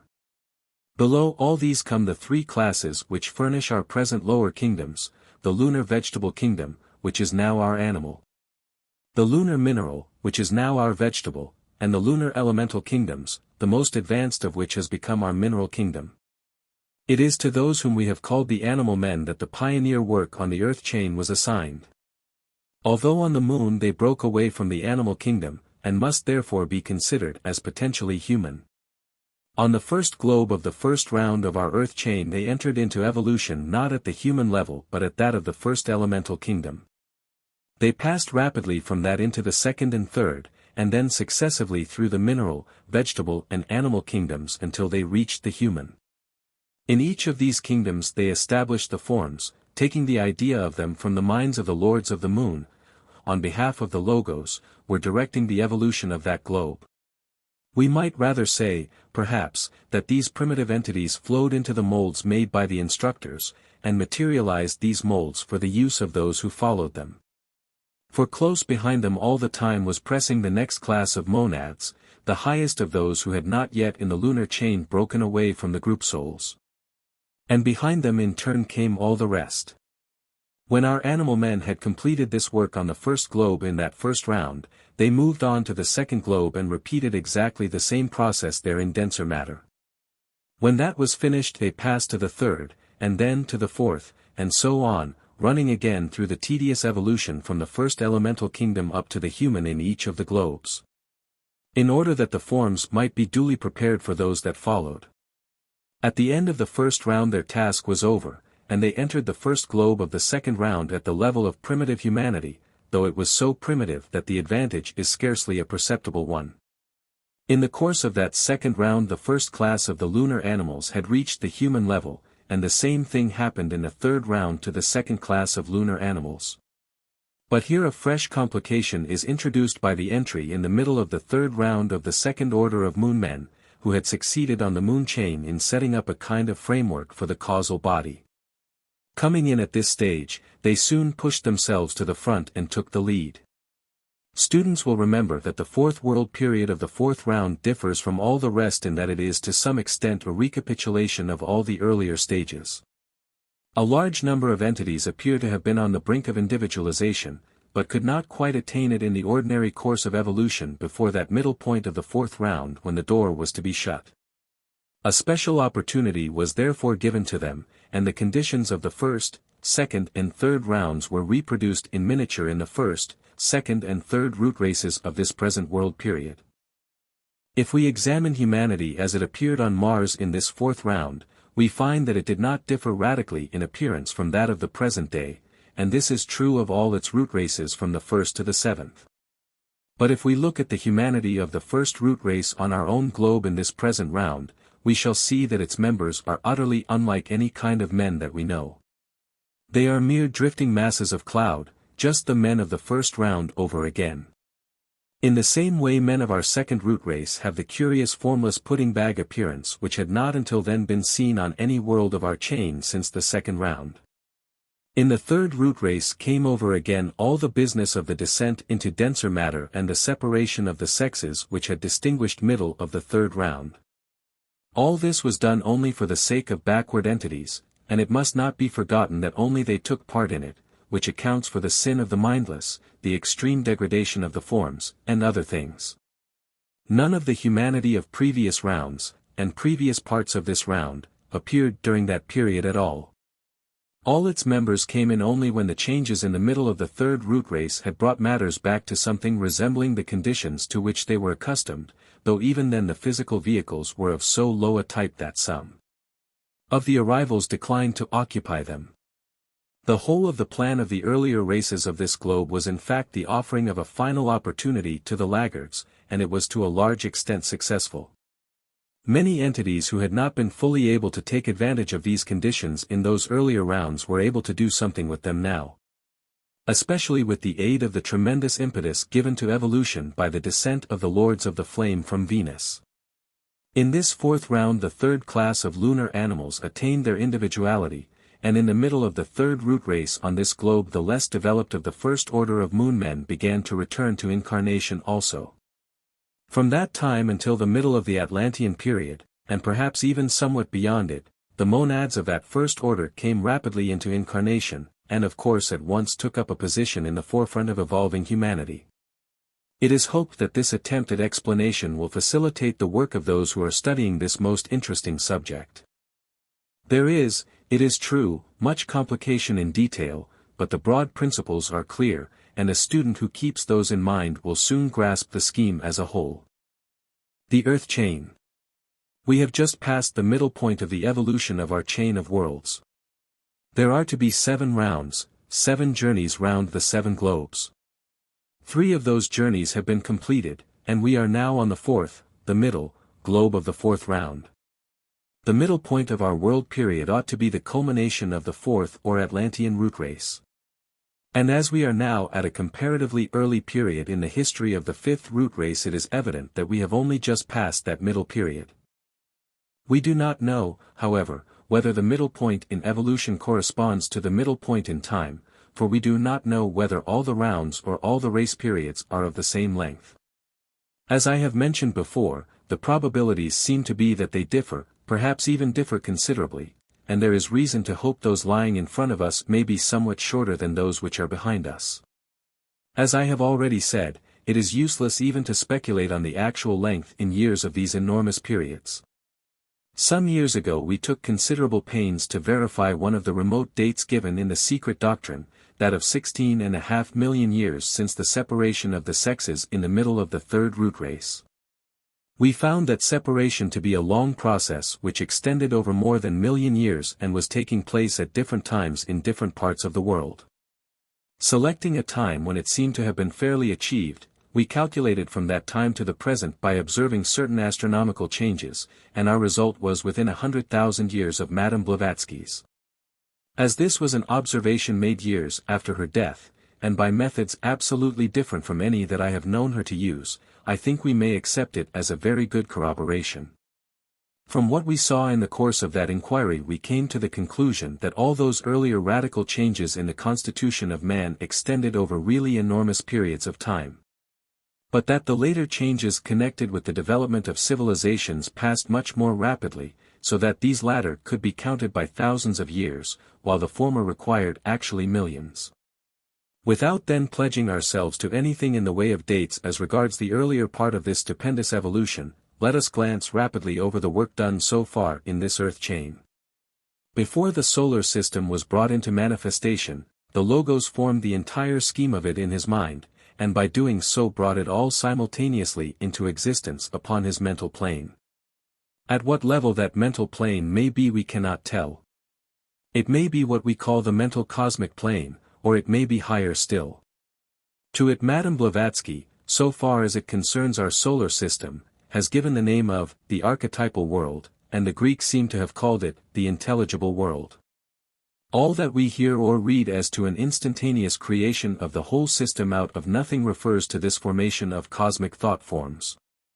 Indeed, from one point of view it seems as though we were in truth an expression of the planetary Logos himself, and as though the evolution were taking place within his body, as though the globes were centers in that body, or rather, not the globes that we see, but the spirit of them, their higher principles. From this point of view Globe A would be the expression of his brain or mental body, and all these forms would exist in his mind. For our mental plane is not only the 3rd subdivision of the lowest cosmic plane. It is also at the same time the lowest subdivision of an aspect or manifestation of the Logos. We may take it that he manifests himself along 7 lines or through 7 aspects, and that each of these that we call planes is the lowest form of one of these aspects. So that the atomic part of our mental plane is really the lowest subplane of the mental body of the planetary Logos. Before the Manu of a chain or of a round commences the task appointed for him, he examines the part of that mighty thought form which refers to his work, and brings it down to some level within easy reach for constant reference. The same thing is done at a somewhat lower level by the Manu of each world and of each root race. Each Manu at his own level has before him the model towards which he has to build, and he endeavors to make his race or his world, as the case may be, as nearly as possible an exact copy of what the logos intended it to be. As he has to build with existing materials, he can usually approach the required perfection only by degrees, and so the earlier efforts at the formation of a race, for example, are often only partially successful. In the first round of the Earth chain, the Manu in charge brought down all the archetypes for the whole of the chain. Although many of these will not be fully perfected down here until the 7th round, the germs of all of them were already there even in the first round. For every kingdom in nature he selected a certain set of forms, which he wished to have vivified during the first round, with the view of developing from them at later stages everything which the logos wished the Earth chain to produce. The scheme of these forms, materialized down to a level where they could use them, was handed over to certain of the Lords of the Moon, who were entrusted with the work of setting the activities of the first chain in motion. They made these forms in each of the 7 worlds of that first round, and as they made them the animal men from the moon entered them, solidified and used them. And from them generated others which could be inhabited by the moon animals which occupied the stages below them. On each of the planets these lunar animal men began at the lowest level, with the forms necessary for the first elemental kingdoms. Then they passed through in rapid succession the 2nd and 3rd elemental kingdoms, and then the mineral, vegetable and animal until they reached the human. Having done this on each planet, they attained humanity for the last time on the 7th planet of the lunar chain. Since then they have rested from that particular kind of labor, for on the 2nd round and afterwards they were human from the beginning. The conditions during that first round were different from any that have prevailed since. First, the life was in all cases a stage higher, for when the planets were first brought into existence they were at the same level as those of the moon chain. Globes A and G, for example, which are now on the lower levels of the mental plane, were then the theater for life belonging to the higher levels. The globes themselves were built even then of the lower mental matter, but it was not in a condition to be inhabited by beings at its own level, not sufficiently condensed nor sufficiently at rest. Globes B and F, though composed of astral matter, were then utilized only for forms of lower mental matter. Mars and Mercury were still in a condition largely gaseous and etheric, and only astral bodies were employed by the entities who lived their lives upon these 2 planets. Our own planet D already contained a good deal of solid physical matter, but in a condition of heat so intense that there were still lakes and seas and even showers of molten metal. So that it would have been quite impossible for people with bodies in the slightest degree like ours to live there at all. The inhabitants, however, used only vehicles of etheric matter, and therefore were not at all incommoded by these conditions. In the interval between the first and the 2nd round the matter of the various globes had time to settle down into a more orderly condition, so that each of them could be inhabited by entities using vehicles at the level of its own matter. It is difficult for us to imagine what the evolution of that first chain can have been. It is even difficult for those of us who have repeatedly watched it to give any account of it in words upon the physical plane. It is by no means easy to realize even the present condition of Globe A. We can understand that the men of that globe are living in their mental bodies, and we can imagine to some extent that the group souls of animals and vegetables may somehow or other exist at such a level. But what can a mineral be upon the mental plane? It would correspond to our thought of a mineral. Yet perhaps we should be wrong to assume that such a thought form as we could make of gold would be the only representative of gold on that level. The thought form which exists there is that of the Manu, and is molded by a power altogether beyond comparison with that of our mentality.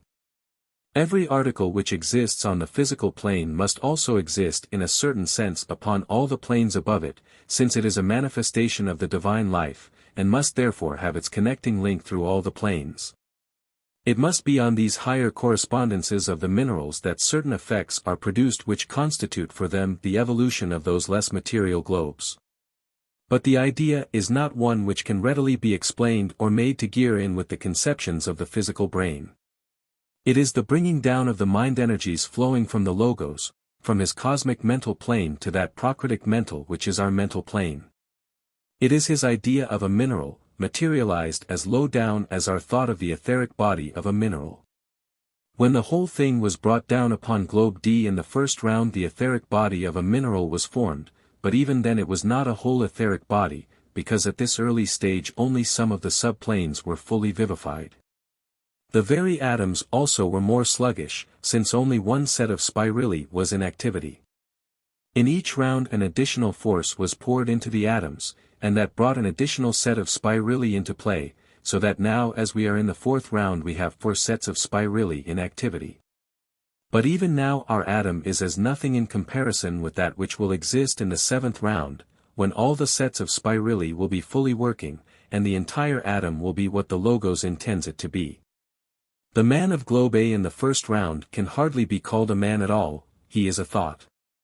He is what will someday be a mind-body, the germ of a mind-body, bearing perhaps the same relation to its later possibilities as the embryonic form of an infant after the first month bears to the fully developed human body.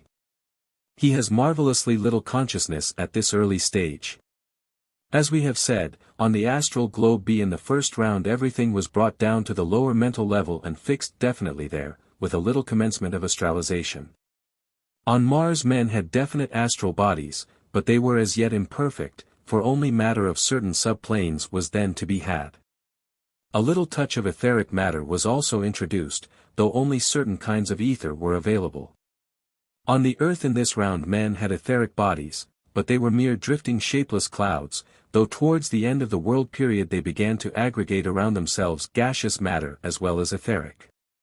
They appear to have absorbed from the intensely heated surrounding atmosphere whatever they required in the way of nutriment. They seem to have had a succession of manifestations which I suppose we must take as corresponding to races, apparently, however, only root races, for there were but 7. And one incarnation, if we can call it an incarnation, for each individual lasted through the whole race.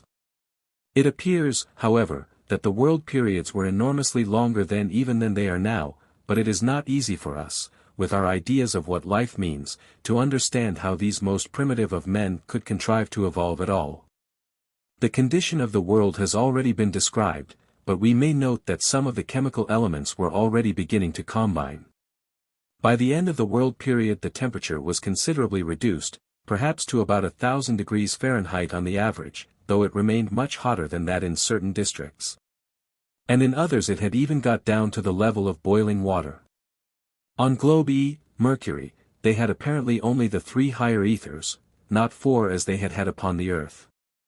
But they had obviously progressed, and were much more alive than they had been, though even now their consciousness seemed amoeba-like. Nevertheless, it is clear that man was already beginning in a blind way to work both upwards and downwards to densify his lower vehicles and upwards to make them more conscious. Primitive though everything was, it is clear that each globe was an advance on that which had preceded it. But in all cases it appears that he had not yet the full consciousness even of any subdivision of matter in which he happened to be working. The impression given rather is that each subdivision was again subdivided, and that he was able to use only this fraction of a part. There seems little to be said with regard to evolution on globes F and G, except that there for the first time we begin to notice the curious phenomenon of failures. On every globe from the first a certain small portion of each kingdom had been intentionally left behind, in order to act as seed for the next occupation of the planet in the following round. If this were not done all the trouble of making the forms afresh would have to be undertaken on each globe in each round. Whereas by the present scheme a certain population is always left on each planet, from which the race can be reproduced in the next round when necessary. The great wave of life moves from planet to planet, as the Logos wills it. When he fixes his attention upon one globe, the life flames out there and evolution pushes rapidly forward. When he withdraws his eyes from it the life fades away, the wheels of progress slacken and the wave passes on to the globe to which his attention has been turned. But the life does not die out altogether. A small population, human, animal, vegetable, still remains, but does not increase. It usually maintains its numbers at about the same level through the untold millions of years until that planet is entered again. When the life wave reaches it once more, when a vast number of egos are ready to incarnate in it, the stagnant race suddenly becomes wondrously prolific, and great changes and vast improvements of all kinds are quickly introduced. And vehicles are soon evolved fit to receive the coming inrush of a far more highly evolved humanity. Meantime, the small and comparatively torpid race has been providing for those who are engaged in the inner round to which I have already referred. As I have said, in the earlier globes of the first round this seed was purposely left behind. But towards the end of that round there were egos who did not achieve quite what was expected of them, who were not fit to go on to Globe G at the time when the normal evolution of Globe F was over. Such entities were left behind, and worked on steadily among the remnant, passing perhaps, in process of time, to join the remnant of Globe G. Possibly also, by means of some extraordinary impulse, occasionally being able to hurry on to try to overtake the life wave, but more often continuing to lag behind, until they are overtaken by the life wave on its next journey round the globes. In this latter case they usually find themselves in a class of monads lower than that to which they had previously belonged. This process is a kind of reversal of the procedure of the inner round. In the inner round the ego runs on ahead of the life wave, and by making an extra journey round the globes raises himself one class higher. These laggards fall behind the life wave and, by losing one round, drop into an inferior class. A certain proportion of these failures appear on every planet and in all the various kingdoms: mineral essence that ought to have reached the vegetable level, vegetable life that should have touched the animal life that should have becomes individualized. No matter of the lower planes is ever carried over from planet to planet. When, for example, we leave this planet in order to incarnate upon Mercury, only the egos will be carried over. Those egos will draw around themselves mental and astral matter belonging to their new planet, and they will obtain physical bodies by entering the baby vehicles provided by some of those who are already inhabiting Mercury. Just at first those vehicles will be of but poor quality, no doubt. But it will not be the first-class monads who require them, for it is a law of this system of evolution that those who reach the highest level on one planet are never born in the early races of the next planet. They do not need such primitive evolution as those early races would give, and so they join the evolution of the planet when a certain proportion of its people have evolved to somewhere near their level, and can provide them with fitting vehicles. Exactly the same thing happens as egos pass from chain to chain. The most developed of the lunar inhabitants are not found in the first round of the Earth chain, but come in only in the middle of the fourth. The egos who incarnate in the first root race on any planet are those who have not progressed beyond the middle of the evolution on the previous planet. Just as it was the animal men from the moon who did all the work in this first round of the Earth chain of which we have been speaking. In connection with this first round it may be well to explain the apparent difference which exists between the theosophical teaching and the theories of Darwin. In this first round, when form appeared for the first time so far as our planetary chain is concerned, the human shape was evolved from the animal, just as the Darwinian theory suggests. Though it is also true that in our present fourth round the process was reversed, and the human form existed on this globe before those of any of the mammals which we now know. For the inconceivably slow process of natural selection from accidental variation we substitute an intelligent direction both of the selection and of the variations. For we hold that the forms evolved only in order that they may be a fitter expression for the evolving life within. Our attitude towards Darwinism is that we agree in broad outline with its discoveries, but carry them much further, since we propound a spiritual as well as a material evolution. In the second round the forms made in the first round were already there, so that it was not necessary to repeat the building process. Each subplane of each plane is divided into 7, so that in each plane there are 49 subdivisions. In this second round man was working at and through the first and second subdivisions of each of the subplanes, so that while he had matter of all the planes in him it was only the 2 lower subdivisions of the 2 lower subplanes that were active.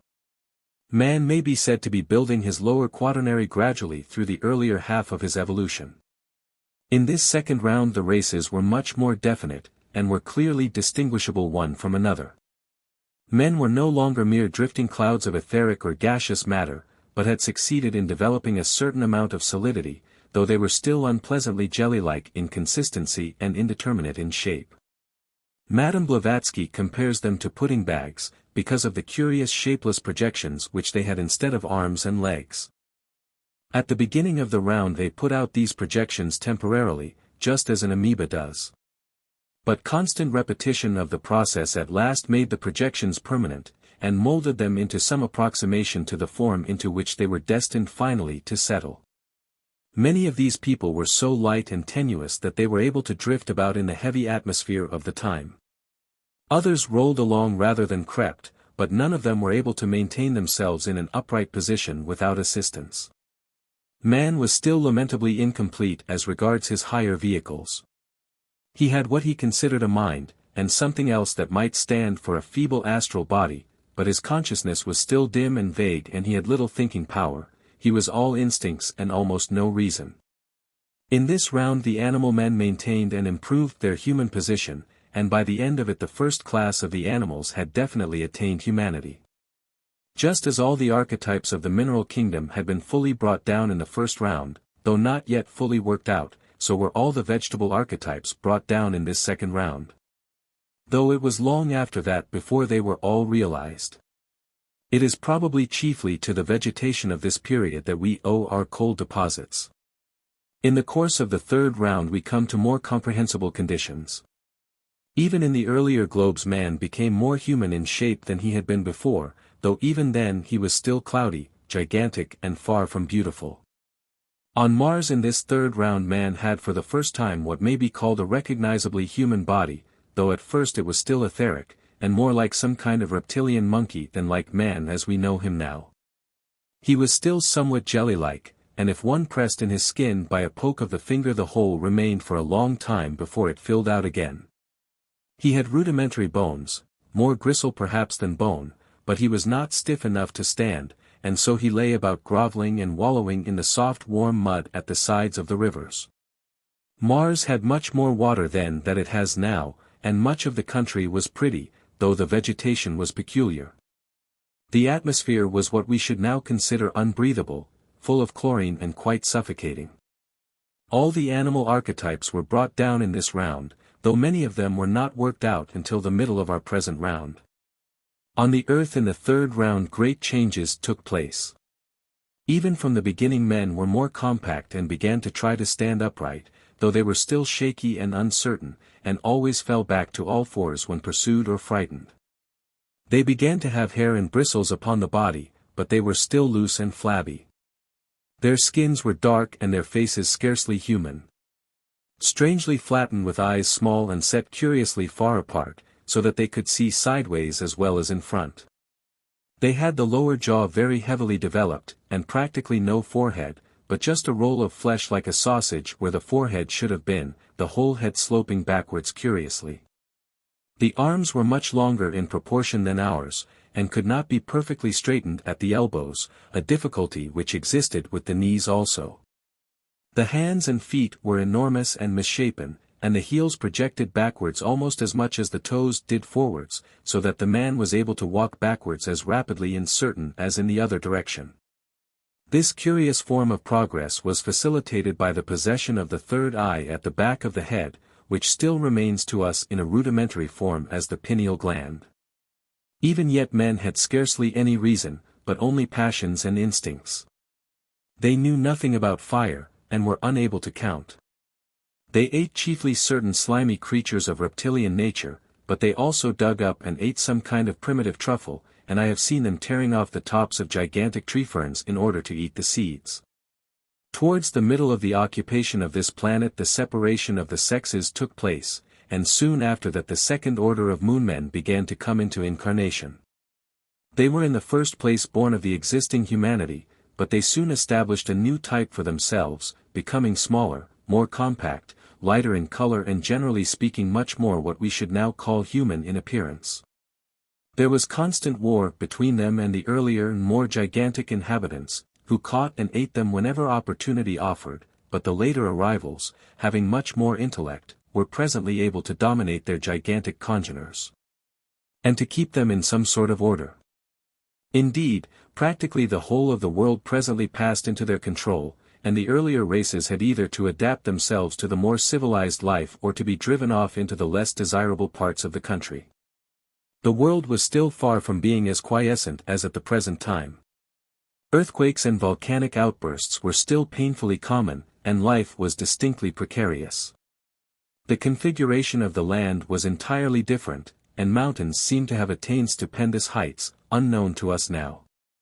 There were enormous waterfalls, and great whirlpools were also common. When the race passed on to Mercury, we find on the whole a decided improvement. Much more affection appeared, and men showed distinct traces of unselfishness, sharing their food instead of snarling over it as they had frequently done at the earlier stages.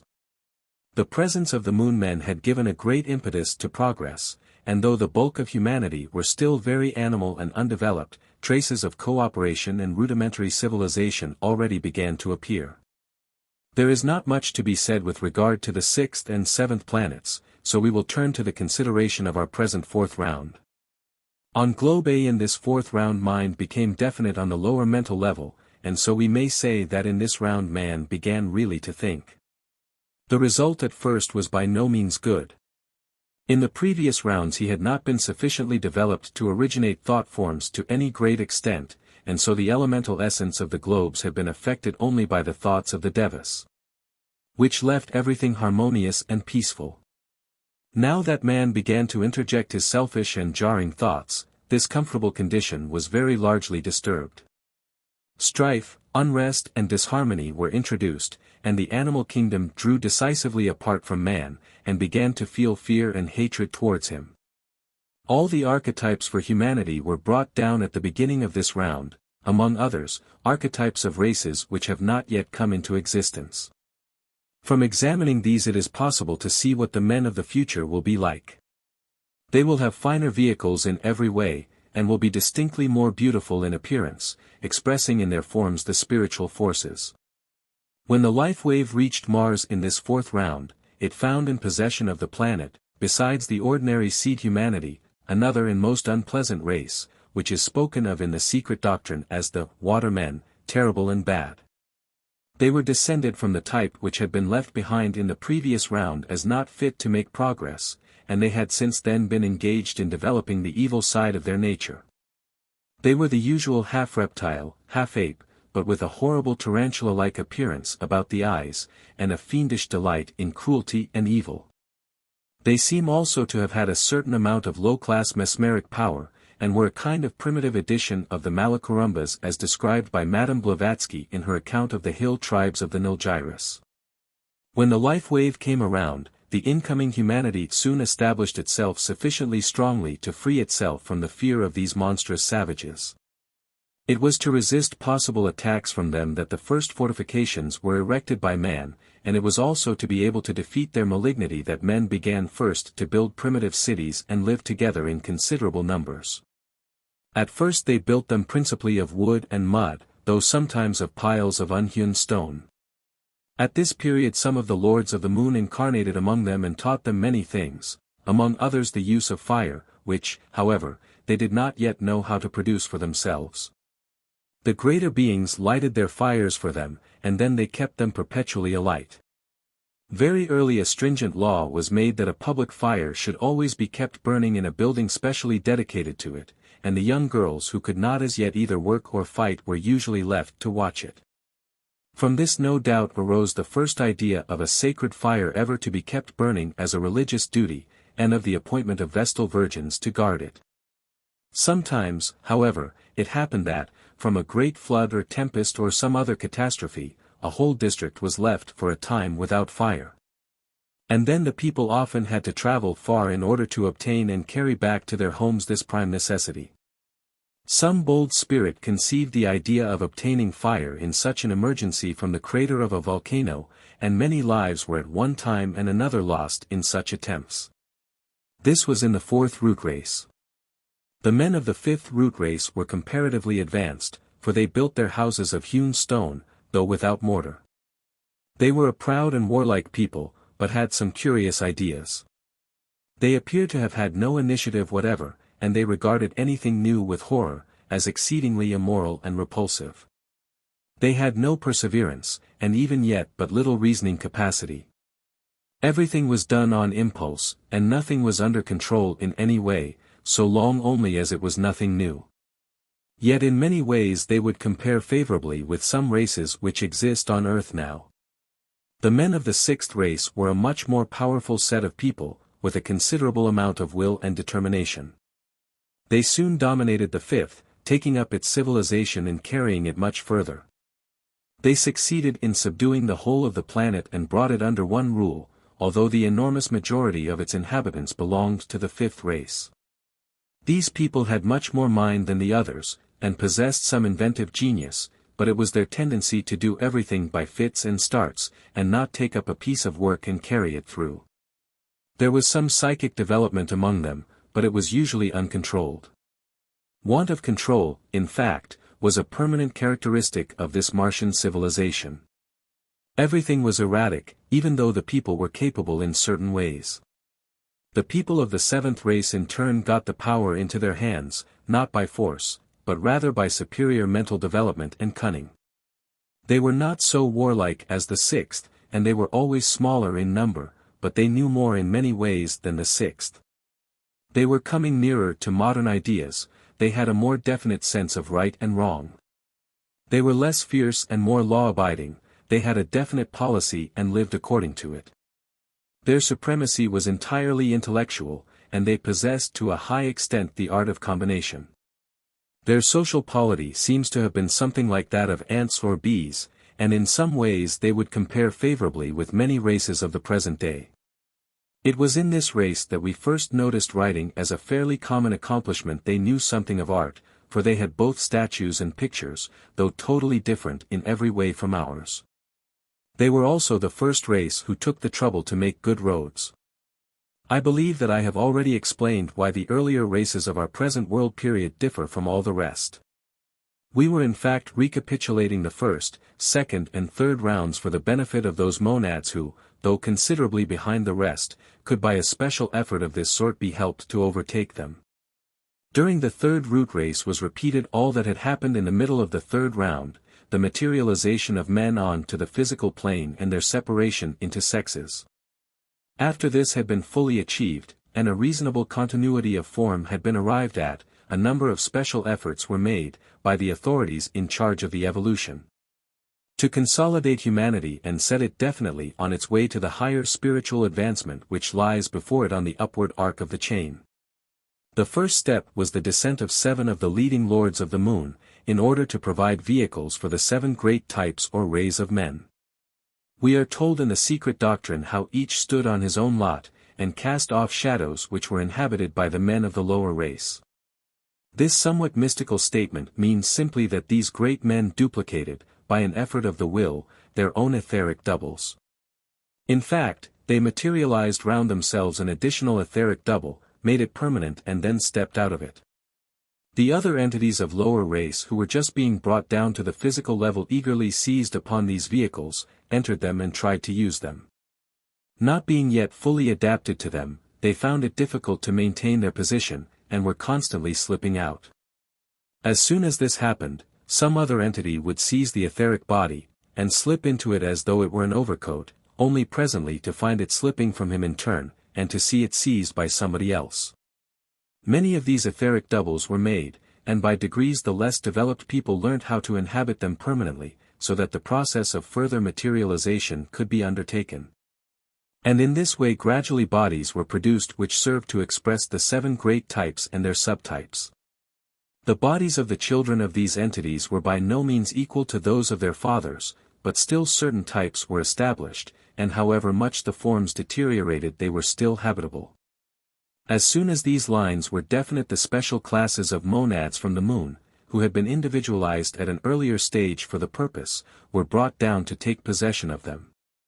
These were the 3 classes who had been individualized on globes A, B and C of the lunar chain, and I have already described how the first of these classes, the orange-colored group, refused to do its duty precisely because the forms were still in so unsatisfactory a condition.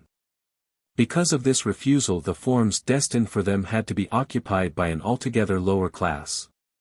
And the consequence was that, instead of maintaining the advancement which had been gained by so much effort, the forms were allowed to drop back again into a condition even worse than before.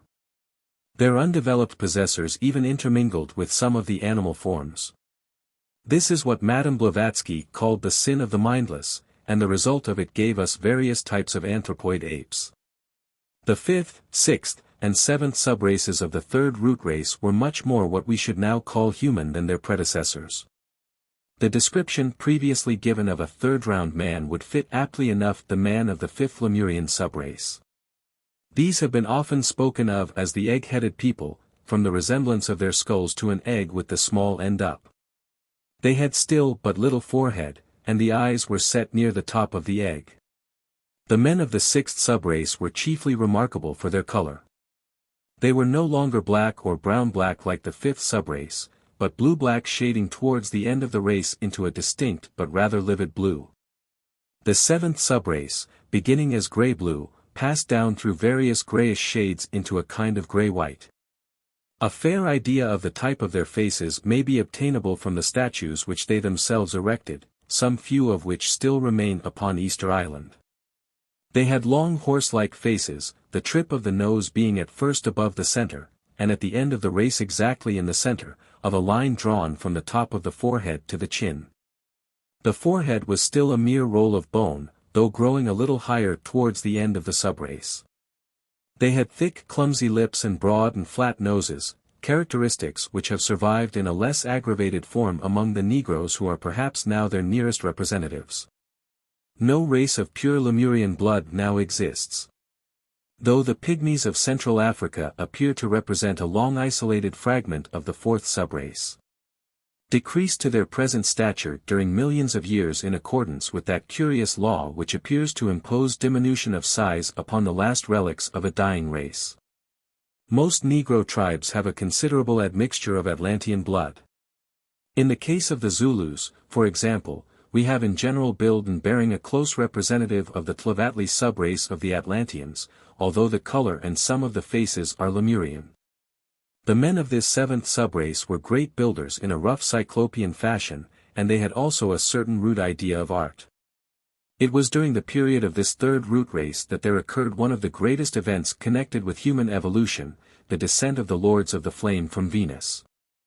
It has already been mentioned that Venus is considerably further advanced in evolution than our Earth chain, and in consequence of that fact many of her adepts are able to move freely about the solar system, and to go and offer assistance wherever it is needed. The determined effort had been made to bring up the backward members of our humanity, by affording the additional opportunity to those who needed it of running once more through such evolution as the first, second and third rounds can give. And when that was over, this further tremendous stimulus of the descent of these great ones was brought to bear as a final effort to individualize as large a number as possible of the more backward entities before what is called the shutting of the door. The period when for the sake of further evolution no more entities could be admitted from the animal kingdom into the human. This band of great ones then arrived from Venus and at once took charge of evolution. Their leader is called in Indian books Sanat Kumara, and with him came 3 lieutenants and some 25 other adepts as assistants. About 100 ordinary human beings who were in some way affiliated to these great ones, or perhaps had been individualized by them, were also brought over from Venus, and merged into the ordinary humanity of the earth. It is these great ones who are spoken of in the secret doctrine as projecting the spark into the mindless men and awakening the intellect within them. We must not allow ourselves to be misled by this rather curious expression into supposing that the lords threw some part of themselves into the human bodies. They acted rather in the nature of a magnetic stimulus. They shone upon the people as the sun shines upon flowers, and drew them up towards themselves, and so enabled them to develop the latent spark and to become individualized. Another point worthy of notice is that none of the lords from Venus took incarnation in our humanity at all. They did not, and indeed could not, take human bodies.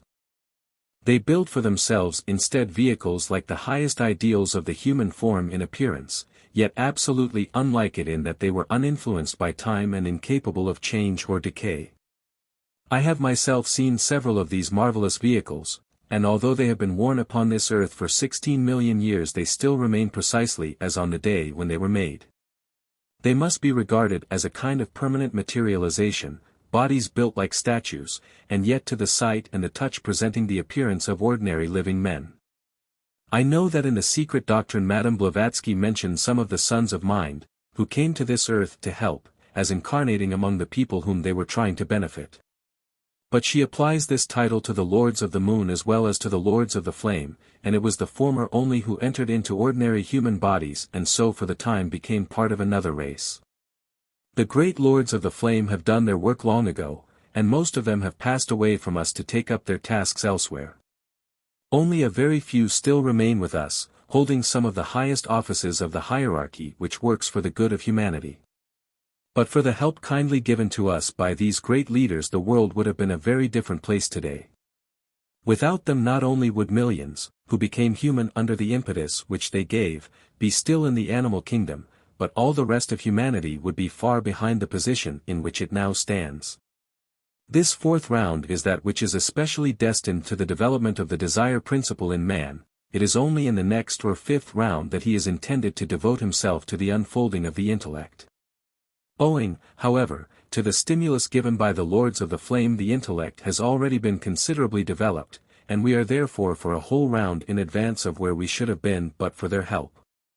At the same time it should be said that the intellect of which we are now so proud is infinitesimal compared to that which the average man will possess at the culminating point of the next or fifth round. Among other plans for the helping on of evolution, the Lords of the Flame brought from their planets certain additions to our kingdoms. They imported wheat as a specially desirable foodstuff for humanity, and they also brought in bees and ants, the former to modify the vegetable kingdom and assist in the fertilization of flowers, as well as to provide a pleasant and nutritious addition to human food. It will be noted that both bees and ants live in a manner quite different from that of the purely terrestrial creatures, in that with them a group soul animates the entire ant or bee community, so that the community acts with a single will. And its different units are actually members of one body in the sense in which hands and feet are members of the human frame. It might indeed be said of them that they have not only a group soul but a group body also. Our human evolution has attempted to imitate all these importations, but with somewhat indifferent success. In imitating bees we have produced wasps. And in imitating ants we have produced what are commonly called white ants, as well as curious little ant flies which are almost indistinguishable from them. The nearest that we have been able to get to wheat is rye, but the crossing of the wheat with other native terrestrial grasses has given us oats and barley. After this comes the history of the mighty Atlantean race, to which even today belong the majority of Earth's inhabitants. Towards the middle part of this race came in the first order of moon men, shipload after shipload of them, each taking their places just where they could themselves evolve best. And where they could be of the greatest use to the rest of evolving humanity, to the forefront of which they naturally immediately gravitated. Later than the great Atlantean race came the wonderful history of the Aryans, a grand civilization built up by the great Manu Vaivasvata. Although as yet comparatively in its youth, it already dominates the world, but its greatest glory lies still in advance of us. Soon, under another Manu even better known to us, the sixth root race will be born. But the story of all this will be found in Mrs. Besant's new book Man, Whence, How, and Whither, which contains details of the results of all the recent investigations into the subject. Modes of individualization.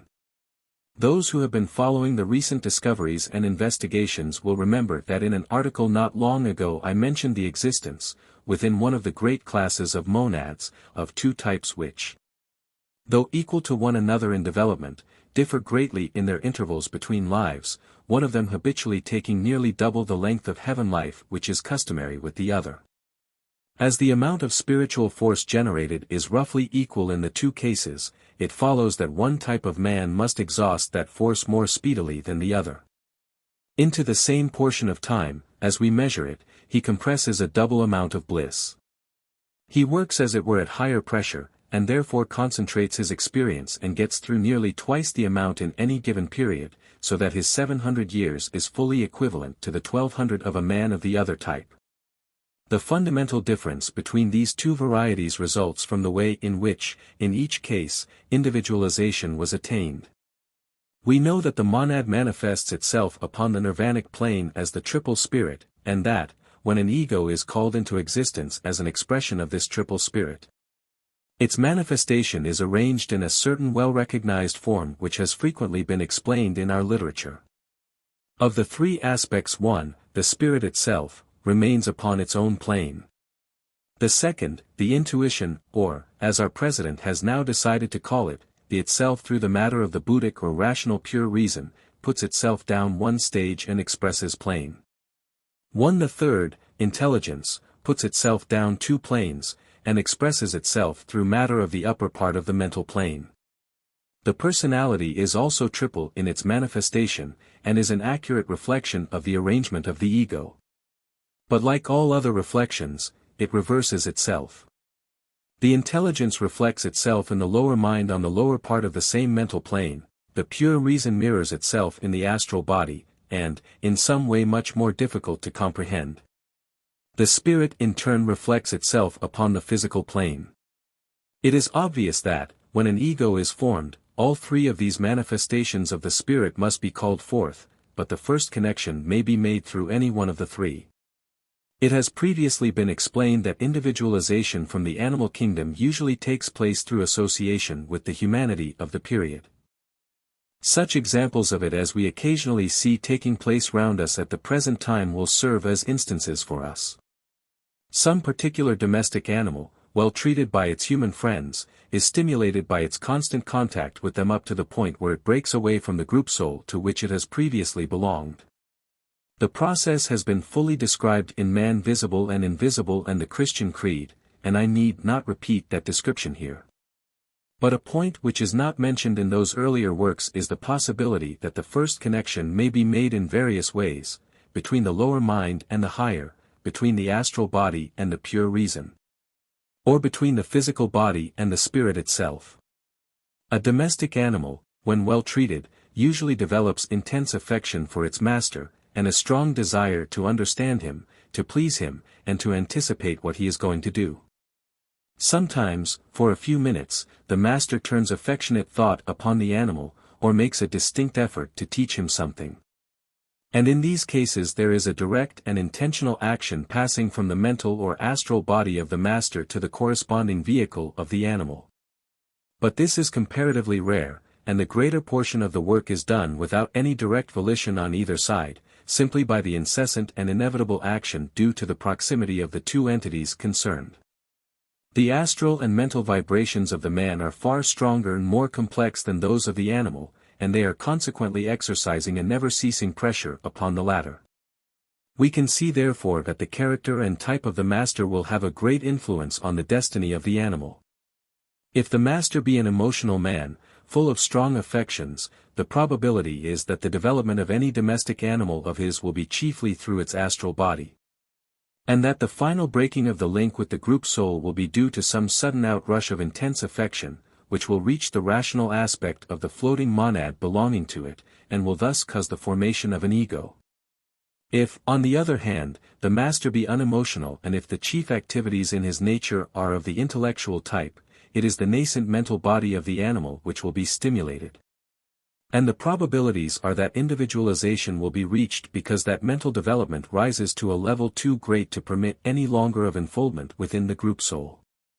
In yet another case, if the master be a man of great spirituality or of intensely strong will, while the animal will develop great affection and admiration for him, it will yet be the will within the animal which is principally stimulated. This will show itself in the physical body by intense activity, an indomitable resolution to achieve whatever the creature may attempt, especially in the way of service to his master. It is difficult to rid oneself of the idea that the distance between the spirit and the physical body must be far greater than that between the lower mind and the intelligence, or between the astral and rational bodies. But this is not really so, for it is not a question of distance in space at all, but of the conveying of a sympathetic vibration from the reflection to the original. When we think of it in this way, it is obvious that each reflection must be in direct connection with its original, whatever the distance between them may be, in closer connection than it is with any object which is out of the direct line, no matter how much nearer in space the latter object may be. The desire of the animal to rise constitutes a steady upward pressure along all these lines, and the point at which that pressure finally breaks through the restrictions, and forms the required link between the monad and its personality, determines certain characteristics of the new ego which thus comes into existence. The actual formation of the link is usually instantaneous if the first connection is made through affection or will, but it is much more gradual when it is a case of mental development. And this also makes a considerable difference in the current of the future evolution of the entity. In the course of the recent investigations we discovered that, out of a great mass of people who were individualized practically simultaneously at a certain point in the moon chain, those who had attained individualization gradually by intellectual development came into incarnation upon Earth roughly about 1 million years ago, and have since taken between any two lives an average interval of about 1200 years. Whereas those who had attained individualization through an instantaneous uprush of affection or will did not come into terrestrial incarnation until about 400,000 years later. Though as they have since taken an average interval between lives of about 700 years, their condition at the present time is practically the same. I cannot emphasize too strongly that this difference of interval must not in the least be supposed to indicate that those who came in later generate less of spiritual force during their earth lives. If there be any difference, it appears to be in favor of the men of shorter interval, for they, being as a rule more devotional, seem to be able to generate even more force in a given space of time than the others. Perhaps it would express the fact still better to say that they produce in a way a different kind of force. Probably both are necessary, each as a complement to the other. The difference of interval between lives means merely that they take their bliss in a much more concentrated form, and therefore work out the result of an equal expenditure of force in much less time. Indeed, it appears very much as though the period of their respective entries upon terrestrial life had been arranged especially in order that, after running through about the same number of incarnations, they might arrive at the same point and be able to work together. Later investigations have convinced us that there is far greater flexibility with regard to these intervals between lives than we at first supposed. It is quite true that the amount of force which a man has to work out, first in the astral plane and then in the heaven world, is precisely what he has developed during his earthly life, plus of course such further force of the same kind as he may generate during his astral or heaven lives respectively. But it is evident that the rate at which this amount of force exhausts itself is by no means always the same. The necessity of bringing groups of people into incarnation together, in order not only that they may work out mutual karmic interrelations, but also that they may all learn to labor together towards one great end, is evidently a dominant factor in regulating the rate of the expenditure of force. A study of the lives of Alcyone will show that this must be so, since it is unquestionable that a number of people, living each his or her own life, must inevitably generate widely varying amounts of spiritual force. Yet in life after life of that entrancing story it is contrived that these people shall come back together, in order that they may pass through similar preparatory experiences, and that the bonds of affection between them may be knit so strongly that they will be incapable of misunderstanding or mistrusting one another, when the strain of the real work comes upon them in the future. Besides the differences in the mode of individualization which I have just mentioned, there are also differences in the degree of individualization, which corresponds to the stage of development at which it takes place. It has been explained in theosophical literature that as an animal group soul gradually evolves within its own kingdom, it breaks up into smaller and smaller subdivisions. Quadrillions of flies or mosquitoes are attached to one group soul, millions of rats or mice, hundreds of thousands of rabbits or sparrows. But when we come to such animals as the lion, the tiger, the leopard, the deer, the wolf or the wild boar, only a few thousand will be found to belong to one soul, while among domesticated animals such as sheep and oxen the number is smaller still. Individualization is possible only from 7 kinds of animals, one for each of the 7 great lines or types. Of these we already know certainly the elephant, the monkey, the dog and the cat, and the horse is possibly a 5th. Up to each of these heads of types leads a long line of wild animals, which has not yet been fully investigated. But we know that wolves, foxes, jackals and all such creatures culminate in the dog, and lions, tigers, leopards, jaguars and ocelots in the domestic cat. When we reach these 7 individualizable animals we find usually only a few hundred attached to each group soul, and as their development continues the souls break up rapidly. The pariah dog of India or Constantinople is nothing but a half-tamed wolf, and 1,000 of such creatures may well represent only one soul. But in the case of the really intelligent pet dog or cat, one soul hovers over not more than 10 or a dozen bodies. Now it makes much difference at what stage of this higher animal life individualization takes place, and this is dependent largely upon the opportunities which offer themselves. Even a pariah dog is presumably capable of individualization, but it could be only a very low type of individualization.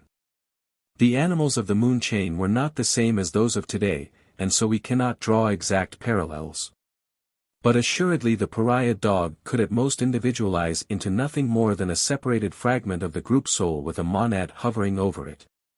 Connected perhaps by a line or two of spiritual matter, corresponding therefore to the animal men from the moon, who led the way in filling the forms in the first round. On the other hand, the really intelligent and affectionate pet dog or cat, whose owner looks after him properly and makes a friend of him, would certainly, when he individualized, obtain a causal body at least equivalent to that of the first order of moon men, while various intermediate types of domestic animals would produce the basketwork causal body, such as that obtained by the second order of the moon men. It will be seen therefore that the amount of real work done in the attainment of any given level is practically always the same, though in some cases more of it is done in one kingdom and less in another. It has already been made abundantly clear, in the course of our investigations, that entities attaining to the culminating point in one kingdom do not enter the lower levels of the next higher kingdom. The life which ensouls an oak tree, a banyan, or a rose bush will pass directly into the mammalian order when it enters the animal kingdom. Whereas the life which leaves the vegetable kingdom at a much lower level may pass into the stage of insects and reptiles. In just the same way, a being who reaches the summit of intelligence and affection possible in the animal kingdom will overleap the absolutely primitive conditions of humanity, and will show himself as a first-class individuality from the beginning of his human career. Whereas one who leaves the animal kingdom at a lower level will quite naturally have to begin correspondingly lower down in the scale of humanity. This is the explanation of a remark once made by one of our masters, when referring to the cruelty and superstition shown by the great mass of humanity: they have individualized too soon, they are not yet worthy of the human form. The 3 methods of individualization which I have already mentioned, through the development of affection, intellect, and will, are the normal lines which we may suppose to have been intended in the scheme of things. Individuality is, however, occasionally attained in certain other ways which we may perhaps define as irregular methods, since it would seem that they can scarcely have been part of the original plan. For example, at the beginning of the 7th round of the moon chain a certain group of beings were at the point of individualization, and were drawn towards it by their association with some of the perfected inhabitants whom we call the Lords of the Moon. An unfortunate twist, however, entered into their development, and they began to take so great a pride in their intellectual advance, that became the prominent feature in their character. So that they were working not to gain the approval or affection of their masters, but to show their advantage over their fellow animals, and to excite their envy. It was this latter motive which pushed them on to make the efforts which resulted in individualization, and so the causal bodies which were formed showed almost no color but orange. The authorities in charge of that stage of evolution nevertheless allowed them to individualize, apparently because if they had been permitted to continue their evolution in the animal kingdom any further, they would have become worse instead of better.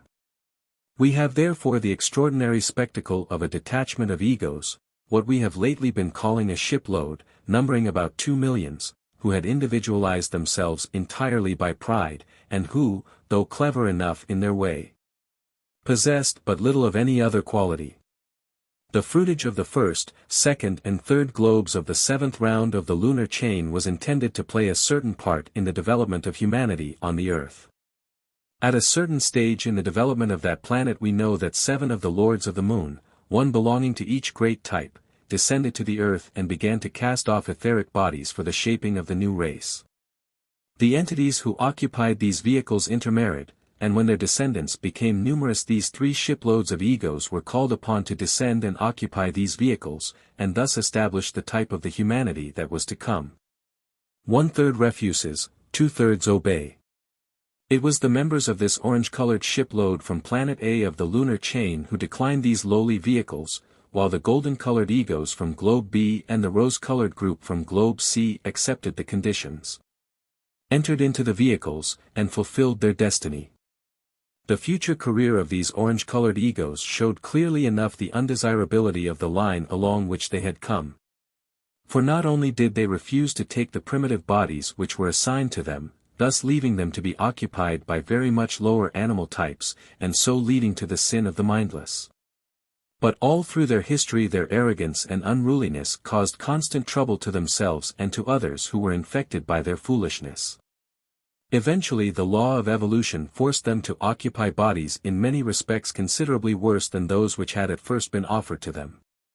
And though that lesson taught them something, and they seem to have recognized that a mistake had been made, even when they mingled with ordinary humanity we find them invariably in opposition, and perpetually making trouble by standing upon their own dignity at inopportune moments. By constant collision with natural laws the great majority of them have by degrees been driven more or less into line with the rest of humanity. But even now we may distinguish some of them by the occasional recrudescence of their old objectionable characteristics. They are still turbulent and aggressive, independent and separative, prone to discontent and eager for change, as our president has described them.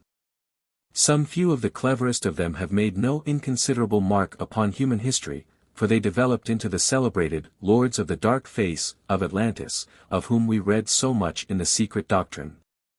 And later such special distortions became world-devastating conquerors, caring nothing for the thousands who were slain or starved in the course of the gratification of their mad ambition, or, later still, equally unscrupulous American millionaires, well called by their parasites Napoleons of finance.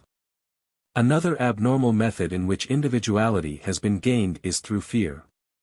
In the case of animals who have been cruelly treated by man, there have been cases in which the cunning developed by strenuous efforts to understand and avoid the cruelty has caused the breaking away from the group soul, and produced an ego possessing only a very low type of intellectuality, an ego who, when he puts himself down into the lower planes, must inevitably, because of the nature of his permanent atoms, draw around him mental and astral vehicles capable only of expressing the less desirable passions. A variant of this case is the type of ego in which the attitude caused by the cruelty has been rather that of intense hatred than of fear. That force also is strong enough to develop such intelligence as may be necessary to injure the oppressor, and in that way also individuality has been secured. It is not difficult to imagine the kind of human being that would be produced along such lines as these, and this is the explanation of the existence of the fiendishly cruel and bloodthirsty savages of whom we sometimes hear. Of the inquisitors of the Middle Ages, and of those who torture children in the present day. Of them it is distinctly true that they have come into humanity far too soon, and are displaying under its guise an exaggerated form of some of the very worst characteristics of the most unpleasant types of animals.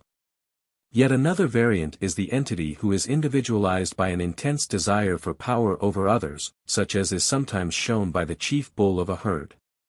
An ego developed in such a way often manifests great cruelty, and appears to take pleasure in it, probably because to torture others is a manifestation of his power over them. On the other hand, those who have been individualized at a comparatively low level along one of the regular lines, as by affection, provide us with a type of equally primitive but joyous and good-natured savages, in fact, who are not savage but kindly, as are many of the tribes to be found in some of the islands of the southern seas. As we look at these early stages of our development upon the moon chain, it often seems as though the mode of individualization of an ego depended upon mere chance, upon the accident of environment. Yet I do not believe that this is so. Even for animals the environment is not accidental, and there is no room for chance in a perfectly ordered universe.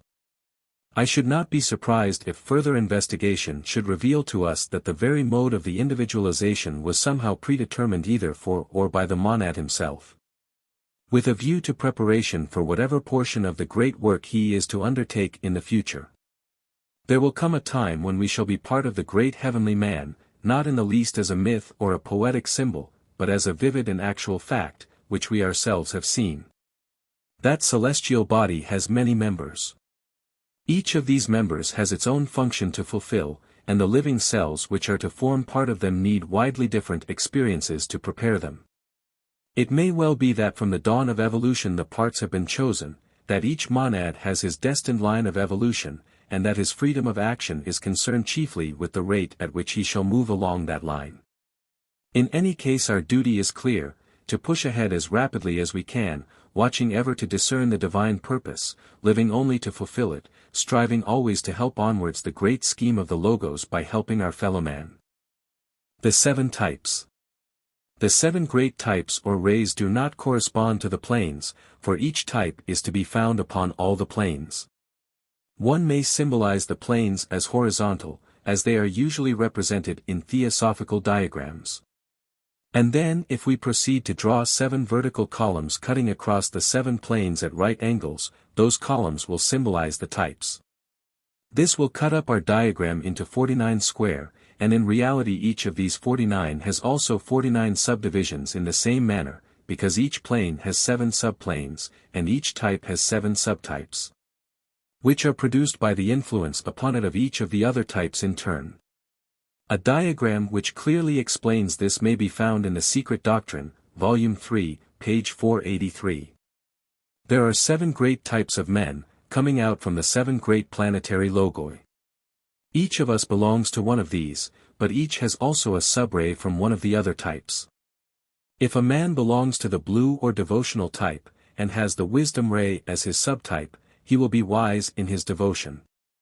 But if his subray be also devotional, he may be blindly devoted having no discrimination, and therefore unable to see any blemish in the object of his worship. Yet though each of us, as has been said, has come out through one or other of the 7 planetary logoi, it does not at all follow that he will return through the same logos. Each of the great root races will produce as its flower and result what is called in the sacred books a heavenly man. One mighty being who actually includes within himself all those members of the root race who have made themselves worthy of such inclusion, includes them precisely as our physical body includes millions of cells.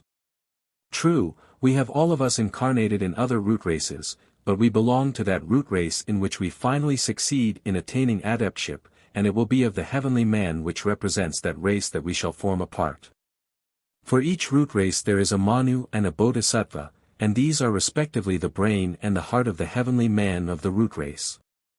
We who work in the Theosophical Society are most of us following along one or other of these 2 lines, and so we shall find ourselves grouped round one or other of those centers in that glorious future.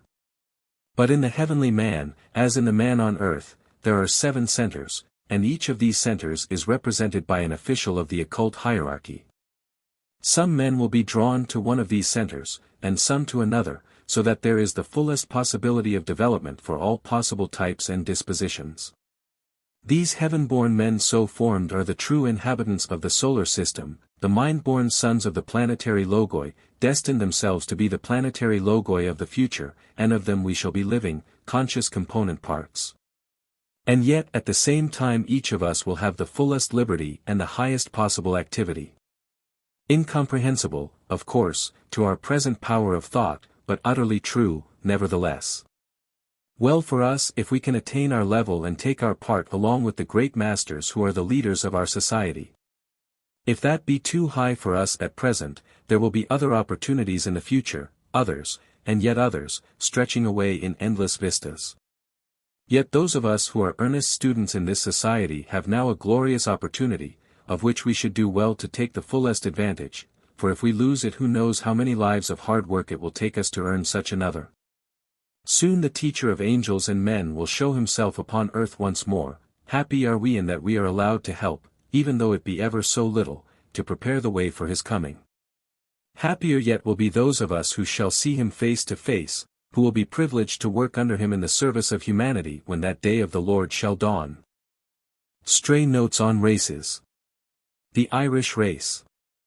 The Irish are not of Atlantean stock, but belong to the fourth subrace of the fifth root race. It is true that Ireland was part of the Atlantean continent, and that the earliest inhabitants were of the Romohal, the first subrace of the fourth root race. But no recognizable trace now remains of these aborigines, who were a small dark people somewhat of the type of the Laplanders of the present day. Nor is there much now left to bear witness to the first invasion from Africa of a host led by an Ethiopian queen. But there are still some tokens of the next arrivals, a race called the Furbolgs, big, hairy-faced men who appear to have come down from Iceland, probably people of the same stock as the Ainus of Japan. The great majority of the Irish nation, not counting the Scottish immigrants of Ulster, is composed of the descendants of two races, the Tuatha De Danann and the Milesian.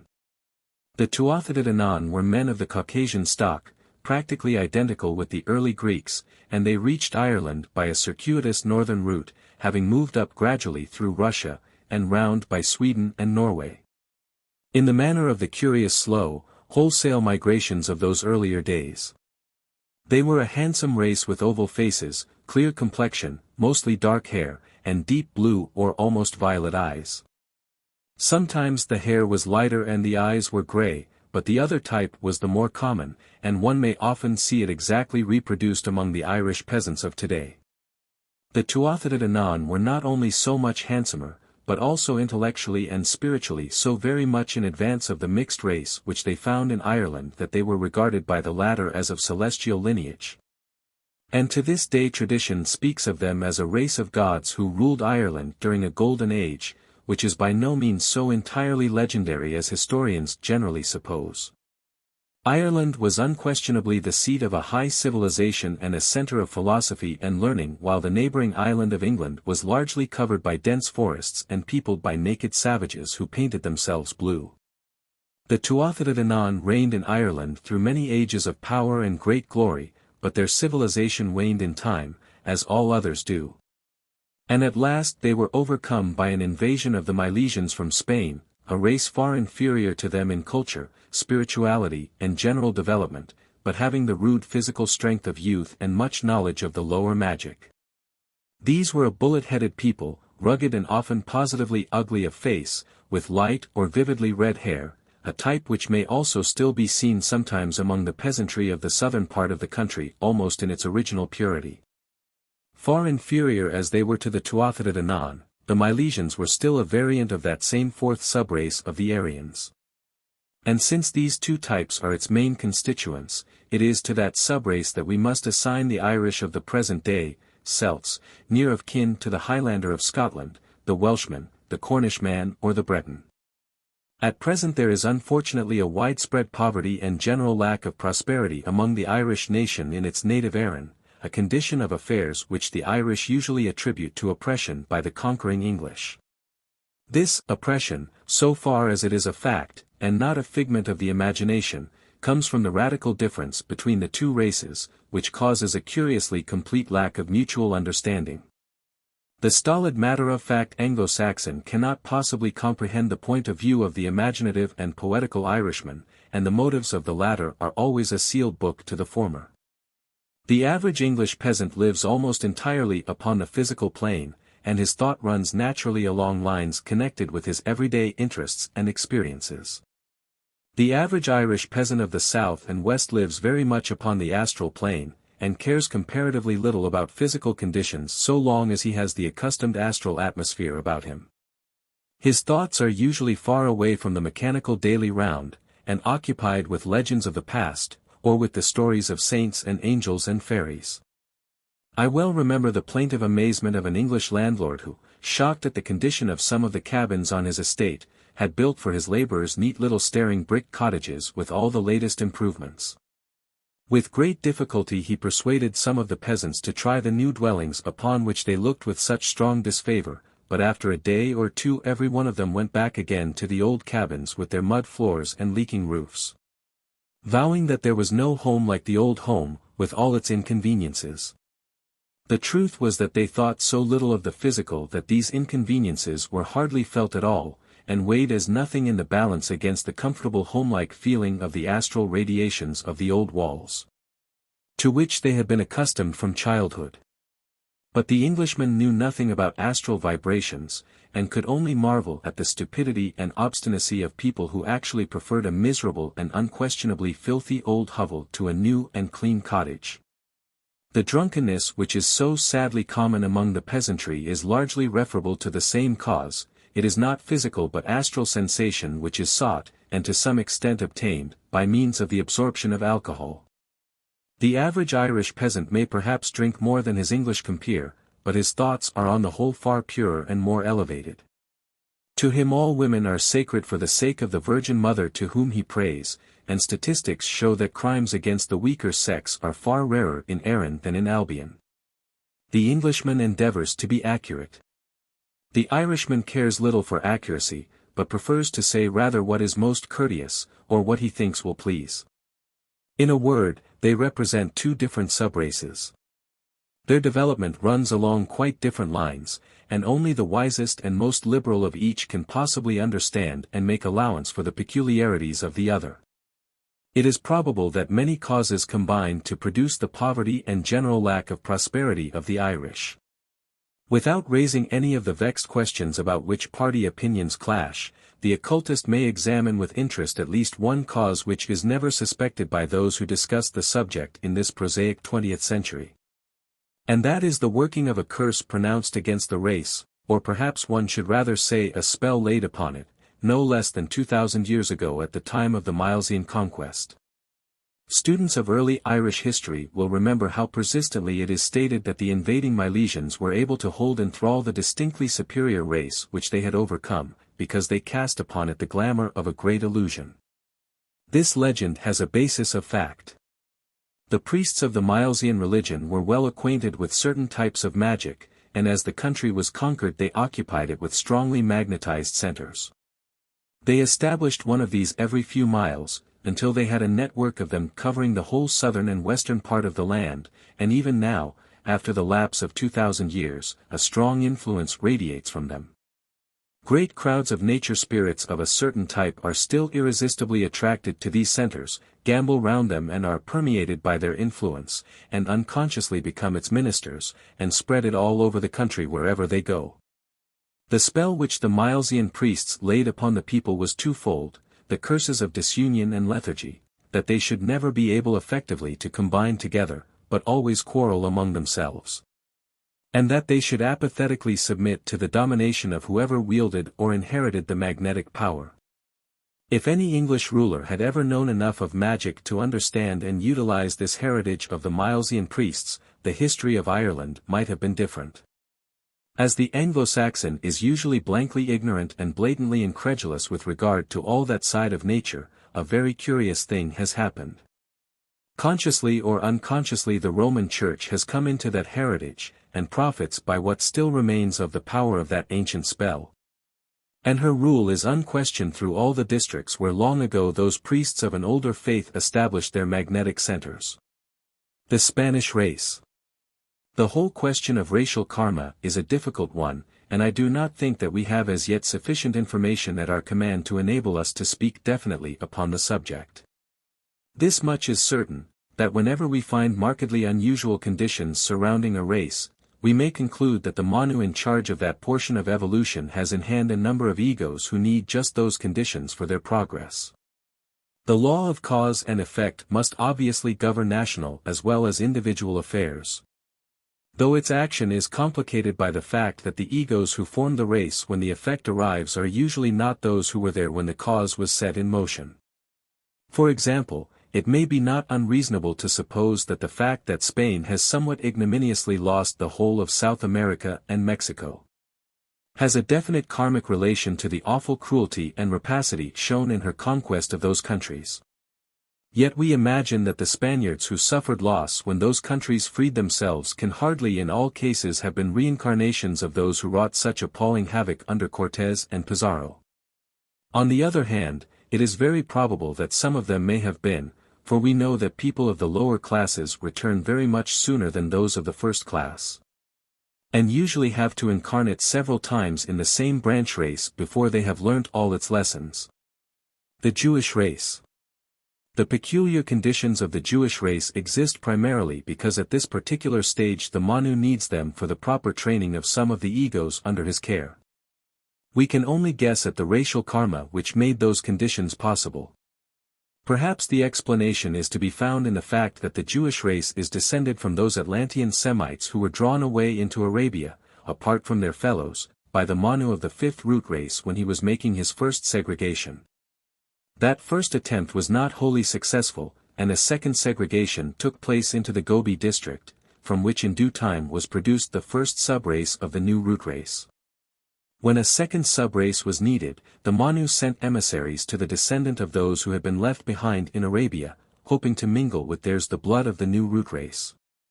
But they were so strongly impressed with the idea, which he himself had originally implanted in them, that they were a chosen race, set apart from the world and forbidden to intermarry with others. That in the name of his own teaching they now rejected his overtures, and he had to seek elsewhere for what he wanted. The particular subrace from which the Jewish nation is directly descended had moved across from Arabia to the Somali coast, in order to avoid conquest by those who followed the new teaching of the Manu. They then split off even from that dissenting band, and made their way along the shores of the Gulf of Aden and the Red Sea, until they entered upon the territory of Egypt. The pharaoh of the time received them hospitably, and assigned them a tract of land on which to dwell, and they settled down there for some centuries. But as a later pharaoh sought to levy from them some impost to which they objected, and also to force them to perform for him certain unpaid labor, as his other subjects did, they protested against his claims, and continued their migration by crossing the Sinaitic desert and settling themselves in southern Syria, dispossessing, after much fighting, other robber tribes of much the same blood as themselves. The karma of that rejection has left them ever since a race apart, the same egos to a large extent incarnating again and again in that line instead of passing from race to race in the usual way. Whether some blind perception of this difference may help to account for the treatment they have received at the hands of other races I cannot definitely say. But it may also be partially due to the fact that because of the tradition of that original selection by the Manu they have always had a feeling somewhat similar to that of the Brahmins, that they are superior to all the rest of the world. And the rest of the world has not always appreciated the attitude which they adopted in consequence of that belief.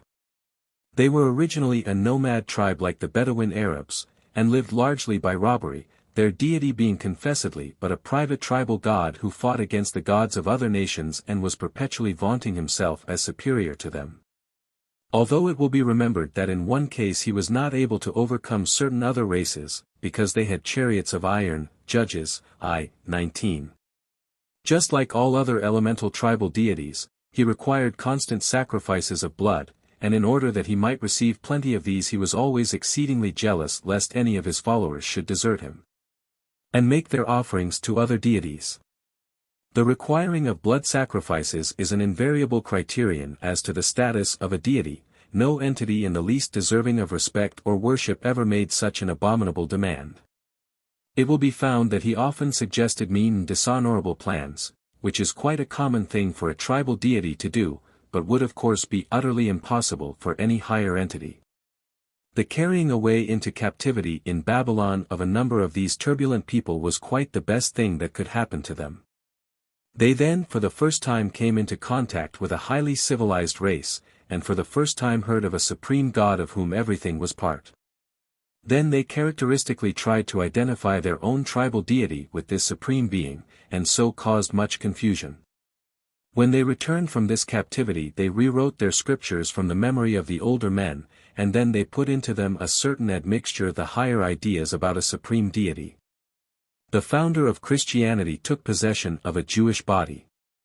All the earlier teachers of the religion were of the same race, and so, unfortunately, they brought over into Christianity this mixed conception of a God who is full of irreconcilable characteristics, being at the same time jealous, cruel and revengeful, and yet omniscient, omnipresent and compassionate. Even at the present day the Christian Church still reads in its highest service the ridiculous old Jewish commandments, with which is incorporated the statement of the jealousy of the deity. While in another part of the very same service she acclaims him as God of God, Light of Light, Very God of Very God. If the Christians could only have left these primitive Jewish conceptions alone, and taken with reference to God the teachings of their founder, who spoke of him always as the Father in heaven, many of the troubles of the Church would have been avoided.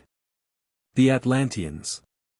The Atlanteans had as a race no sense of the abstract, and were unable to generalize. For example, they had no multiplication table.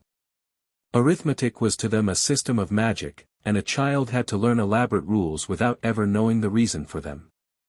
For example, he was taught that if 8 came beneath 8 in the particular form of magic which we now call addition, the figure 6 must be noted as the result, and the next figure to the left-hand side in the result must be increased by 1.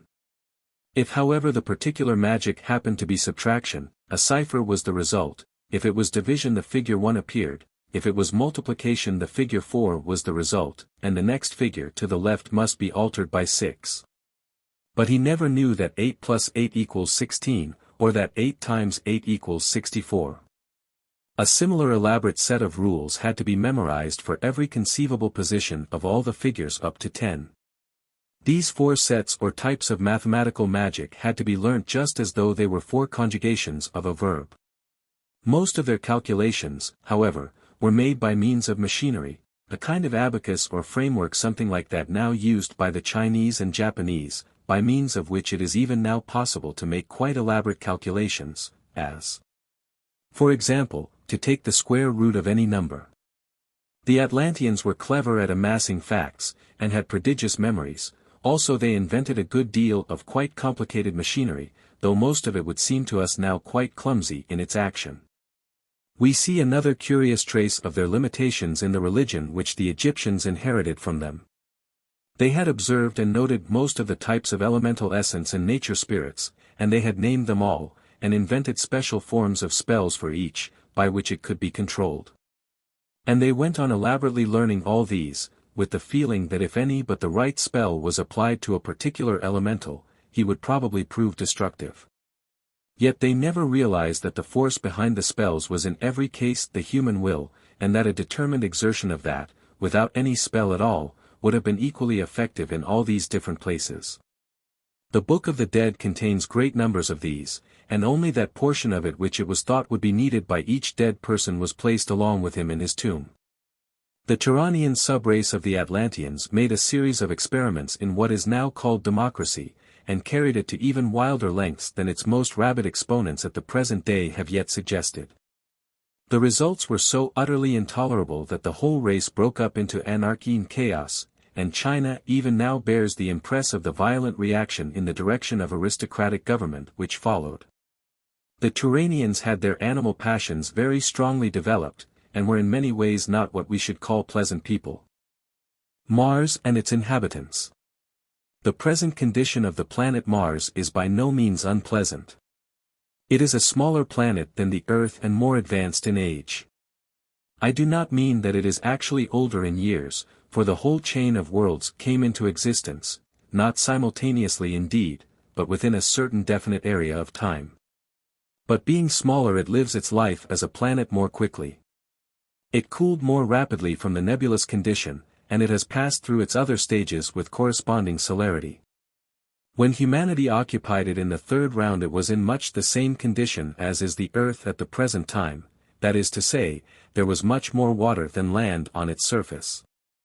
Now it has passed into comparative old age, and the water surface is far less than that of land.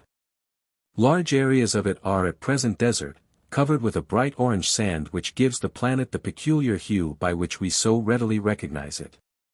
Like that of many of our own deserts, the soil is probably fertile enough if the great irrigation system were extended to it, as it no doubt would have been if humanity had remained upon it until now. The present population, consisting practically of members of the inner round, is but a small one, and they find plenty of room for themselves to live without great effort, in the equatorial lands, where the temperature is highest and there is no difficulty as to water. The great system of canals which has been observed by terrestrial astronomers was constructed by the second order of moon men when they last occupied the planet. And its general scheme is to take advantage of the annual melting of enormous masses of ice at the outer fringe of the polar snow caps. It has been observed that some of the canals are double, but the double line is only occasionally apparent, that is due to the forethought of the Martian engineers. The country is on the whole level, and they had great dread of inundations. And wherever they thought that there was reason to fear too great an outrush of water under exceptional circumstances, the second parallel canal was constructed to receive any possible overflow and carry it away safely. The actual canals themselves are not visible to terrestrial telescopes. What is seen is the belt of verdure which appears in a tract of country on each side of the canal only at the time when the water pours in. Just as Egypt exists only because of the Nile, so do large districts on Mars exist only because of these canals. From each side of them radiate at intervals waterways, which run some miles into the surrounding country and are then subdivided into thousands of tiny streamlets, so that a strip of country 100 miles in width is thoroughly irrigated.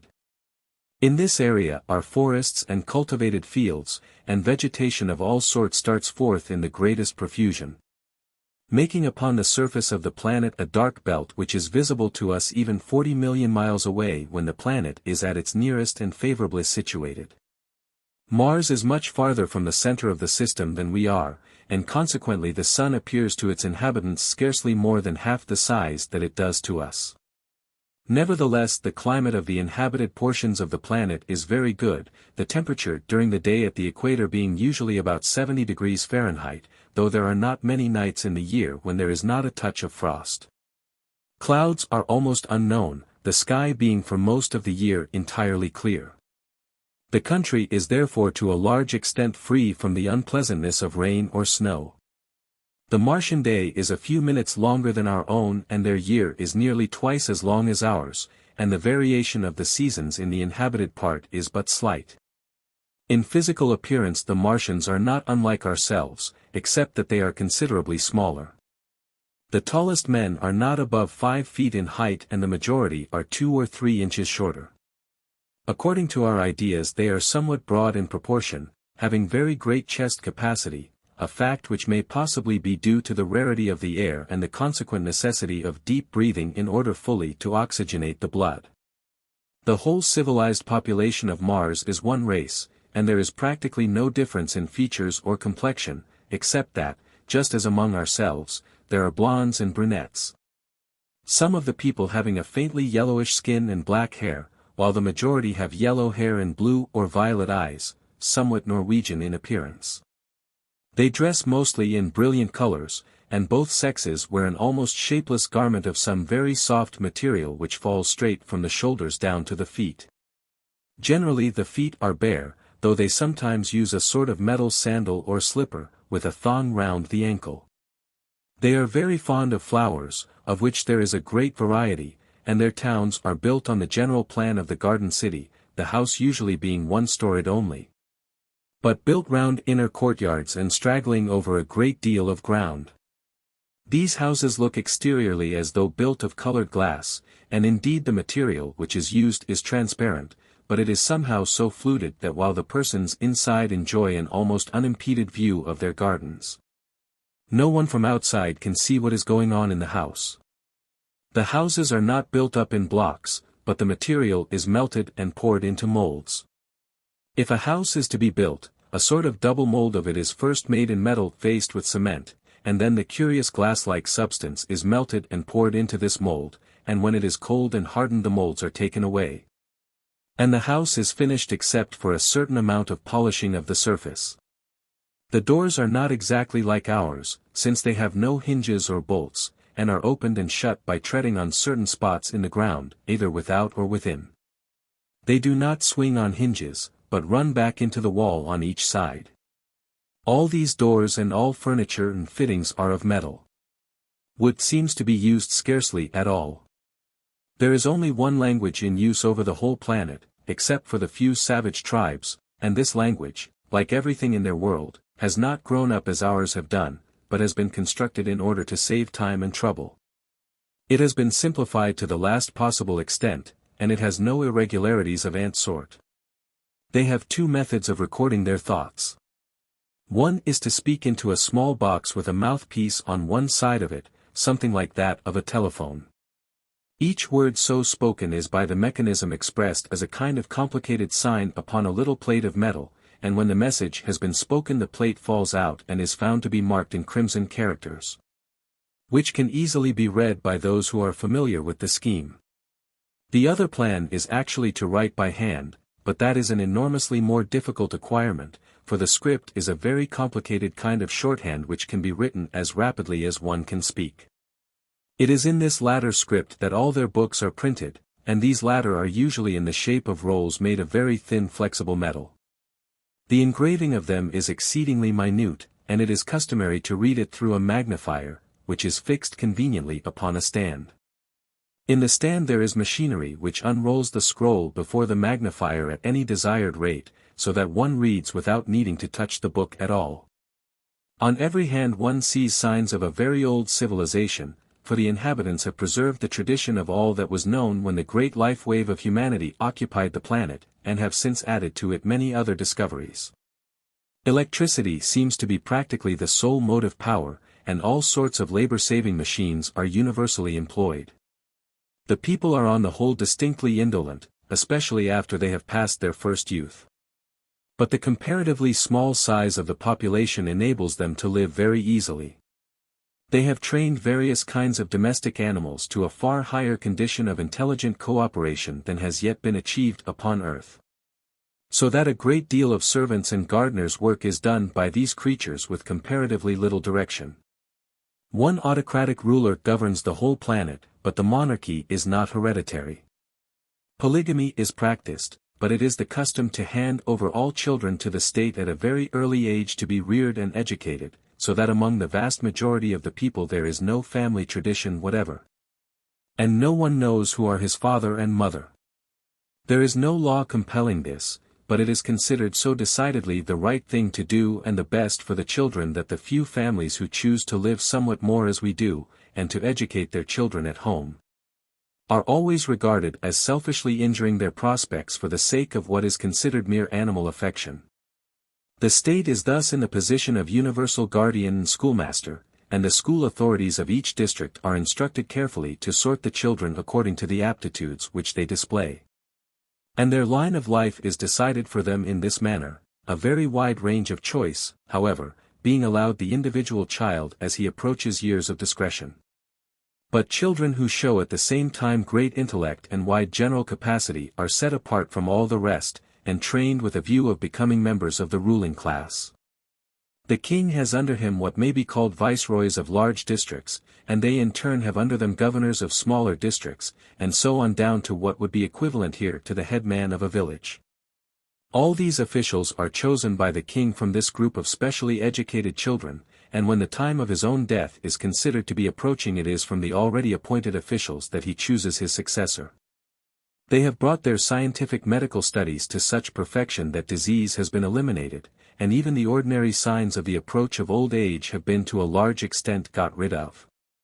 Practically no one appears old, and it would seem that they hardly feel old, but, after a life somewhat longer than our own the desire to live gradually fades away, and the man dies. It is quite customary for a man who is losing interest and feels that death is approaching, this corresponds to what we should call a centenarian, to apply to a certain scientific department which corresponds to what we might call a school of surgery, and ask to be put painlessly to death, a request which is always granted. All these rulers are autocratic, each within his own sphere, but appeal to a higher official is always possible, though the right is not frequently exercised. Because the people usually prefer to acquiesce in any fairly reasonable decision rather than to take the trouble involved in an appeal. The rulers on the whole seem to perform their duties fairly well. But again one gets the impression that they do so not so much from any preeminent sense of right or justice as to avoid the trouble that would certainly ensue from a flagrantly unjust decision. One of the most remarkable things about this people is that they have absolutely no religion. There are no churches, no temples, no places of worship of any sort whatever, no priest, no ecclesiastical power. The accepted belief of the people is what we should call scientific materialism. Nothing is true but what can be scientifically demonstrated, and to believe anything which cannot be so demonstrated is regarded as not only the height of folly, but even as a positive crime, because it is considered a danger to the public peace. Martian history in the remote past was not unlike our own, and there are stories of religious persecutions, and of peoples whose beliefs were of so uncomfortable a nature that they forced them not only into feverish energy for themselves, but also into perpetual interference with the liberty of thought of other people.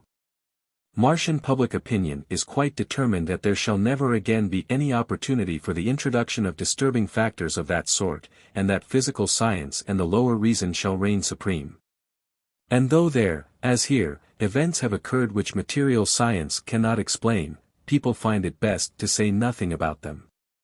Nevertheless, on Mars, as in other places, there are a certain number of people who know better than this, and many centuries ago a few of these joined themselves together into a secret brotherhood to meet and discuss such matters.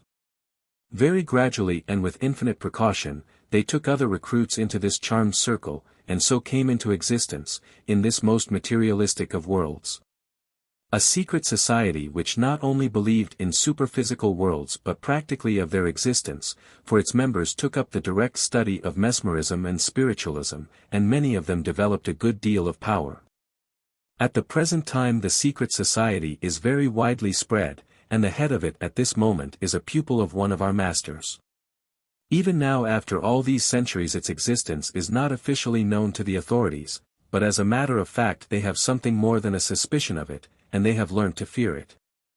None of its members are actually identified as such, but many are strongly suspected, and it seems to have been observed that when any of these strongly suspected people have in the past been injured or unjustly put to death, the persons who were concerned in bringing about that result have invariably died prematurely and mysteriously, though never in any case has their death been traceable to any physical plane action on the part of the suspected member. Consequently, although such a belief is no doubt somewhat of an infringement of the principles of pure reason by which everything is supposed to be governed, it has come to be generally understood that it is safest not to pry too closely into the beliefs of people who seem to differ in some degree from the majority, so long as they do not openly make profession of anything which would be considered subversive of the good morals of materialism. Driven far away from the pleasant equatorial regions into inhospitable lands and impenetrable forests, there still exist some remnants of the savage tribes who are descended from those left behind when the great life wave left Mars for the Earth. These are primitive savages at a lower stage than any now living on the exterior of our Earth, though bearing some resemblance to one of our interior evolutions. Some at least of the members of the secret society have learned how to cross without great difficulty the space which separates us from Mars, and have therefore at various times tried to manifest themselves through mediums at spiritualistic seances, or have been able, by the methods which they have learnt, to impress their ideas upon poets and novelists. The information which I have given above is based upon observation and inquiry during various visits to the planet. Yet nearly all of it might be found in the works of various writers within the last 30 or 40 years, and in all such cases it has been communicated or impressed by someone from Mars. Although the very fact of such impression was, at least in some cases, quite unknown to the physical writer. Of our future home, Mercury, we know much less than of Mars, for visits to it have been hurried and infrequent. Many people would think it incredible that life such as ours could exist on Mercury, with a sun that appears at least 7 times as large as it does here. The heat, however, is not at all so intense as would be supposed. I am informed that this is due to the presence of a layer of gas on the outskirts of the Mercurian atmosphere, which prevents most of the heat from penetrating. We are told also that the most destructive of all possible storms on Mercury is one which even for a moment disturbs the stability of this gaseous envelope. When that happens a kind of a whirlpool is set up in it, and for a moment a shaft of direct sunlight comes from the sun through its vortex. Such a shaft instantly destroys whatever life comes in its way, and burns up in a moment everything combustible. Fortunately such storms are rare. The inhabitants whom I have seen there are much like ourselves, though again somewhat smaller. The influence of gravity both on Mars and Mercury is less than half what it is on Earth, but while on Mars I did not notice any particular way in which advantage had been taken of this. I observed Mercury that the doors of the houses were quite a considerable height from the ground, needing what for us would be a respectable gymnastic feat to reach them, though on Mercury it is only a slight spring that is required.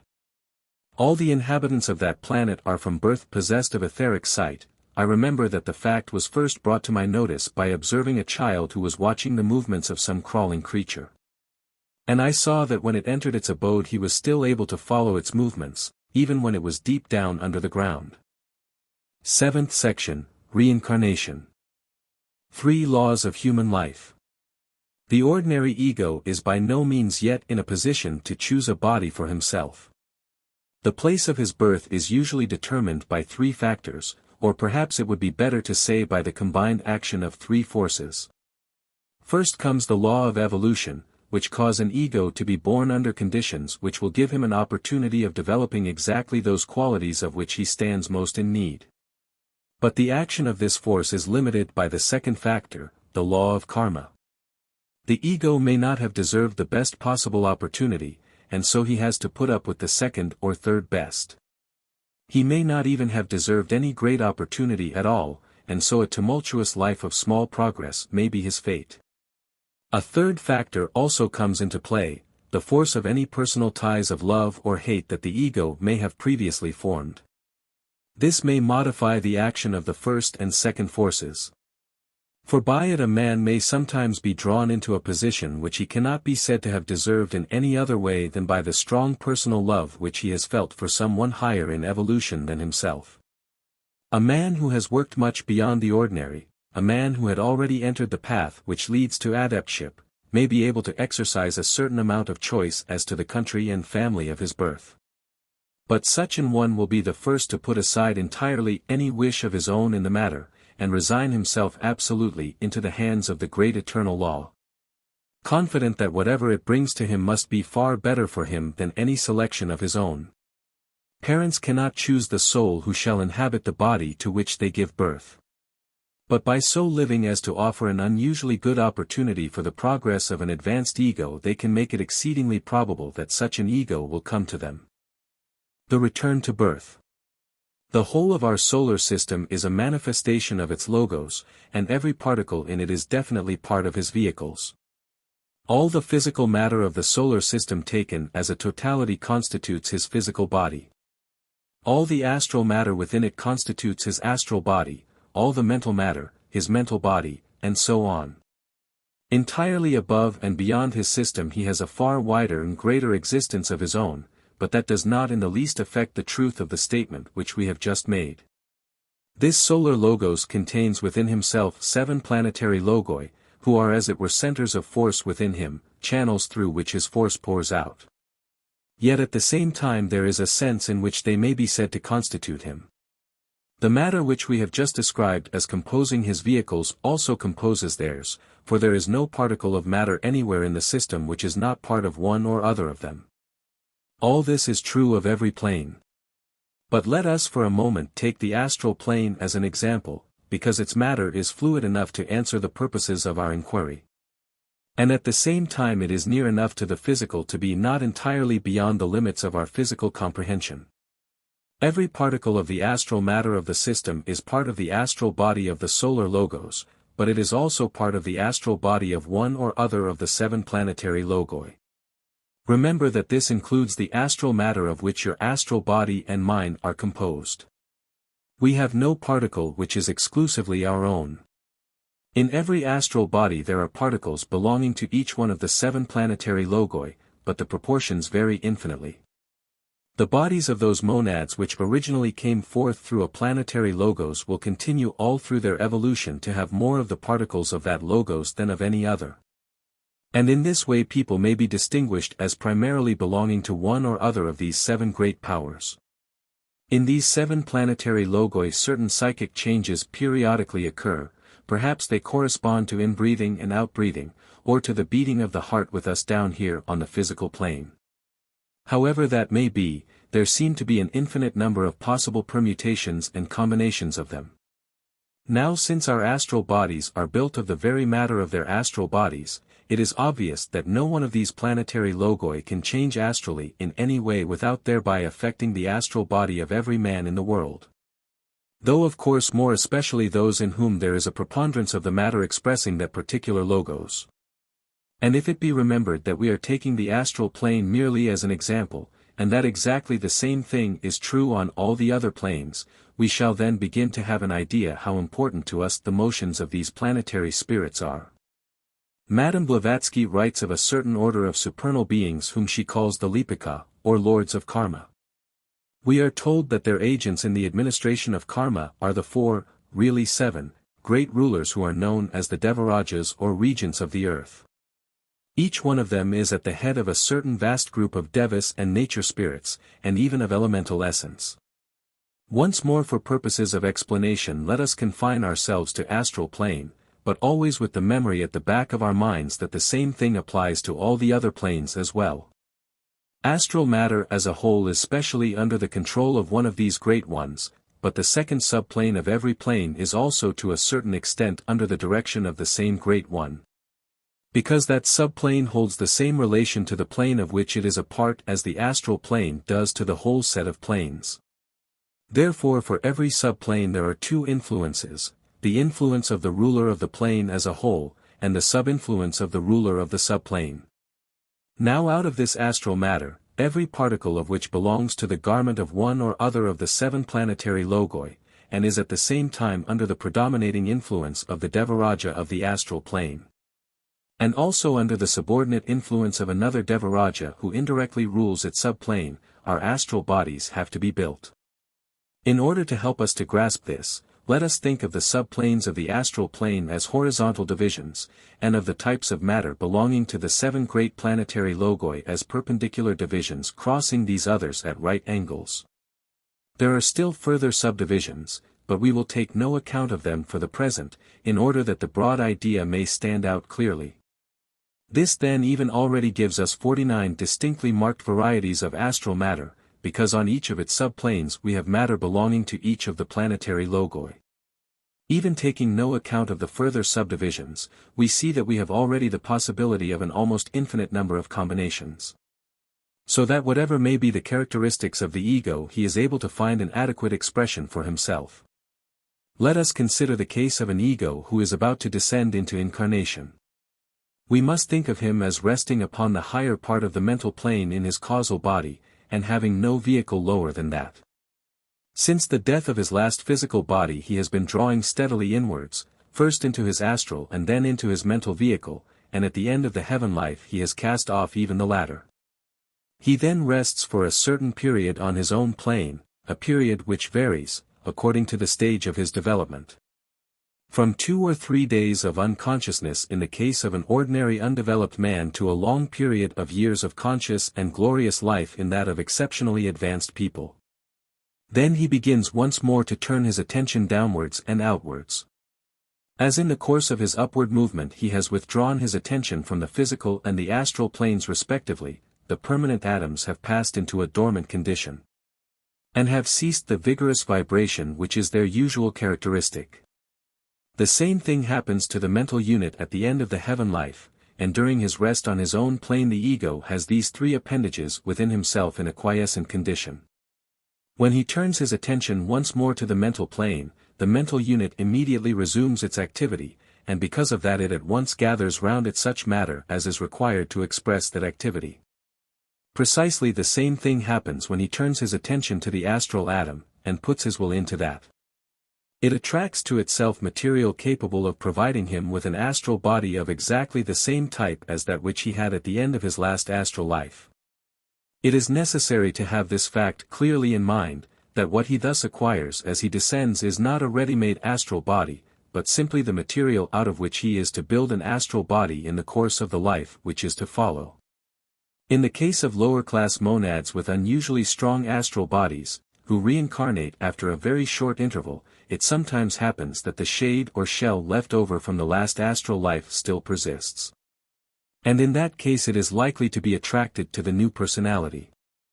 When that happens it brings with it strongly the old habits and modes of thought, and sometimes even the actual memory of that past life.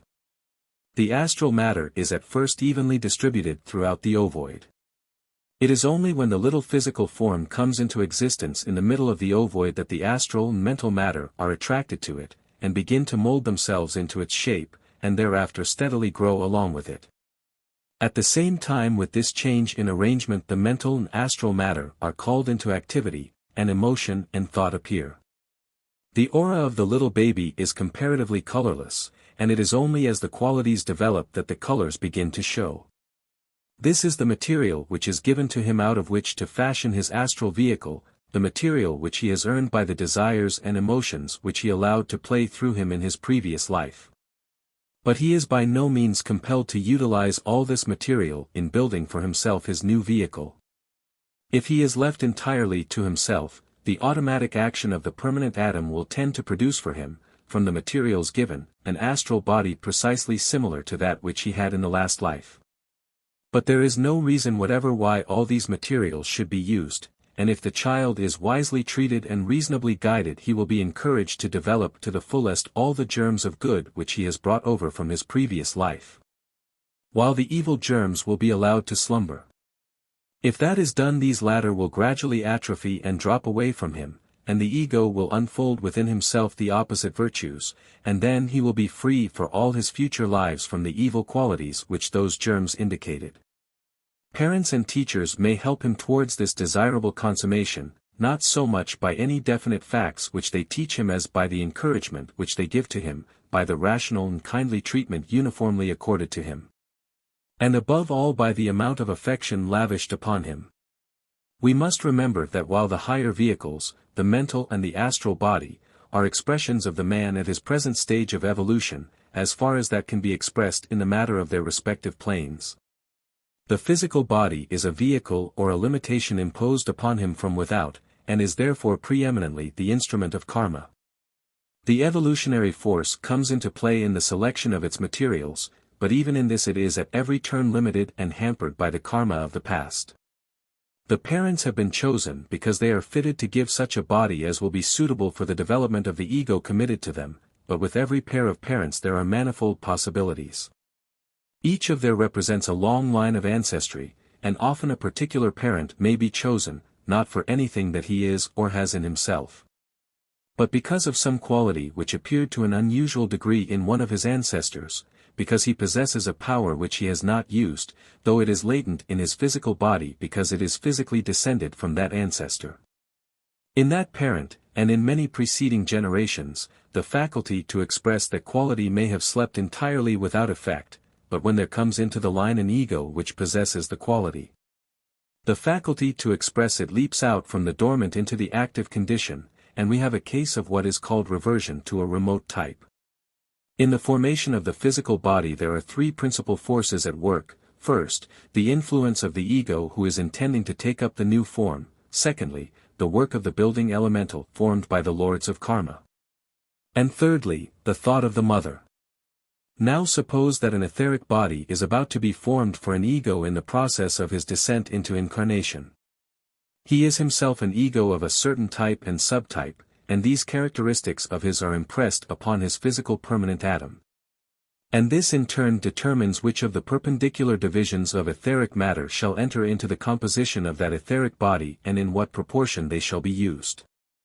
This quality of his, however, does not determine which of the horizontal divisions shall be employed, and in what proportion. That matter is in the hands of the four Devarajas, and will be determined according to the past karma of the man. Each of these Devarajas has vast hosts of assistants at his command, so that no one of the births which are momentarily taking place upon earth is ever overlooked. The Devarajas make a thought form, the building elemental mentioned above, which is charged exclusively with the production of the most suitable physical body that can be arranged for the man. For his evolution he requires a body which has within it certain possibilities. For that purpose he may be born of a parent who himself possesses these qualities, and therefore can directly hand them on, or he may be born of a parent whose ancestors, on one side or the other, possess them, so that the unawakened germs which can respond to them may be handed on by that parent to his offspring. Remember that this elemental, which is put in charge of the development of the physical body, is the joint thought form of the four Devarajas. And that its primary business is to build the etheric mold into which the physical particles of the new baby body are to be built.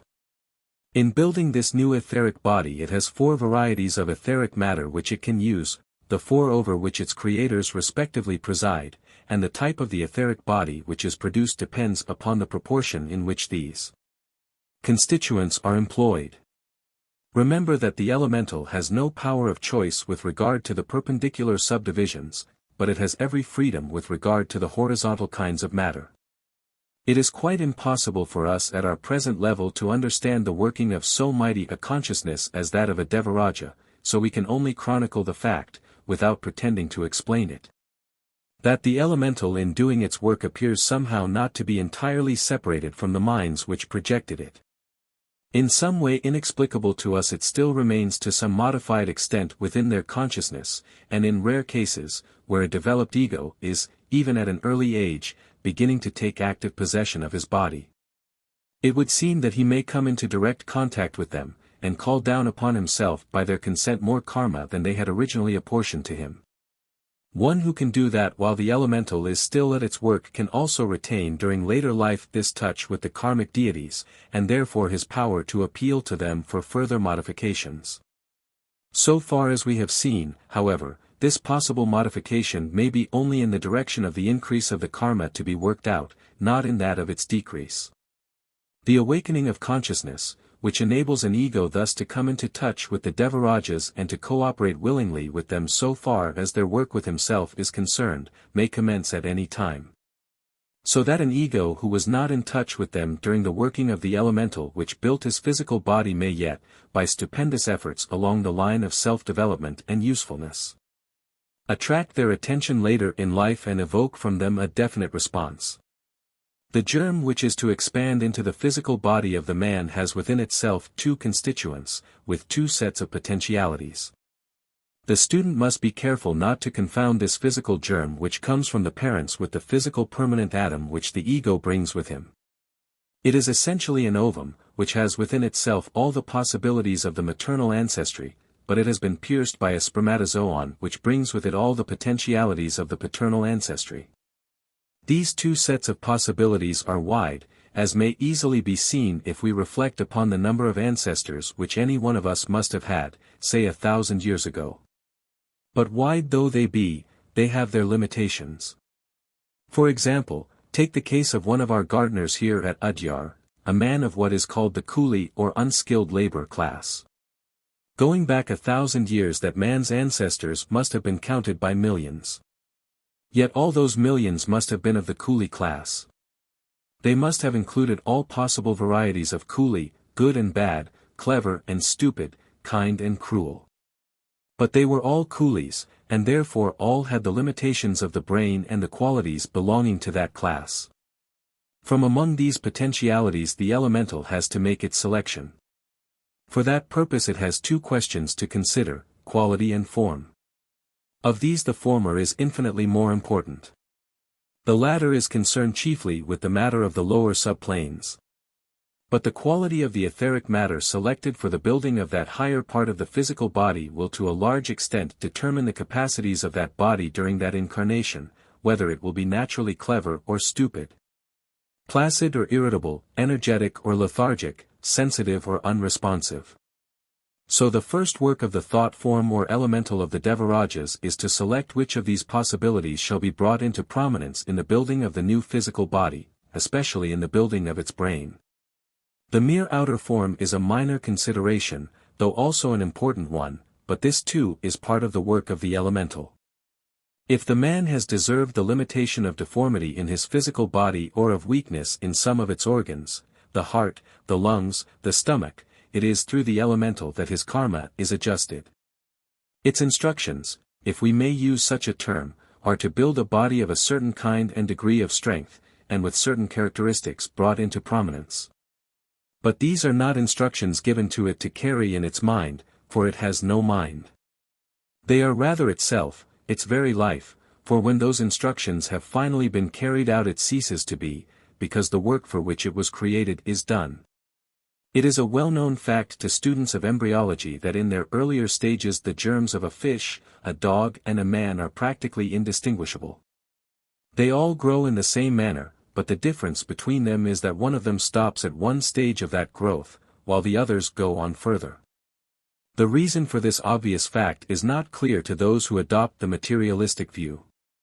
They have to postulate that matter coming from a particular source, although in every way identical in appearance with matter coming from a totally different source, nevertheless possesses within it some inherent qualities which compel it to reproduce the form from which it came.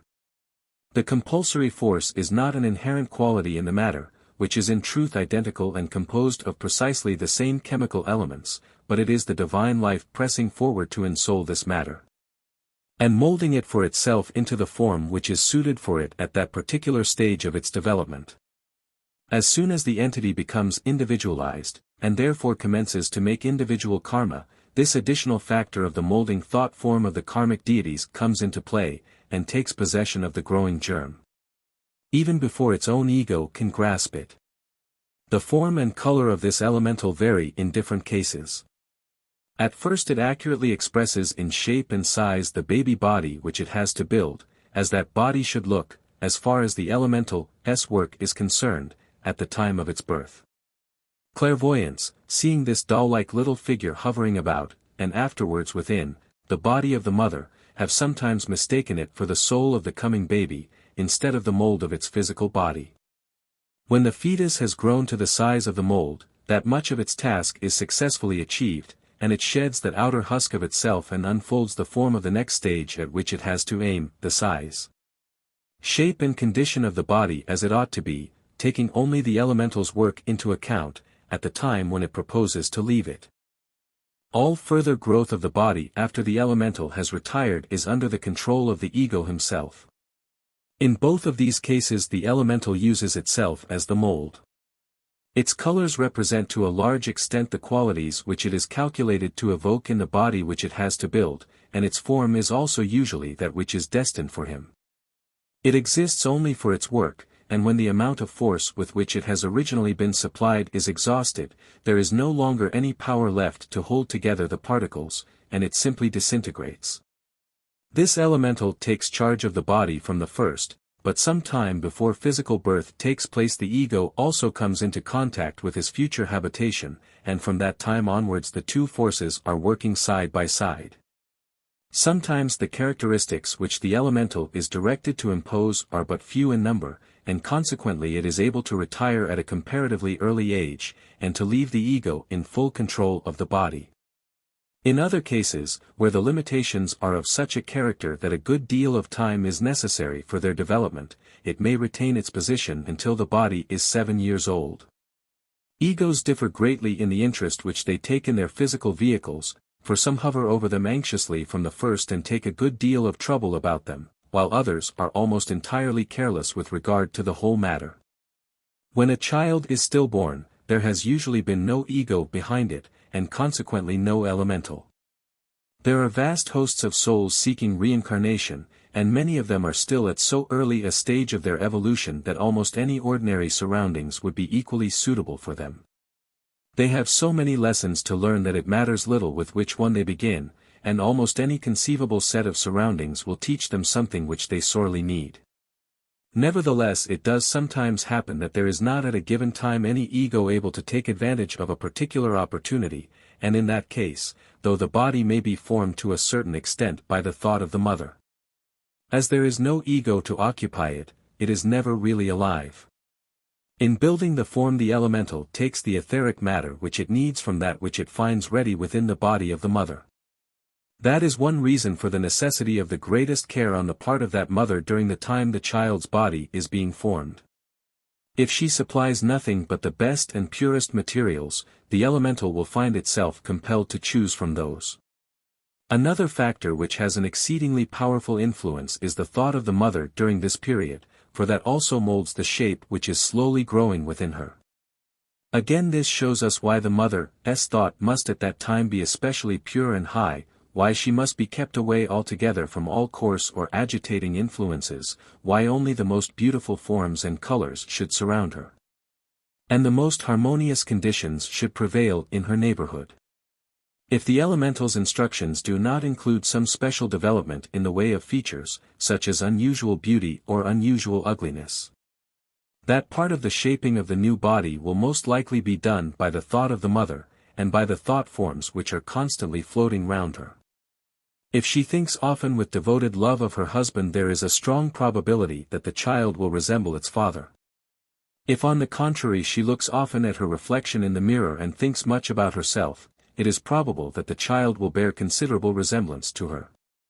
Equally, if it happens that she is constantly thinking with devoted affection or admiration of some third person, the child is likely to resemble that person, always supposing that the elemental has no definite instructions in this matter.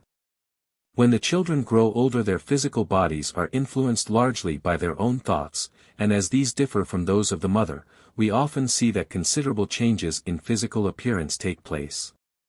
The child in some cases growing more beautiful and in other cases less so as the years roll by. As a man thinks, so is he, is true on the physical plane as well as on others, and if the thought is always calm and serene, the face will surely reflect it. To an advanced ego, all the earlier stages of childhood are naturally exceedingly wearisome. I remember that the late Mr. T. Subba Rao complained quite bitterly about it when he first took his new body. He declared that, do what he would, he could not make that baby body sleep more than 20 hours out of the day, and the rest of the time he actually had to wait near it and watch it squirming about, and listen to its plaintive ululations. And endure to be fed through it with tasteless and nauseous varieties of pap. Sometimes a really advanced person decides to avoid all this by asking someone else to give him an adult body, a sacrifice which any of his disciples would always be delighted to make for him. But this method also has its drawbacks. However wearisome it may be to pass through childhood, at least in that way a man grows a body for himself, which is as nearly as may be an expression of him, and agrees with all his little peculiarities. But one who takes an adult body finds it already full of peculiarities of its own, which have worn in it deep grooves of habit that cannot readily be changed. It cannot but be to some extent a misfit, and it takes a long time to make its vibrations synchronize with his own. An ego coming into incarnation has always to adapt himself to a new set of conditions, but when he comes to birth in the ordinary way this can at least be done gradually, as the child grows up. But one who takes an adult body has instantly to adapt himself to all these fresh surroundings, which is often a very difficult business. In this case he has retained his old astral and mental bodies. But they are naturally counterparts of his previous vehicle, and they have to be adapted to the new form. Once more, if that form be a baby this can be done gradually, but if it is an adult form it must be done immediately, which means an amount of strain that is distinctly unpleasant. Personal characteristics. I have looked up many cases, and I find that for the ordinary man there seems to be but little continuity of personal appearance life after life, but I have known cases of strong similarity as well as great unlikeness. As the physical body is to some extent an expression of the ego, and that remains the same, there must be some cases where it expresses itself in similar forms, but racial, family and other characteristics usually override this tendency. When an individual is so advanced that the personality and ego are unified, the personality tends to have impressed upon it the characteristics of the glorified form in the causal body, which is relatively permanent. When the man is an adept and all his karma is worked out, the physical body is the nearest possible presentment of that glorified form. The masters will therefore remain recognizable through any number of incarnations. I have noticed that one of the masters who comparatively recently attained adeptship is as yet not quite like the others, having somewhat rugged features. I am sure that will be different in the next incarnation. I should not expect to see much difference in the bodies of our masters, even if they should choose to take others, and even though they might be of another race. I have seen prototypes of what bodies are to be like in the seventh race. They will be transcendently beautiful. The glorified form in the causal body is an approach to the archetype, and comes nearer to it as man develops. The human form appears to be the model for the highest evolution in this particular solar system. It is varied slightly in different planets, but is broadly speaking the same in general outline. In other solar systems forms may possibly be quite unlike it, we have no information on that point. Bringing over past knowledge. We do not yet know with any certainty the laws which govern the power to impress the detailed knowledge of one life upon the physical brain of the next. Such evidence as is at present before us seems to show that details are usually forgotten, but that broad principles appear to the new mind as self-evident. Many of us have exclaimed when for the first time in this incarnation we read a theosophical book, "This is exactly what I have always felt, but I did not know how to put it into words." In some cases there seems scarcely that much of memory, yet as soon as the teaching is presented it is instantly recognized as true. Mrs. Besant as Hypatia must unquestionably have known a great deal of this philosophy which was not clearly formulated in her present brain during the orthodox or free-thought periods of this incarnation. If any reliance at all is to be placed upon exoteric tradition, even the Buddha himself, who descended from higher planes with the definite intention of taking birth to help the world, knew nothing clearly of his mission after he had entered his new body, and regained full knowledge only after years of searching for it. Undoubtedly he could have known from the first had he chosen, but he did not choose, he submitted himself to what seems to be the common lot. It is possible that in his case there may be another explanation. The body which was born of King Suddhodana and Queen Maya may not in its earlier years have been inhabited by the Lord Buddha. He may have acted as the Christ did. He may have asked one of his disciples to take care of that vehicle for him until he needed it, and he may have entered it himself only at the moment when it fainted after the long austerities of the 6 years of searching for truth. If this be so, then the reason that Prince Siddhartha did not remember all that the Lord Buddha previously knew was because he was not the same person. But in any case we may be sure that the ego, who is the true man, always knows what he has once learned, but he is not always able to impress it upon his new brain without the help of a suggestion from without. Fortunately for our students it seems to be an invariable rule that one who has accepted occult truth in one life always comes into contact with it in the next, and so revives his dormant memory.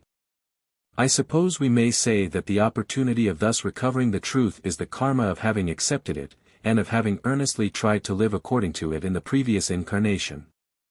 There is, however, every probability that much of what we now call distinctively theosophical belief will be the ordinary accepted knowledge of the day by the time that we return to take up again our work on the physical plane.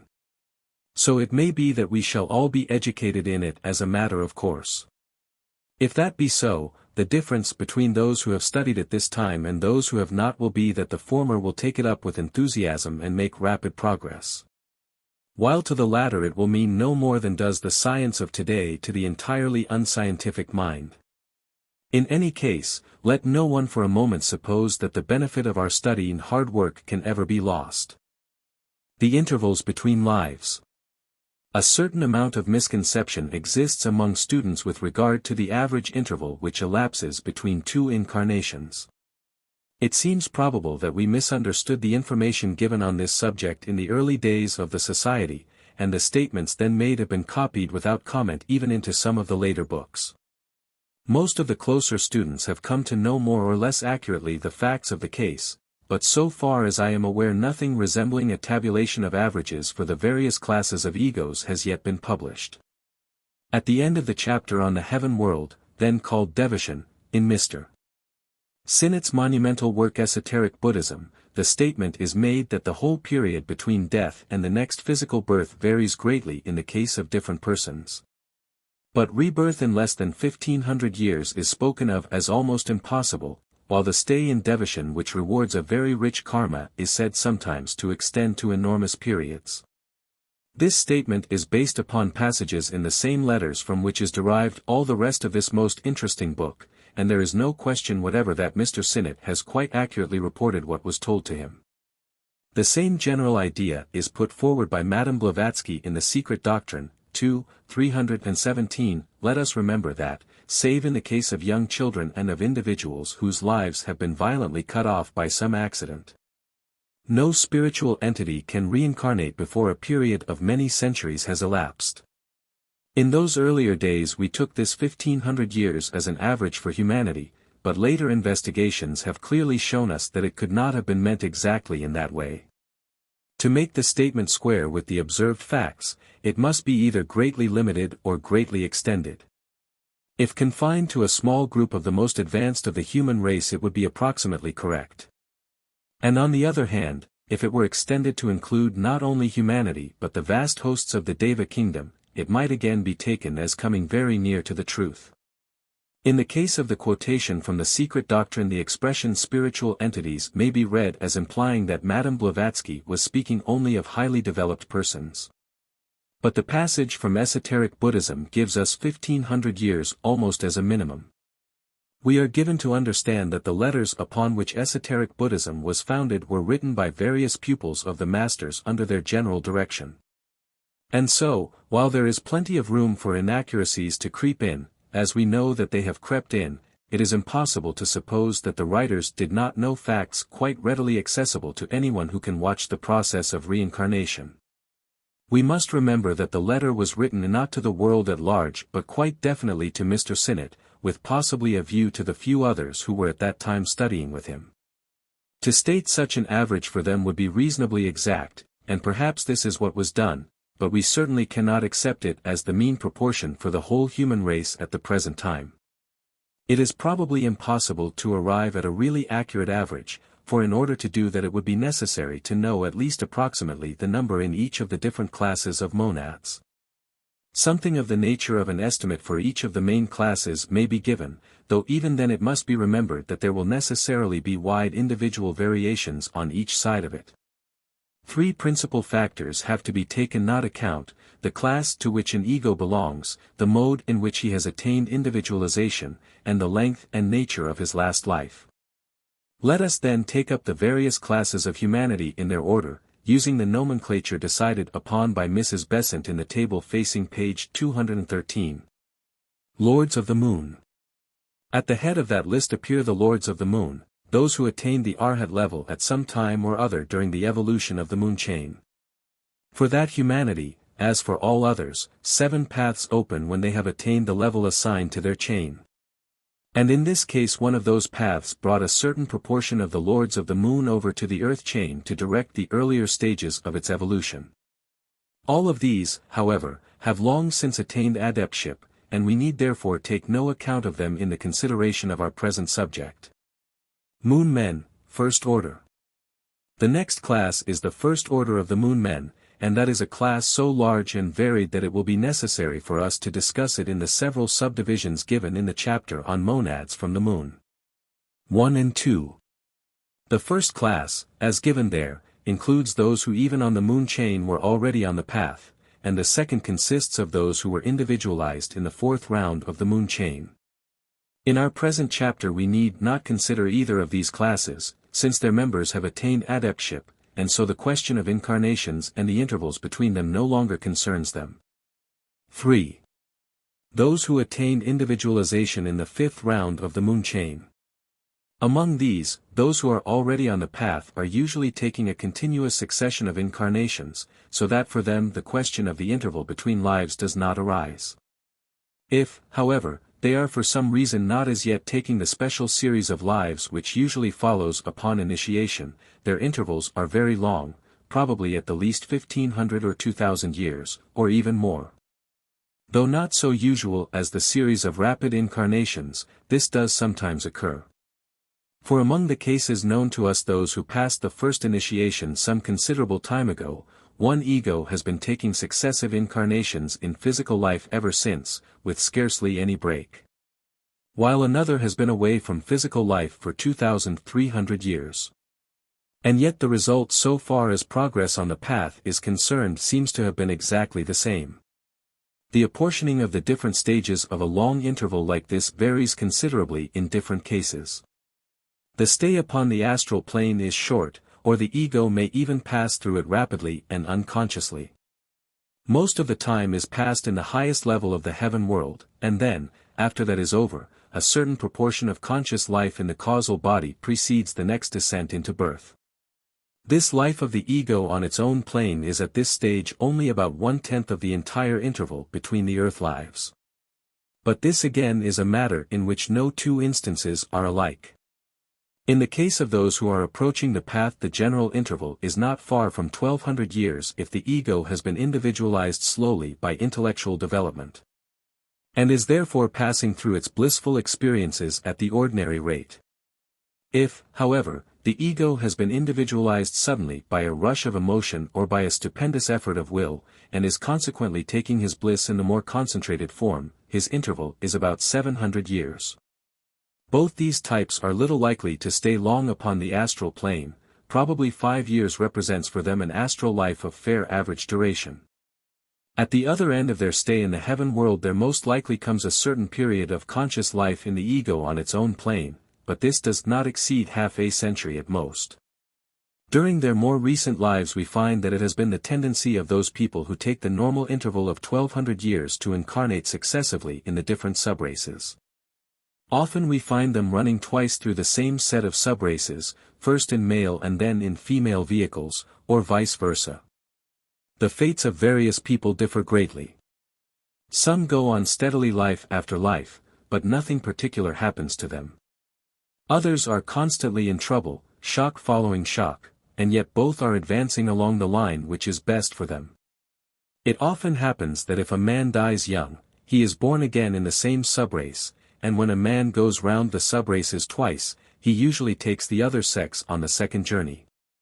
Broadly speaking, the Indians represent the first subrace of the Aryan root race, the Arabs the second, the Parsis the third, the Romance nations the fourth and the Teutons the fifth.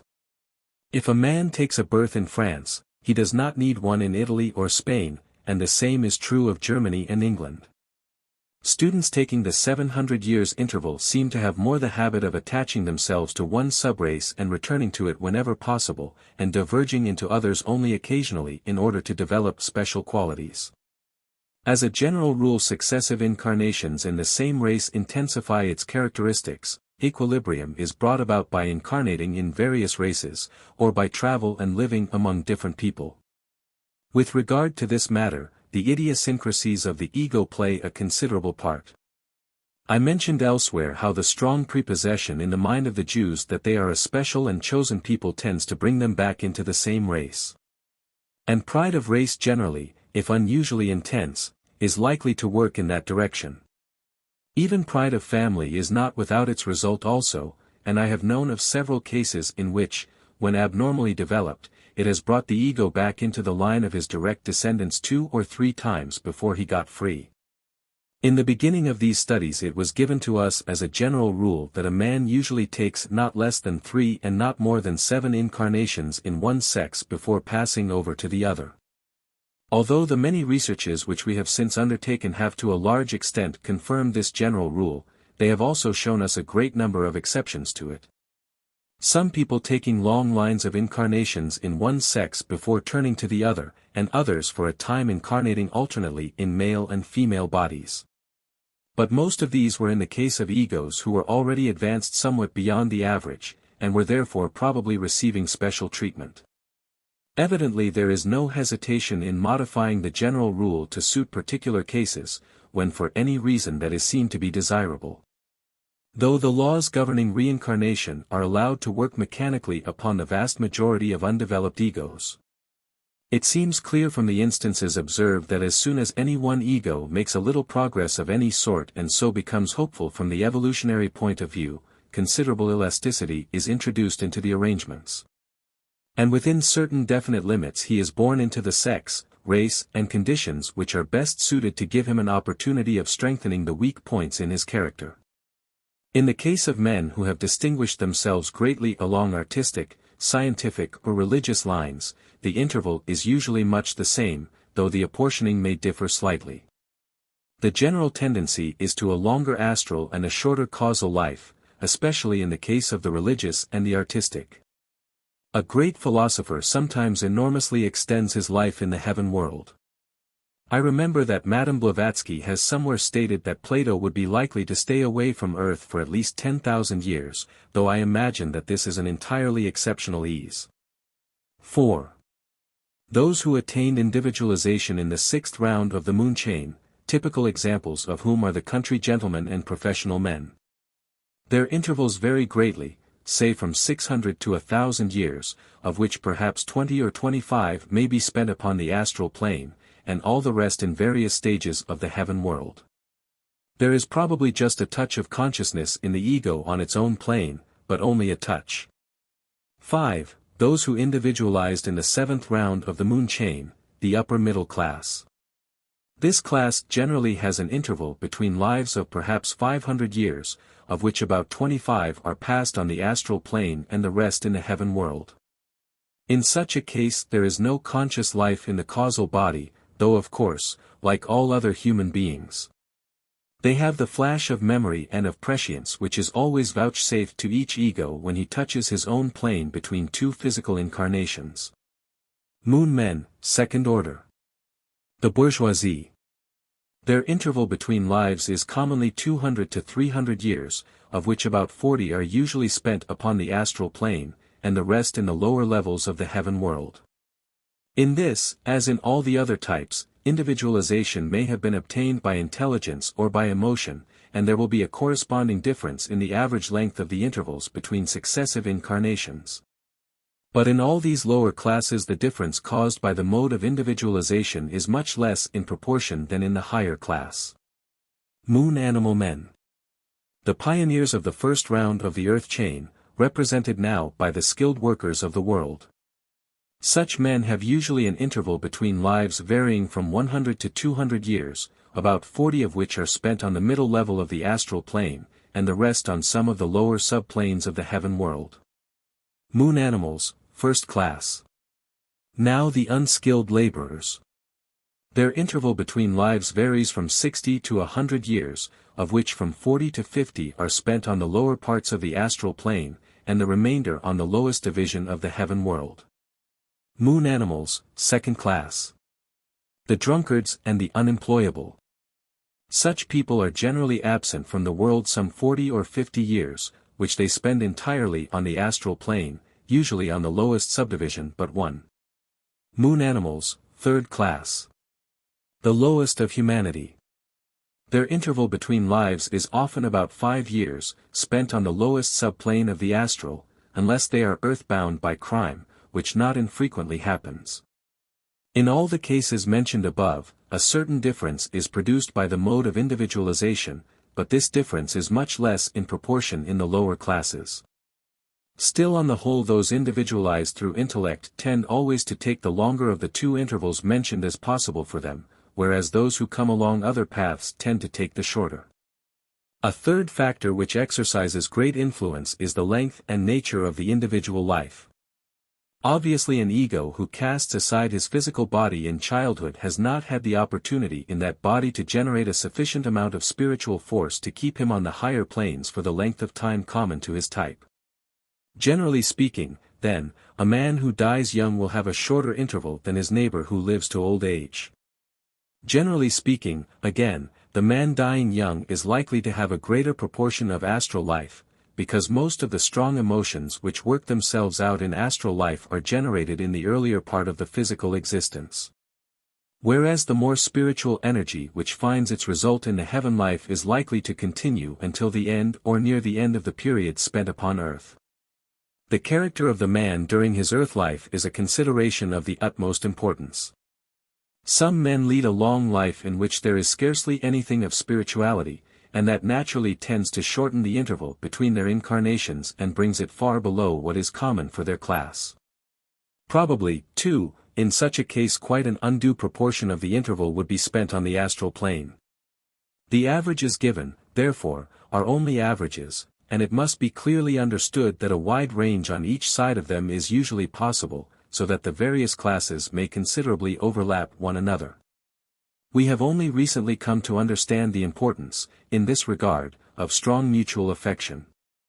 From our study of past lives it has become clear to us that egos are closely associated in families or group, and that this connection tends on the whole to equalize the intervals between the lives of the members of such a group.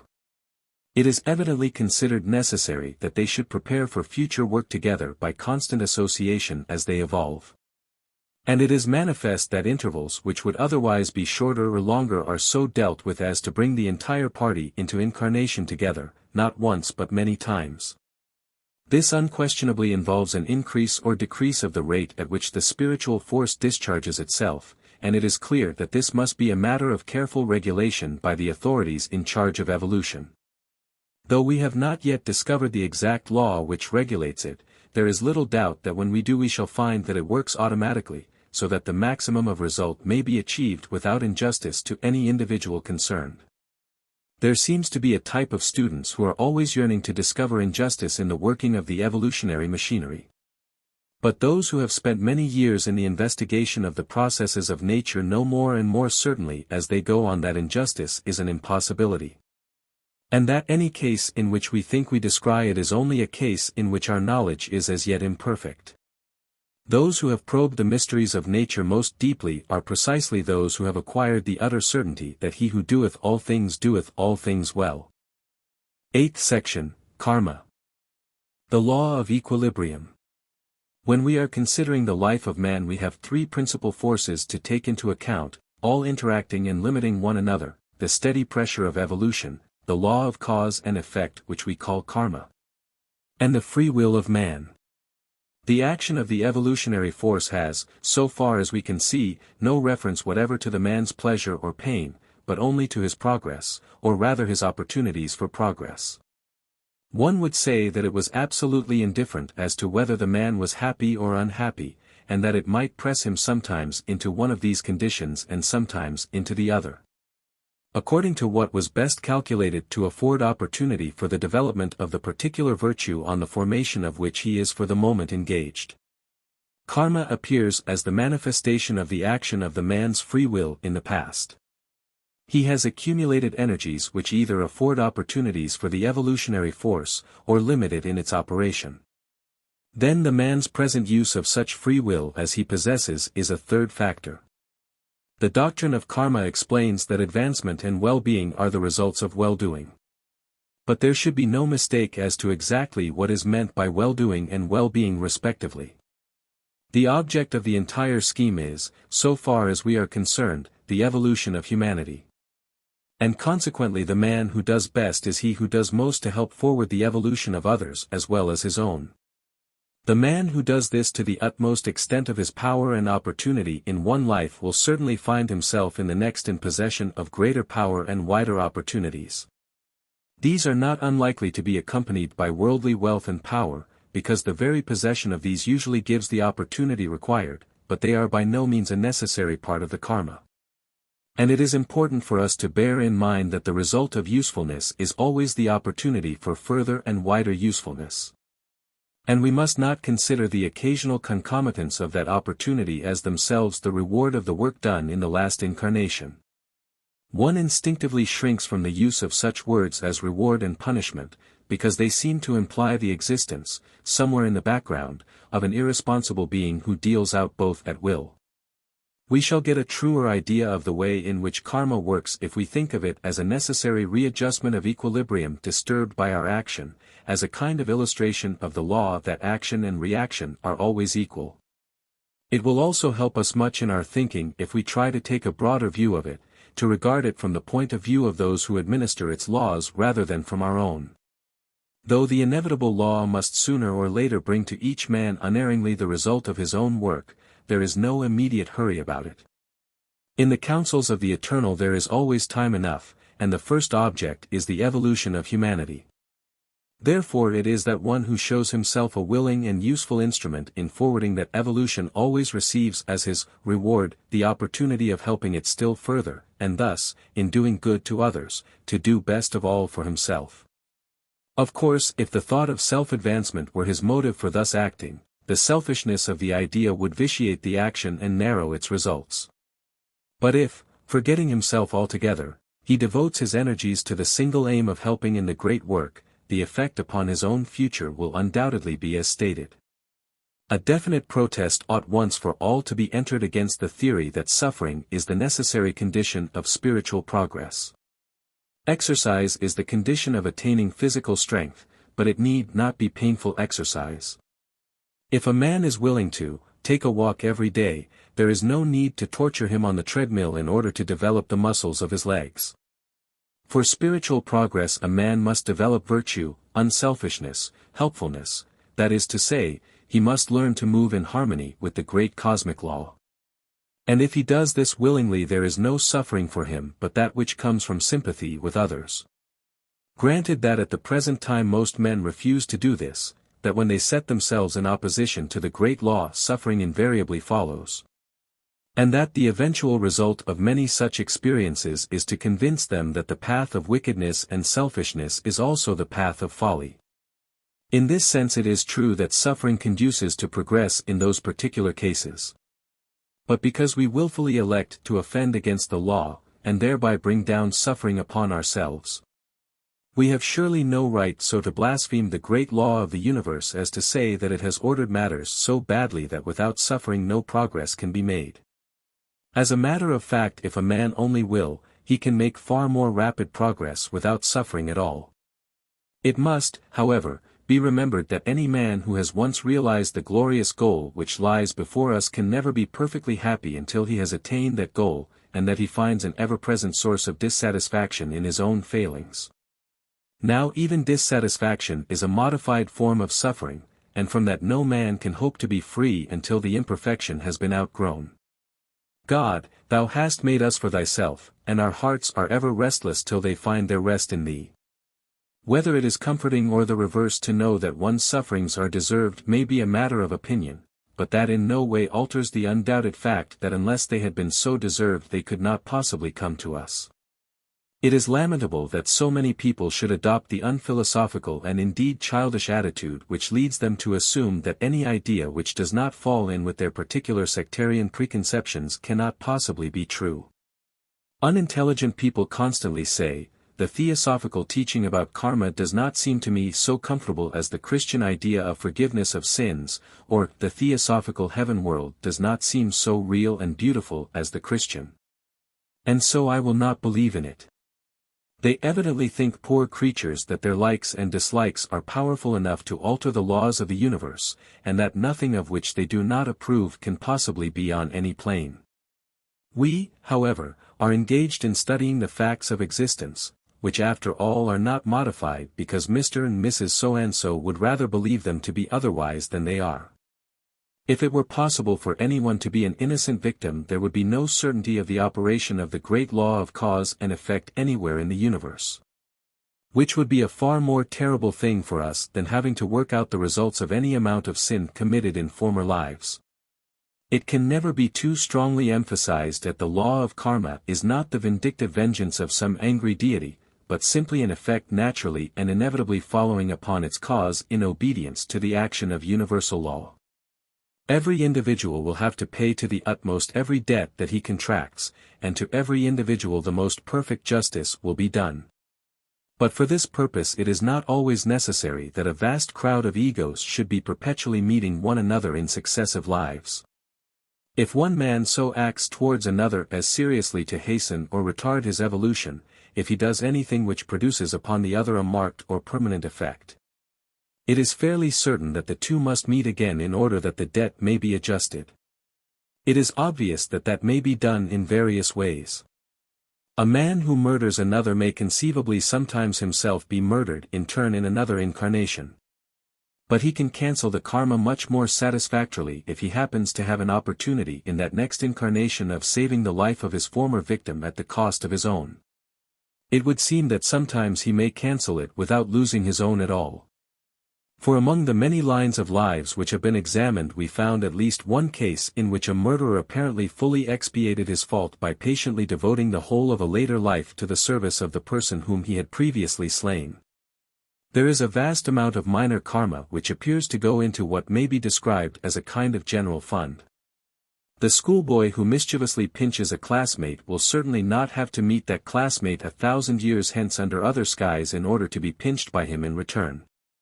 Though it is unquestionable that even in so small a matter as this perfect justice will be done to both the parties. Constantly as we pass on through life we shower small kindnesses upon those whom we meet, carelessly and often unconsciously we do them small injuries in thought and word and deed. Every one of these brings its corresponding result of good or evil to ourselves, and we too, though we knew it not, were the agents of karma in those very actions. The small kindness which we attempt will prove a failure if the recipient does not deserve even that much of help. The careless slight will pass unnoticed by its victim if there has been nothing in his past for which it is a fitting retribution. It is not easy to draw the line between these two classes of karma, that which necessitates personal adjustment and that which goes into the general fund. It is certain that whatever influences a person seriously belongs to the first category, and small everyday troubles belong to the second. But we have at present no means of knowing exactly how much influence must be exerted in order that an action may rank in the first class. We must remember that some of the greatest and most important of all karma can never be personally repaid. In all our line of lives, past and future, no benefit can be greater than that which the Masters have conferred upon us in giving us access to the Theosophical teaching. Yet to them as individuals we can make absolutely no return, since they are far beyond the need of anything that we can do. Yet even this stupendous debt must be discharged like all the rest. But the only way in which we can ever repay it is by handing on the knowledge to others. So we see that here is another kind of karma which may be said to go into the general fund, though not quite in the same sense as before. A clairvoyant asks, if it is a man's karma to have scarlet fever, by what mechanism is the result brought about? I do not think that, in the sense in which the questioner means it, it ever is a man's karma to have scarlet fever. It is his karma in a given incarnation to have as the result of his actions in past lives a certain amount of physical suffering, and if a scarlet fever germ happens to be at hand when he is in a sensitive condition, it may be permitted to fasten upon him, and part of that debt of suffering may be discharged in that way. But if such a germ does not happen to be there at the moment, one of cholera or tuberculosis will do just as well, or instead of a disease there may be a broken limb caused by a bit of orange peel on the pavement or by a passing motor car. I am aware that there are books which lay down with great precision the exact type of karma which follows upon certain action, as, for example, that if a man is rude to his father in one incarnation he will be born lame of the right leg in the next, whereas if it is with his mother that he has a difference of opinion it will be the left leg which is affected, and so on.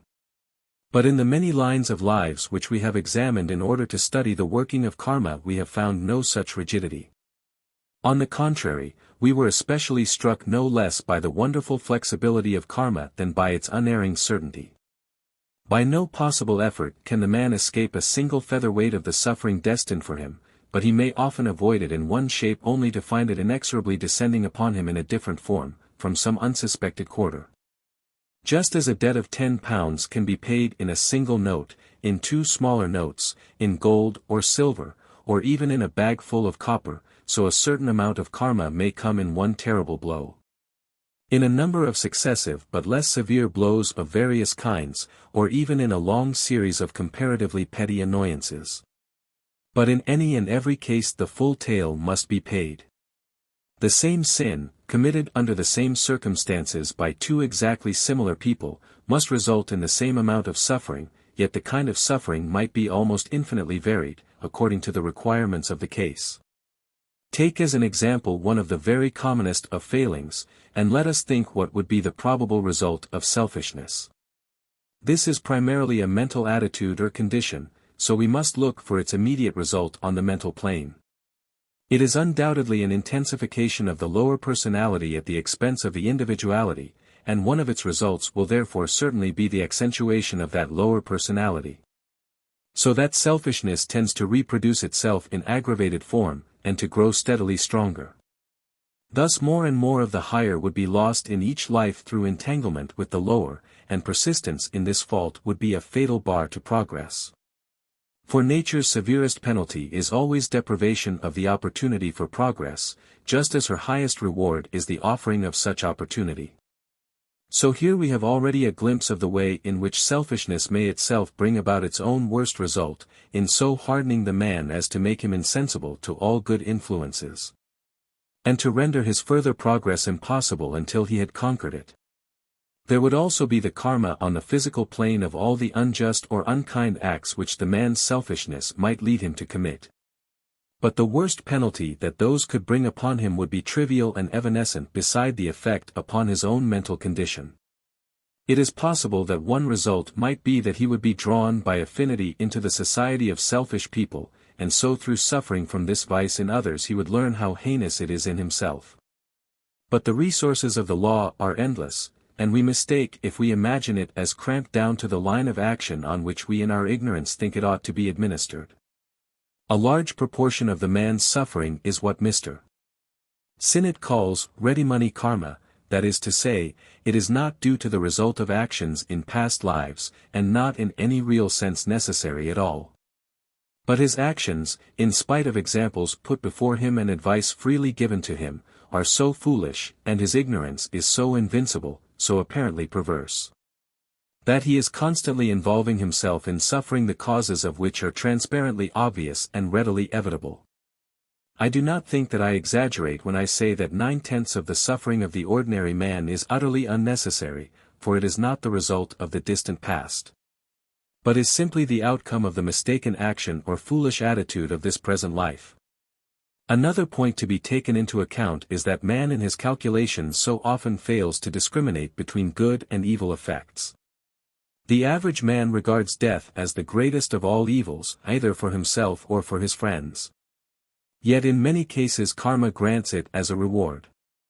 It is, indeed, hardly ever an evil or a punishment, but simply an incident, a kind of move in the game, inevitable at certain intervals, but at all times available as a temporary solution of a difficult position when it is seen to be desirable. It is rarely a matter of anything approaching the importance which is commonly attributed to it.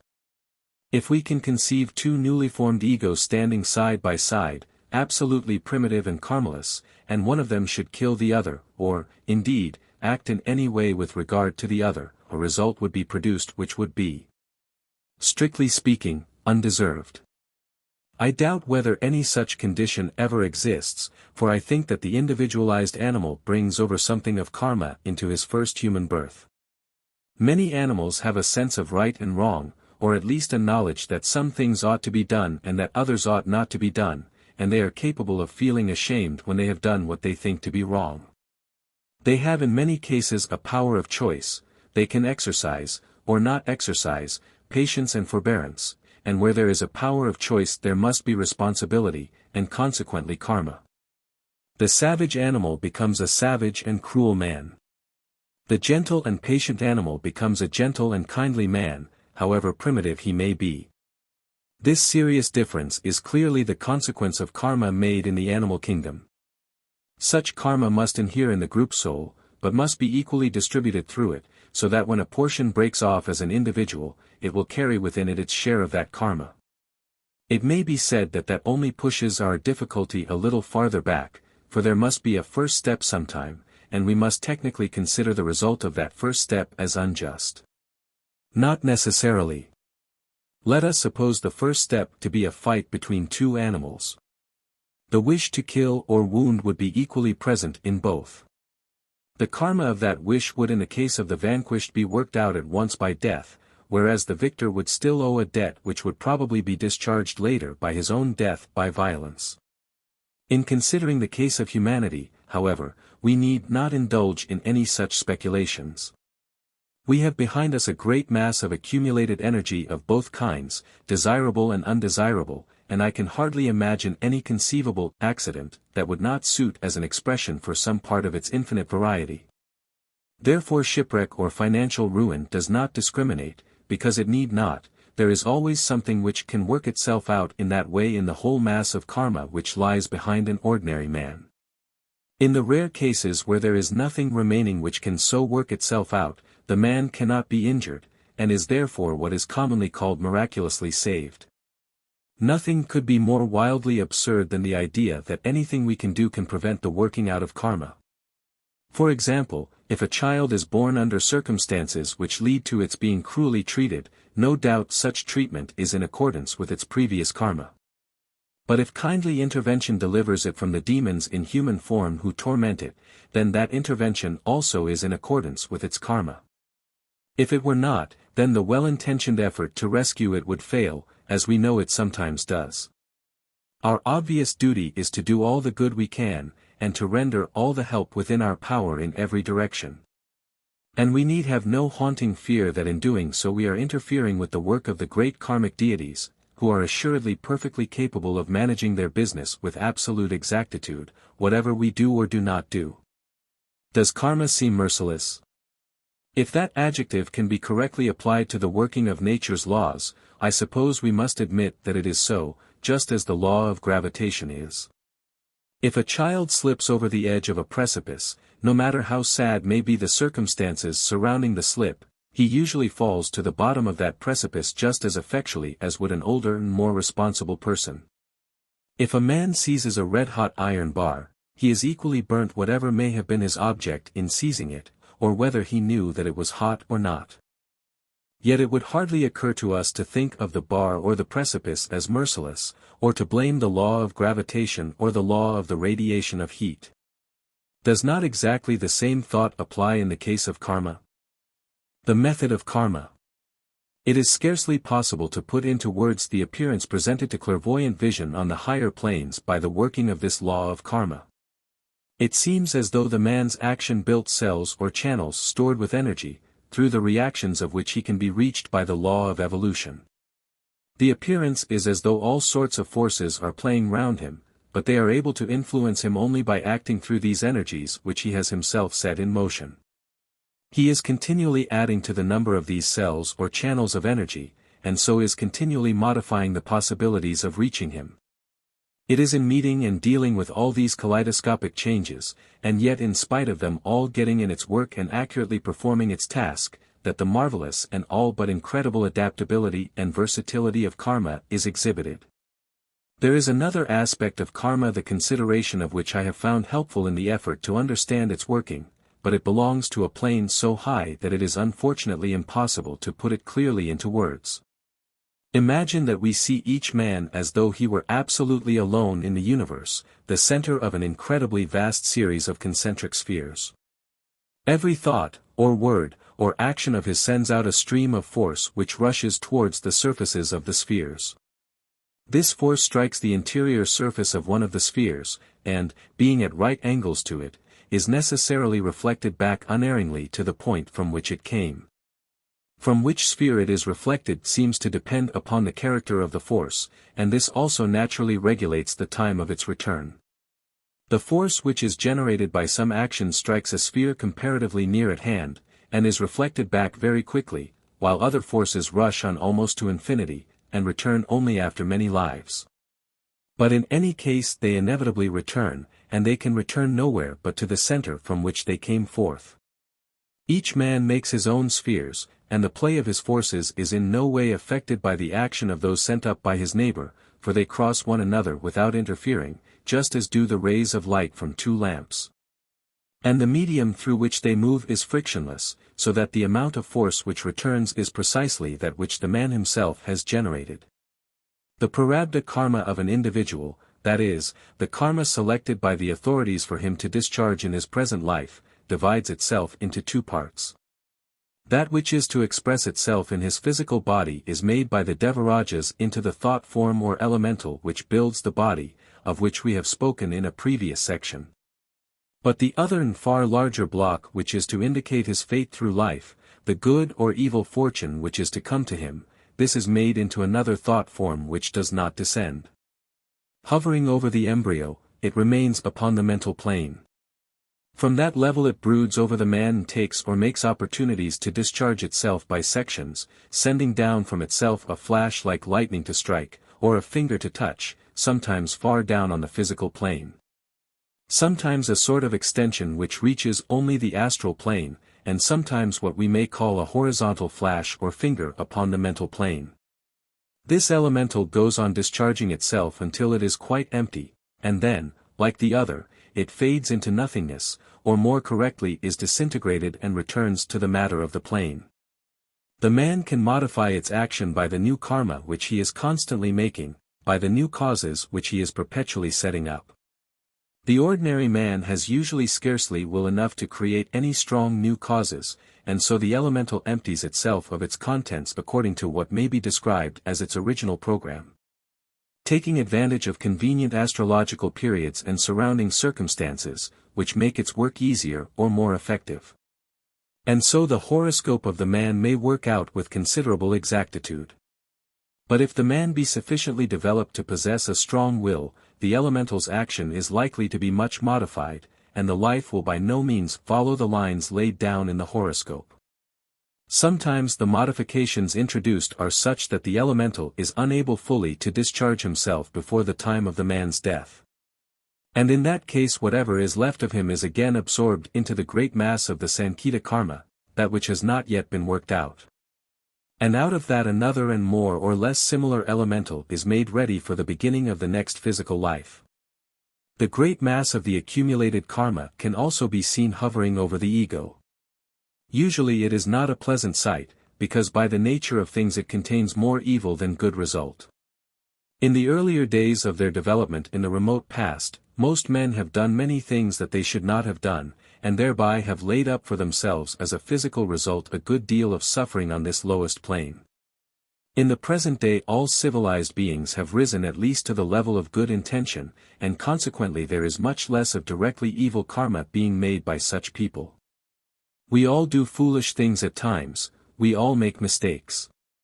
But still on the whole the average civilized being is trying to do good and not harm, and therefore on the whole is likely to be making more good karma than bad. But by no means all of the good karma goes into that great accumulated mass, and so we get the impression in that of a preponderance of evil over good.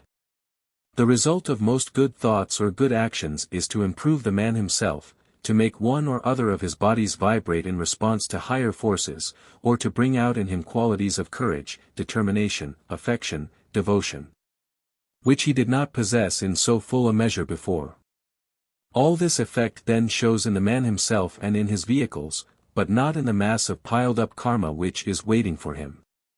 If, however, he does some good action definitely with the thought of its reward in his mind, good karma for that good action will come to him, and will store itself up with the rest of the accumulation until such time as it may be brought forward and materialized into activity.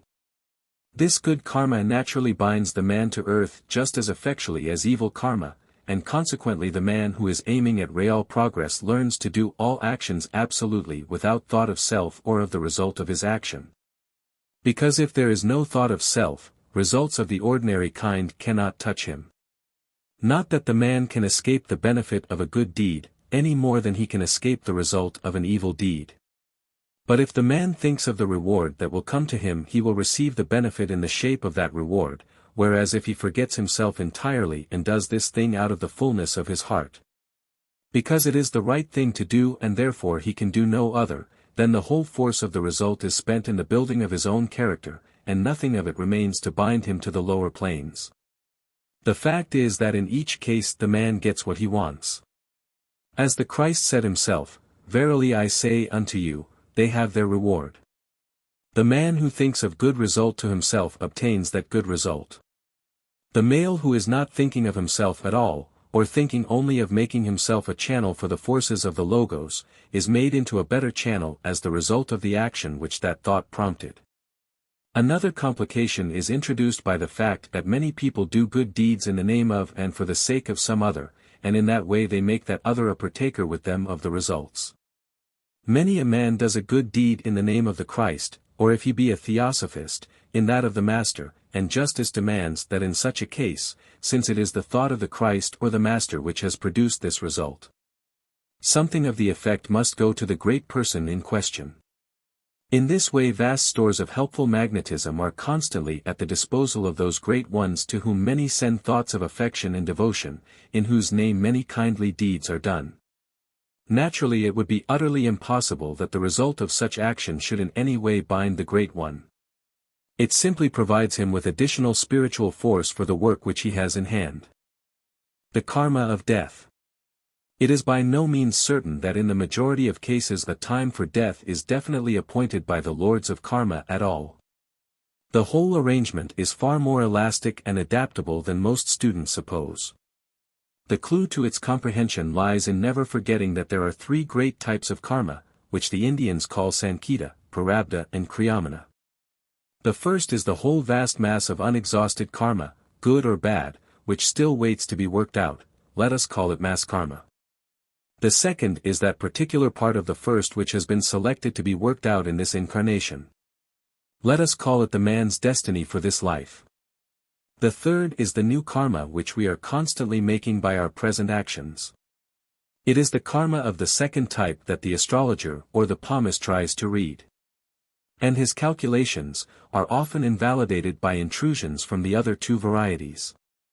It is quite certain that nothing can happen to a man which is not in the great mass of his karma, but unquestionably something may happen which was not originally included in his destiny for this life. Suppose the case of a man on board a vessel which is about to be wrecked, or in the first car of a train which is about to come into collision. It may or may not be in the destiny appointed for this particular life that that man should die about this time. If it is, he will no doubt be killed. If it is not, he may be saved, if such saving does not involve too great an interference with the ordinary laws of nature. I think we may say that he probably will be saved if the prolongation of his physical life would appreciably hasten his evolution. It is intended that in each life some lesson should be learnt, some quality developed. If that life work is already done, or if, on the other hand, it is obvious that the man will not succeed in doing it this time, no matter how long he lives, he has nothing to gain by continued physical life. And he may just as well be delivered from it. Also, if there be in the vast mass of his previous karma some debt that can be adequately cancelled by whatever of physical or mental suffering may be involved in such a death, the opportunity of that cancellation may very well be taken when it thus offers itself, even though it may not have been included in the original plan for this particular life. But if in the whole of the mass karma there is nothing that will fit in with such a death, the man simply cannot die that way, and he will inevitably be saved, even though it be by means which seem miraculous. We hear of such cases in which a huge beam has fallen so as just to save a man from being crushed by the superincumbent weight of the wreckage, or in which when an ocean steamer has gone down with all hands, one man has somehow floated ashore on a hencoop. We must not forget the influence on our destiny of that third variety of karma which we are making for ourselves every day. A man may be doing such good work that for the moment he cannot be spared.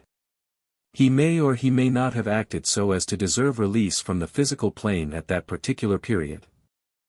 Our tendency is to attach an altogether exaggerated importance to the time and the manner of our death.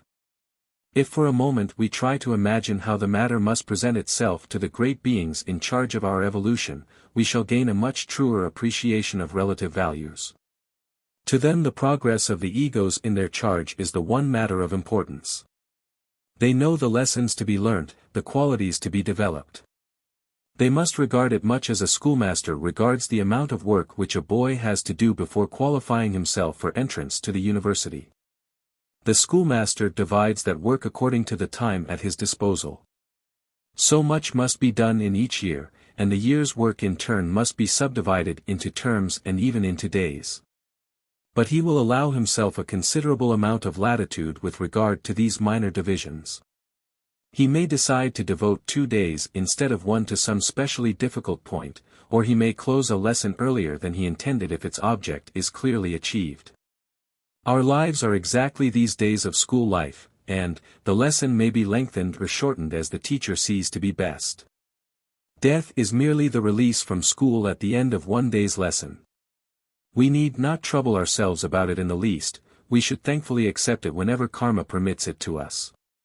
We must realize that the one important thing is that the appointed lesson should be learnt. The sections into which that lesson shall be divided, the length of the various lesson hours, and exactly when they shall begin or end, all these are details which we may well leave to the agents of the great law. From this point of view no death can be described as premature, for we may always be absolutely certain that what comes to us from without is what is best for us. Our business is to do our very best with each life, and to make every effort to retain it as long as possible. If we ourselves cut it short by recklessness or improper living, we are responsible, and the effect will assuredly be prejudicial. But if it is cut short by something entirely beyond our control, we may be sure that the curtailment is for our good. Nevertheless, what has been written in some of our books about premature death is quite true. In extreme old age desire fades away, and so something of the work of the astral life is already done before the man leaves the physical plane. A similar result is achieved by long sickness, and so in either of these cases the astral life is likely to be comparatively short and without serious suffering. This may be called the ordinary course of nature, and it is only by comparison with it that an earlier death may be spoken of as premature. If a person dies in youth, desire is still strong, and therefore a stronger and more strenuous astral life may be expected, a condition on the whole less desirable. But if the powers behind decided that an earlier death is best, we may feel sure that they know of other considerations which outweigh the prolongation of the astral life. It seems probable, therefore, that in the majority of cases the exact time and manner of a man's death is not decided before or at his birth.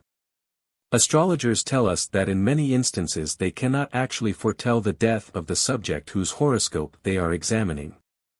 They say that at a certain time malefic influences are strong, and the man may die then, but if he does not, his life will continue until a certain other occasion when evil aspects threaten him, and so on.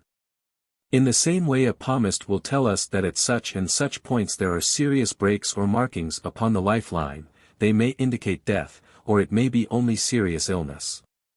It is likely that these uncertainties represent points which were left open for later decisions, depending largely upon the modifications introduced by the action of the man during his life, and by the use which he makes of his opportunities.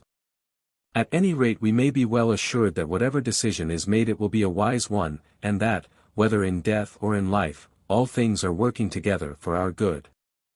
Karma as an educator. No man can ever receive what he has not earned, and all things come to us as the result of causes which we ourselves have set in motion. If we have caused anything we have also caused its result, for the cause and the effect are like the two sides of a coin, we cannot have one without the other. Indeed, the result comes upon us as part of our original action, which may be said in this case to be still continuing. Everything which comes to us is our own doing, good and bad alike, but it is also being employed definitely for our good.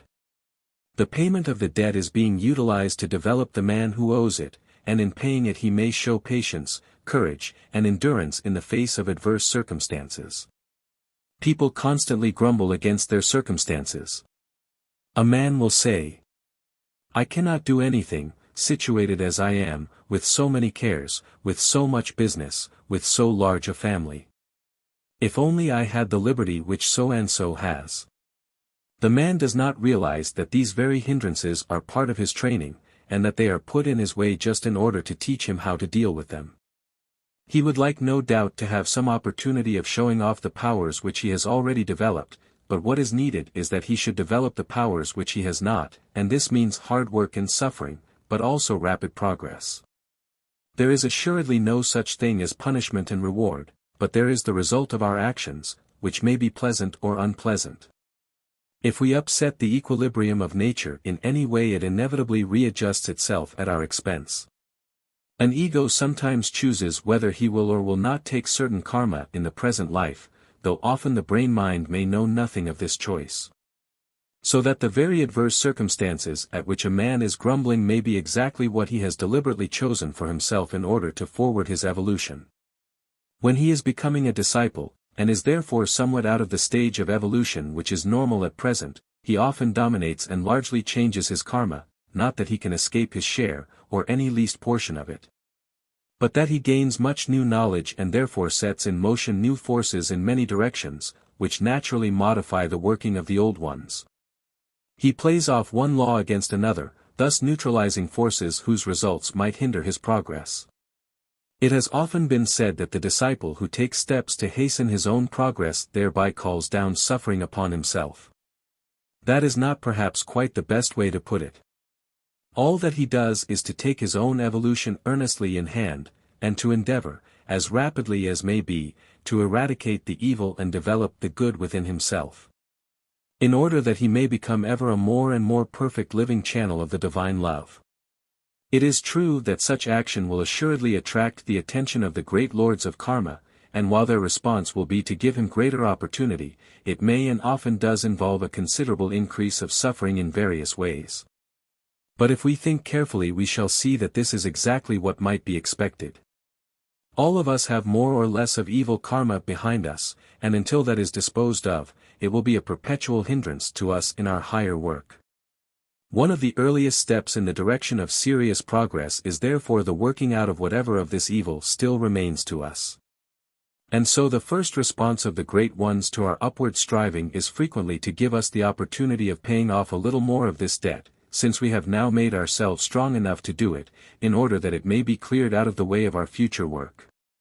The manner in which this debt shall be paid is a matter which is entirely in their hands and not in ours. And we can trust them to manage it without inflicting additional suffering upon others, unless of course those others have also some outstanding karmic debt which can be discharged in this way. In any case the great karmic deities cannot act otherwise than with absolute justice to every person concerned, whether directly or remotely. Varieties of Karma. The karma of service done is always the opportunity for more service. This is one of the rules which emerge with the greatest certainty from our study of the working of karma in the many past lives which have been examined. When a man leads a particularly good life, it by no means follows that in the next one he will be rich or powerful or even comfortable, but it does absolutely follow that he will have wider opportunities for work. Clearly the Logos wants his work done, and if we wish for opportunities of progress we must show that we are willing to work. Knowledge brings responsibility, along with opportunity. To yield to what you know to be wrong, or to go back a step in order to gain force for a greater spring forward, is to miss your opportunity. Lives may pass before you gain the same opportunity again.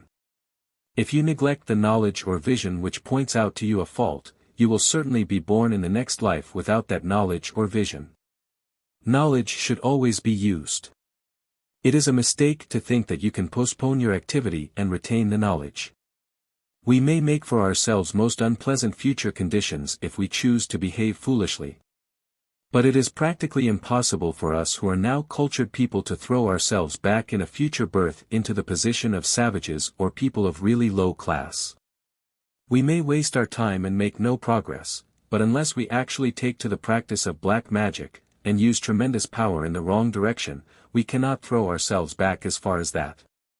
Through misconduct or through neglect of opportunities we may be born in an uncomfortable position in our own class, or even in one a little lower, but it would upset the scheme of things if we could be thrown back into the savage state. Exceptional actions sometimes produce exceptional results, but as a general rule violent ups and downs are not practical. Obviously it would be impossible for a cultured man to work out the kind of karma which in his position he must have made, if he were thrown back into the narrow conditions of an ignorant agricultural laborer. For the plans of the Logos an ever-increasing number of cultured people are needed, and therefore when once a man is born into a noble position he is on whole likely to continue to be so born.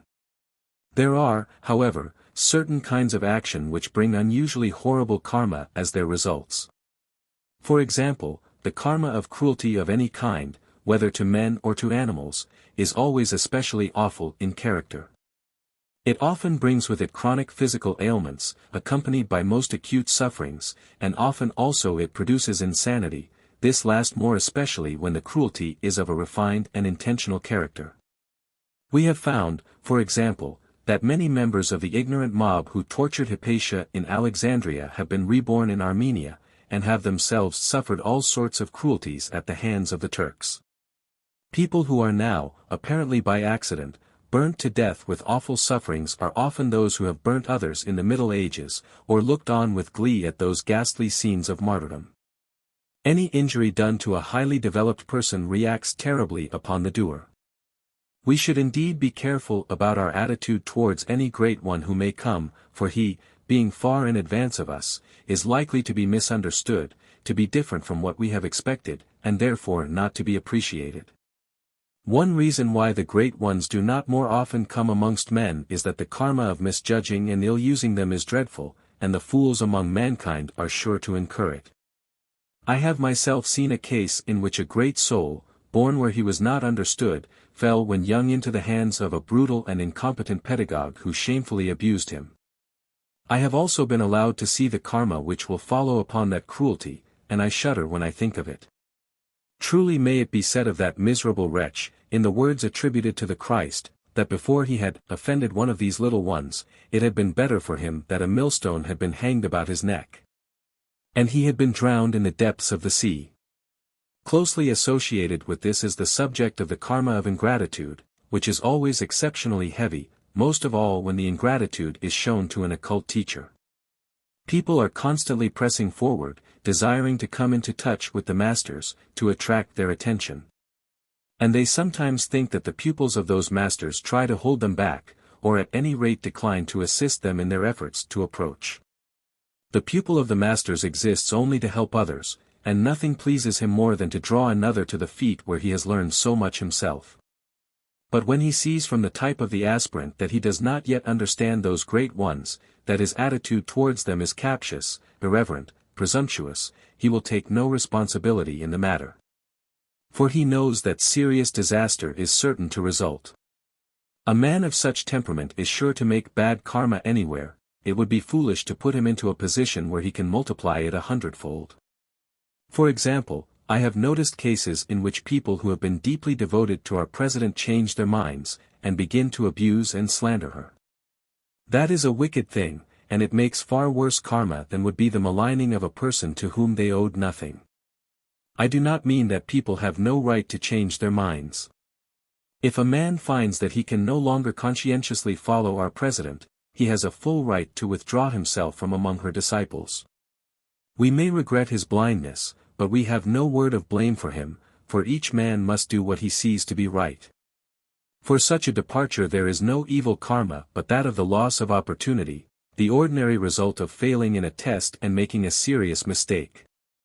But if after dropping away the man begins venomously to attack her and to circulate scandalous falsehoods against her, as so many have done, he is committing a very grave sin, and the karma of his action is exceedingly heavy.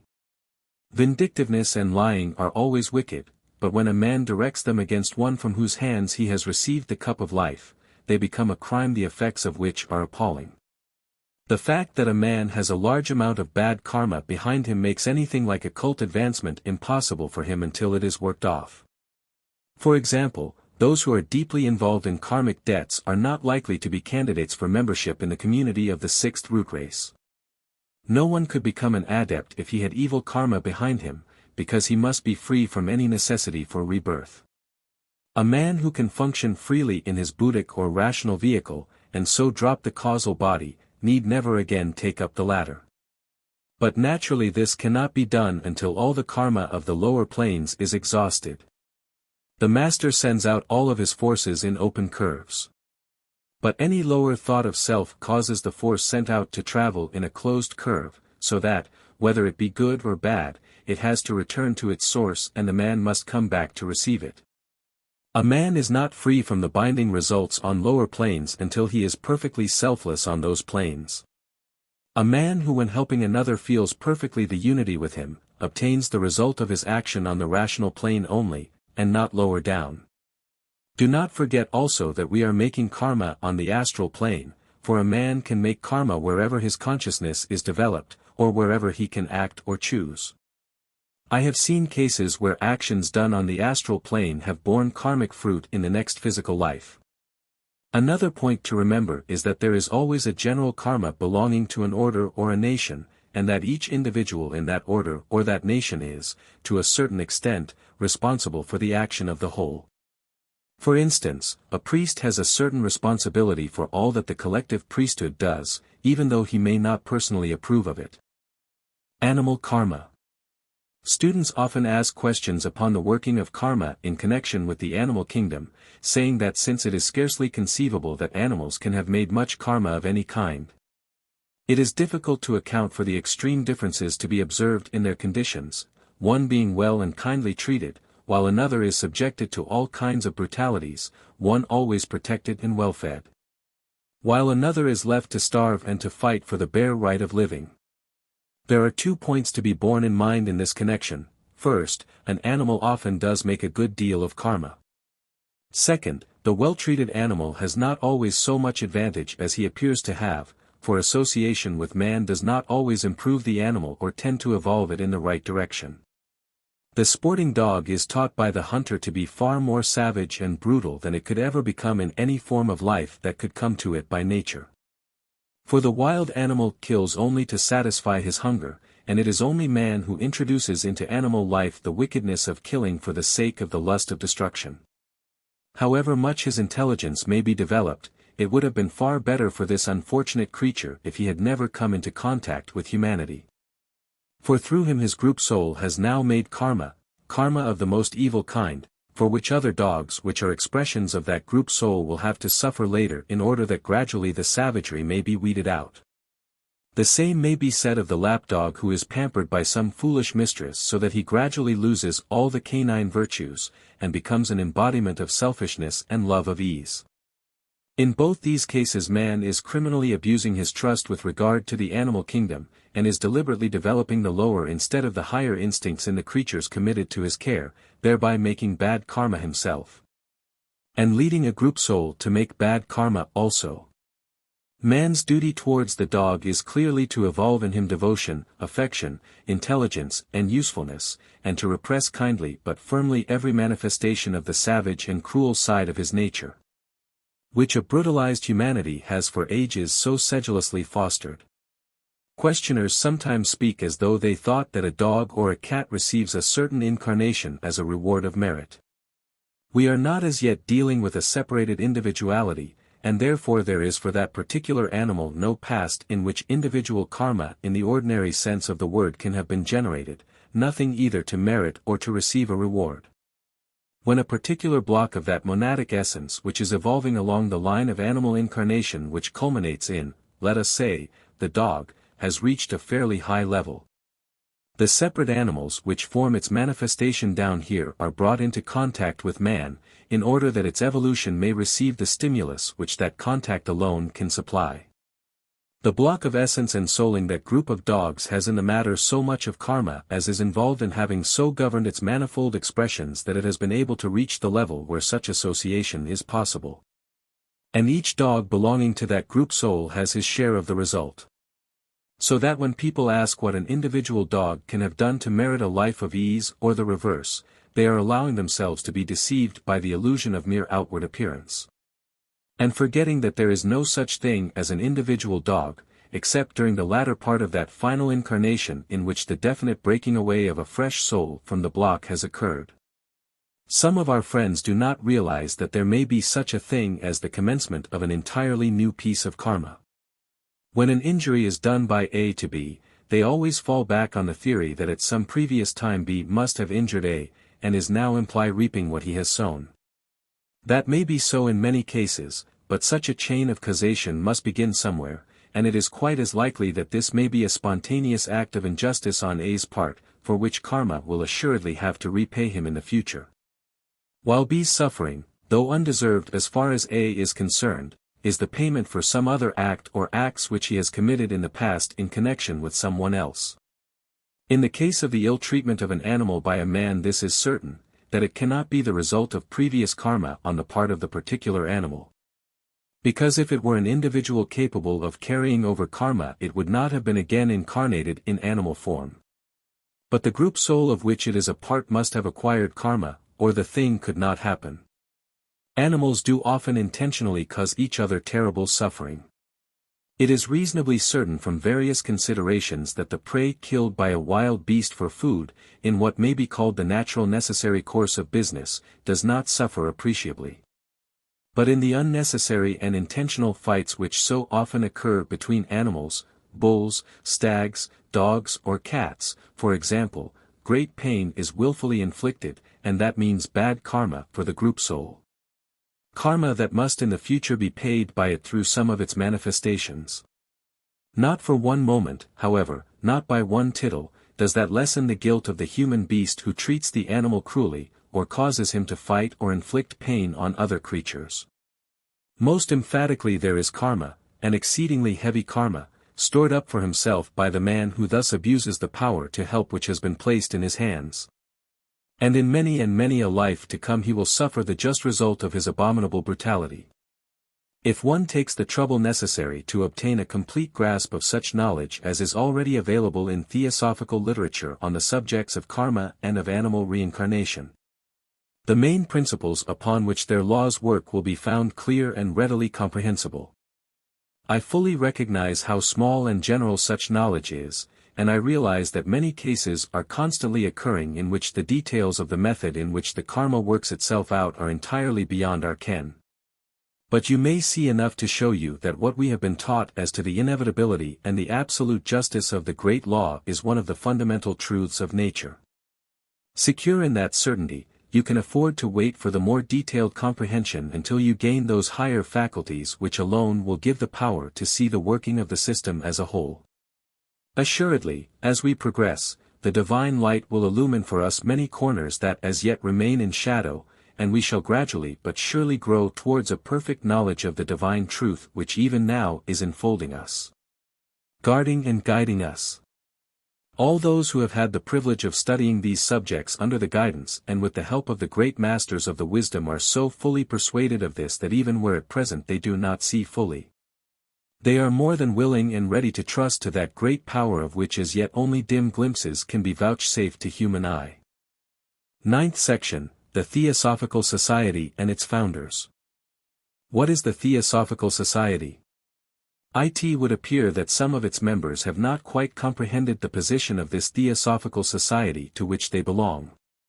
It is not a society which is formed merely for the promotion of learning in some special branch, like the Royal Asiatic or the Royal Geographical Societies, still less is it a church, which exists only to spread some particular form of doctrine.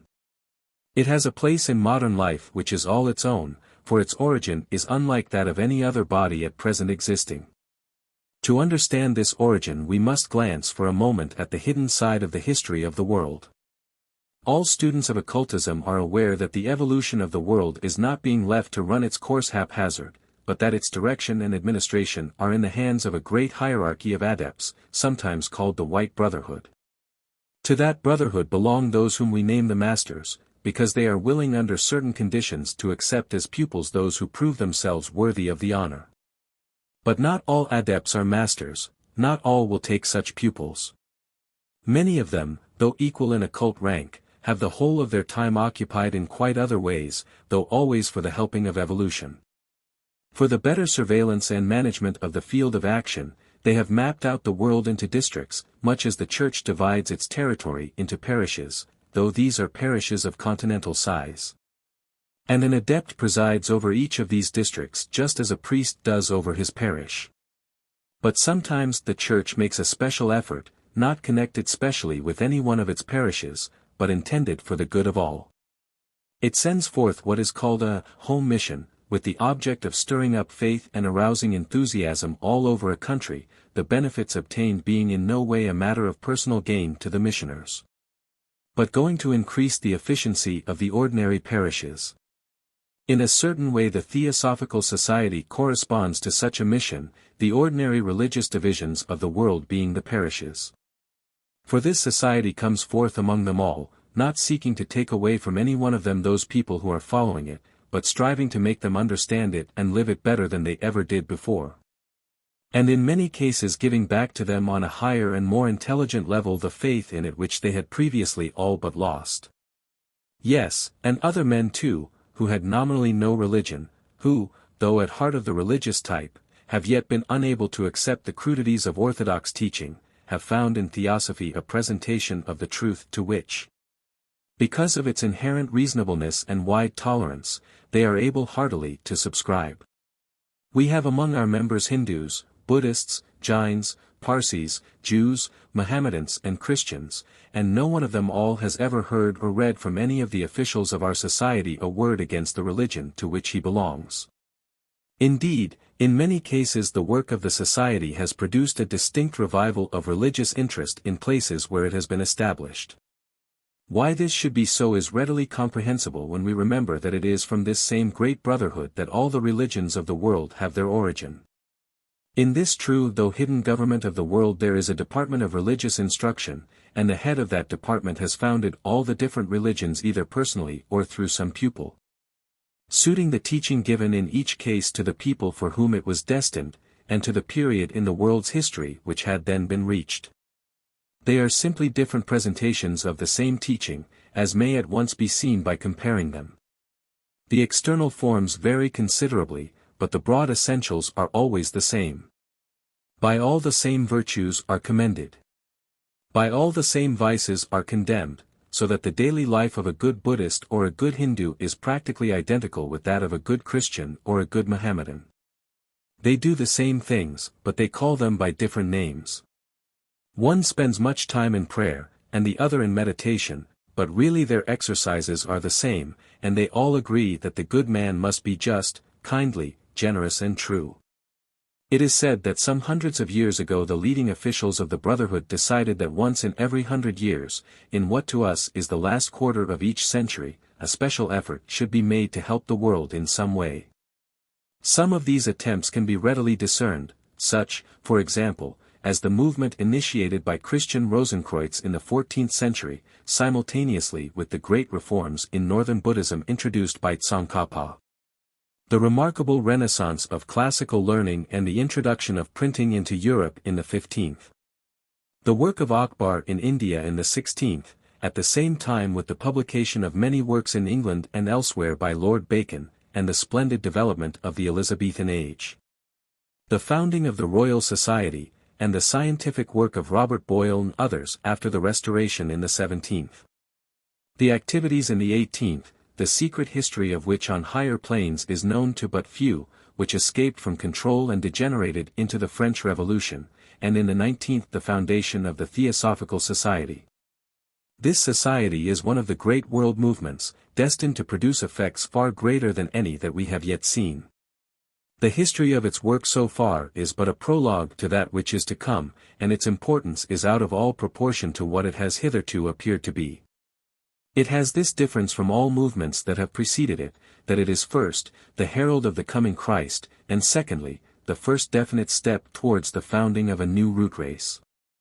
Many of our students are aware that the Master M. the great adept to whom both of our founders owe special allegiance, has been selected to be the Manu of that race, and that his inseparable friend the Master K.H. is to be in charge of its religious teaching. It is evident that in the work which these two great ones will have to do they will need an army of devoted subordinates, who must above all things be loyal, obedient and painstaking. They may possess other qualities also, but these at least they must have. There will be scope for the keenest intelligence, the greatest ingenuity and ability in every direction. But all these will be useless without the capacity of instant obedience and utter trust in the Master. Self-conceit is an absolute bar to progress in this direction. The man who can never obey an order because he always thinks he knows better than the authorities, the man who cannot sink his personality entirely in the work which is given him to do, and cooperate harmoniously with his fellow workers, such a man has no place in the army of the Manu. Those who join it will have to incarnate over and over again in rapid succession in the new race, trying each time to bring their various bodies nearer and nearer to the model set before them by the Manu, a very laborious and trying piece of work, but one that is absolutely necessary for the establishment of the new type of humanity which is required for the race. The opportunity of volunteering for this work is now open to us. Those who wish to join in it must begin to differentiate their aims from those of the ordinary man of the world. If we are to be selected for that work, we must show ourselves ready and willing by doing this which is now offered to us. The great head of the Department of Religious Instruction, the Lord Maitreya, who has already spoken as Krishna to the Indians and as Christ to the Christians, has decided soon to pay another visit to the world for the healing and the helping of the nations, and for the revival of spirituality on the earth which has well nigh lost it. One great work which the Theosophical Society has to do is to try to prepare men for his coming, so that more may be able to profit by the unequaled opportunity which his presence will give. The religion which he founded when he came down in Judea 2000 years ago has now spread widely over the world. But when, after he left his physical body, his followers gathered together to discuss the situation, we are told that the number of the names was only 120. A single preacher was his herald then. Now it is a worldwide society of 20,000 members. May we hope to do a little better this time, to keep him with us longer than 3 years before the wickedness of the world drives him away, to draw around him a somewhat larger body of followers before he leaves us? That is yet to be seen. But it depends largely upon the energy, effort and selflessness of members of the Theosophical Society now. Besides its primary object of spreading occult truth throughout the world, the Theosophical Society has also this secondary object, that it may act as a kind of net to draw together out of all the world the people who are sufficiently interested in occultism to be willing to work for it. Out of that number a certain proportion will be found who desire to press on further, to learn all that the Society has to teach, and to make real progress. Probably not all of those will succeed, but some certainly will, as some have done in the past. And from those who thus obtain a footing the adepts themselves may choose those whom they consider worthy of the great privilege of working under them in the future. Such selection cannot of course be guaranteed to anyone who passes even into the innermost groups of the Society, since the choice is absolutely in the hands of the masters. We can say only that such selections have been made in the past, and that we know that many more volunteers are required. Many have joined the Society without knowing anything of the inner opportunities which it offers, or the close relation with the great masters of wisdom into which it may bring its members. Many have come into it almost carelessly, with but little thought or comprehension of the importance of the step which they have taken, and there have been those who have left it equally carelessly, just because they have not fully understood. Even those have gained something, though far less than they might have gained if they had had greater intelligence. The Countess Wachtmeister tells how once when some casual visitors called to see Madame Blavatsky and offered to join the Society, she immediately sent for the necessary forms and admitted them. After they had gone, the Countess seems to have said half remonstratingly that not much could be expected from them, for even she could see that they were joining only from motives of curiosity or courtesy. That is true, said Madame Blavatsky, but even this formal act has given them a small karmic link with the Society, and that, little as it is, will mean at least something for them in the future. Some have committed the incredible folly of leaving it because they disapproved of the policy of its president, not reflecting first of all, that that policy is the president's business and not theirs. Secondly, that as the president knows enormously more in every direction than they do, there is probably for that policy some exceedingly good reason of which they are entirely unaware.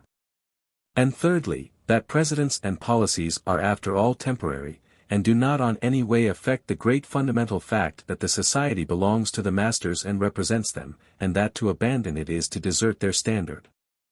Since they stand behind it, and intend to use it as an instrument, we may be sure that they will permit no serious error. It is surely not the part of a good soldier to desert from the ranks because he disapproves of the plans of the general, and to go off and fight single-handed. Nor is such fighting likely to be specially efficient or useful to the cause which he professes to champion. Some have deserted simply from a fear that if they remained in the Society they might be identified with some idea of which they disapprove.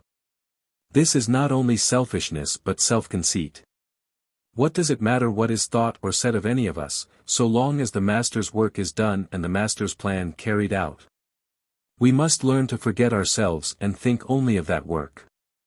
It is true that that work will be done in any case, and that the place of those who refuse to do it will quickly be supplied. So it may be asked, what do defections matter? They do not matter to the work, but they matter very much to the deserter, who has thrown away an opportunity which may not recur for many incarnations.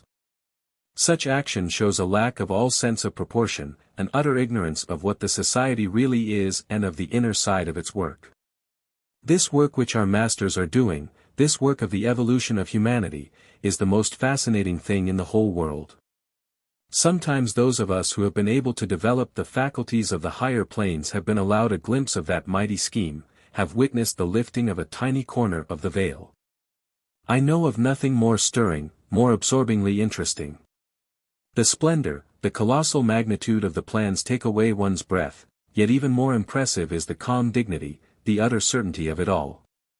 Not individuals only, but nations, are the pieces in this game, but neither nation nor individual is compelled to play any given part. The opportunity to play that part is given to it or to him. If he or it will not take it, there is invariably an understudy ready to step in and fill the gap. At this present time a magnificent opportunity is being offered to the great Anglo-Saxon race, to the whole Teutonic subrace, if it will only sink its petty rivalries and jealousies and take it. I hope with all my heart that it will do so. I believe that it will, but this I know, that if unfortunately it should fail, there is another nation already chosen to assume the scepter which in that case would fall from its hands. Such failure would cause a slight delay, while the new nation was being pushed rapidly forward to the necessary level, but at the end of a few centuries exactly the same result would have been achieved. That is the one thing that is utterly certain, that the intended end will be achieved, through whose agency this will be done matters very much to the agent, but nothing at all to the total progress of the world. Let us throw ourselves into that work, not out of it, trying ever to do more and more of it, and to do it better and better. For if we do well now in comparatively small matters, in lodge activities, in propaganda work, in the service of those around us, we may be permitted to do something much grander, to help to smooth the way for the coming of the Lord. If we have the glorious privilege of earnestly and humbly making ourselves useful then, we may presently be entrusted with even greater responsibilities in connection with that new root race, and of us will be true what was said of old, "Well done, good and faithful servant. Thou hast been faithful over a few things, I will make thee ruler over many things, enter thou into the joy of thy Lord."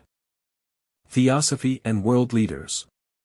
A thoughtful theosophist cannot but wonder sometimes how it is that theosophy, though unquestionably representing the most advanced theory of existence and the most complete statement of the highest wisdom at present available, yet does not seem to appeal at all to many of the most eminent leaders of the world's thought and progress, whether it be along the lines of science, art, literature, philosophy, or religion.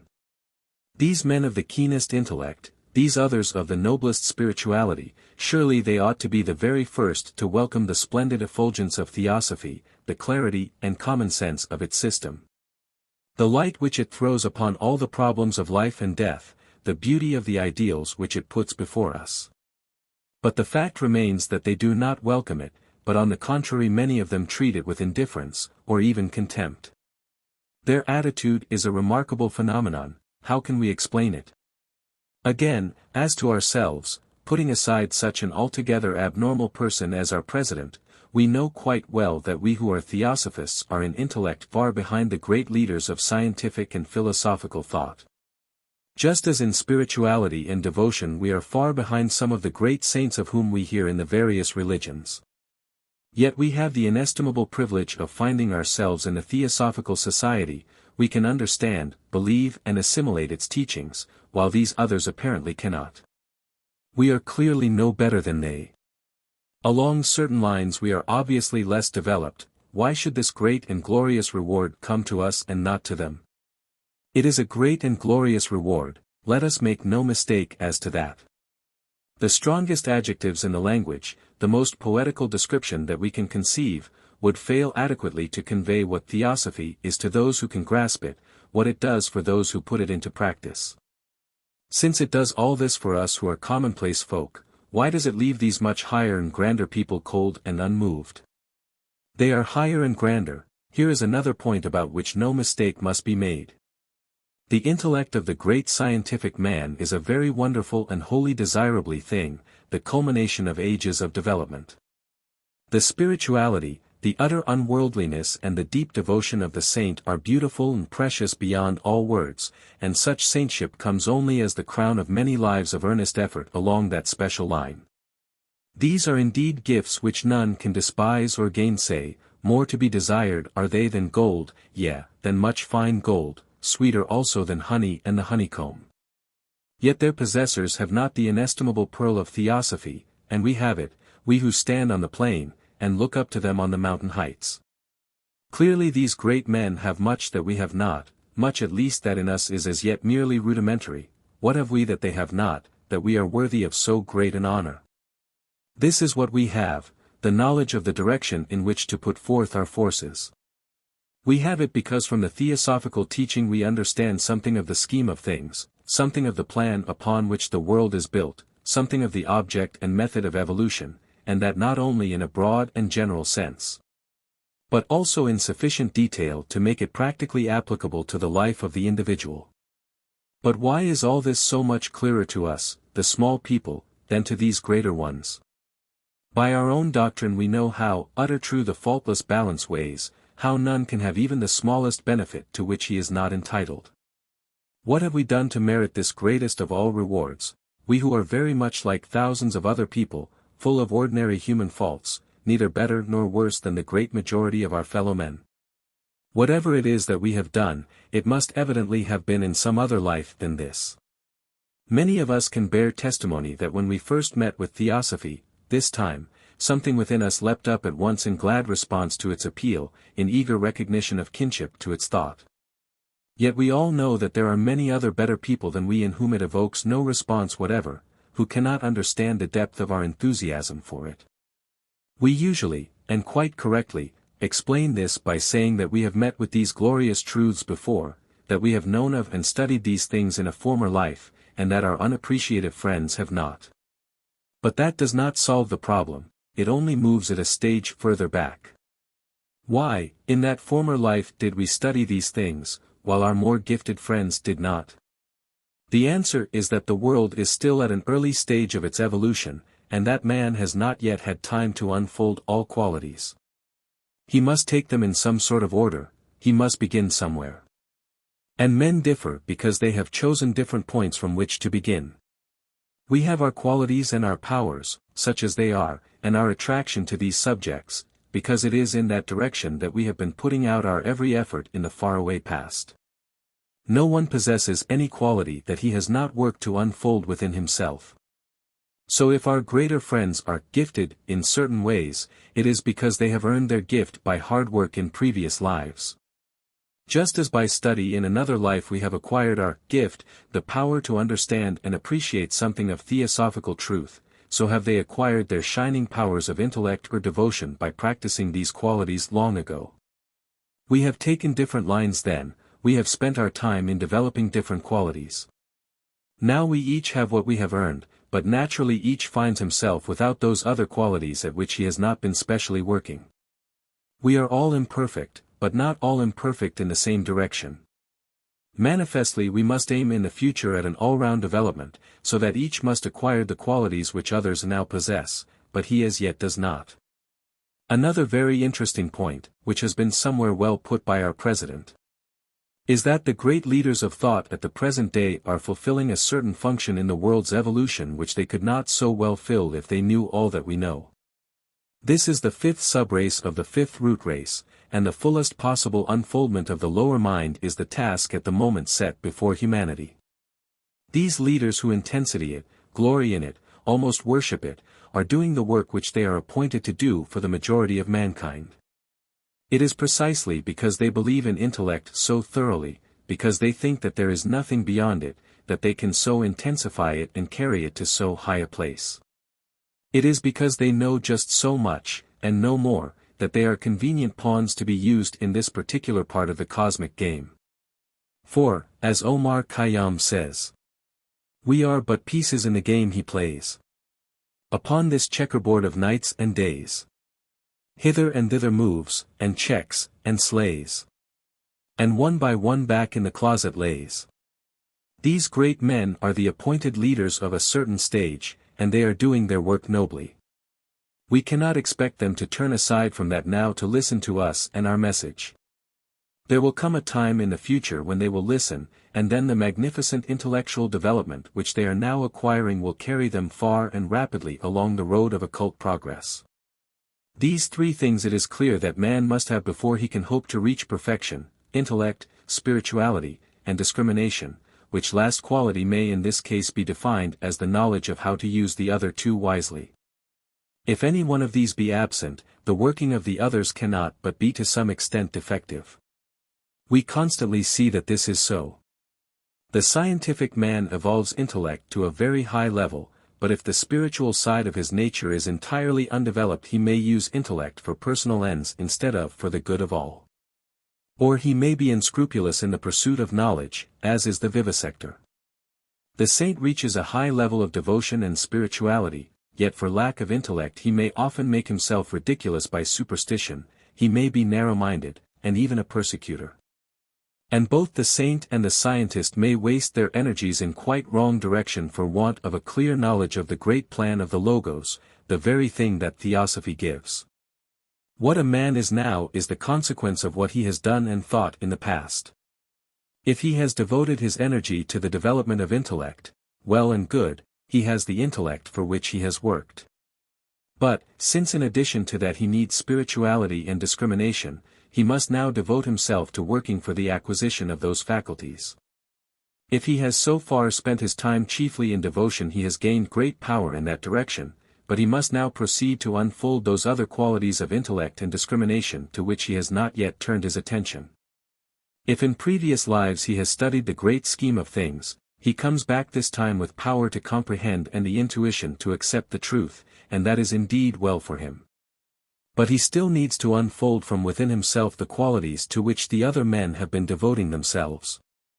Unfortunately, man at these early stages of evolution is so constituted that he is apt to boast of what he himself possesses, and to try to exalt his own qualities by minimizing those of others instead of imitating what is best in them.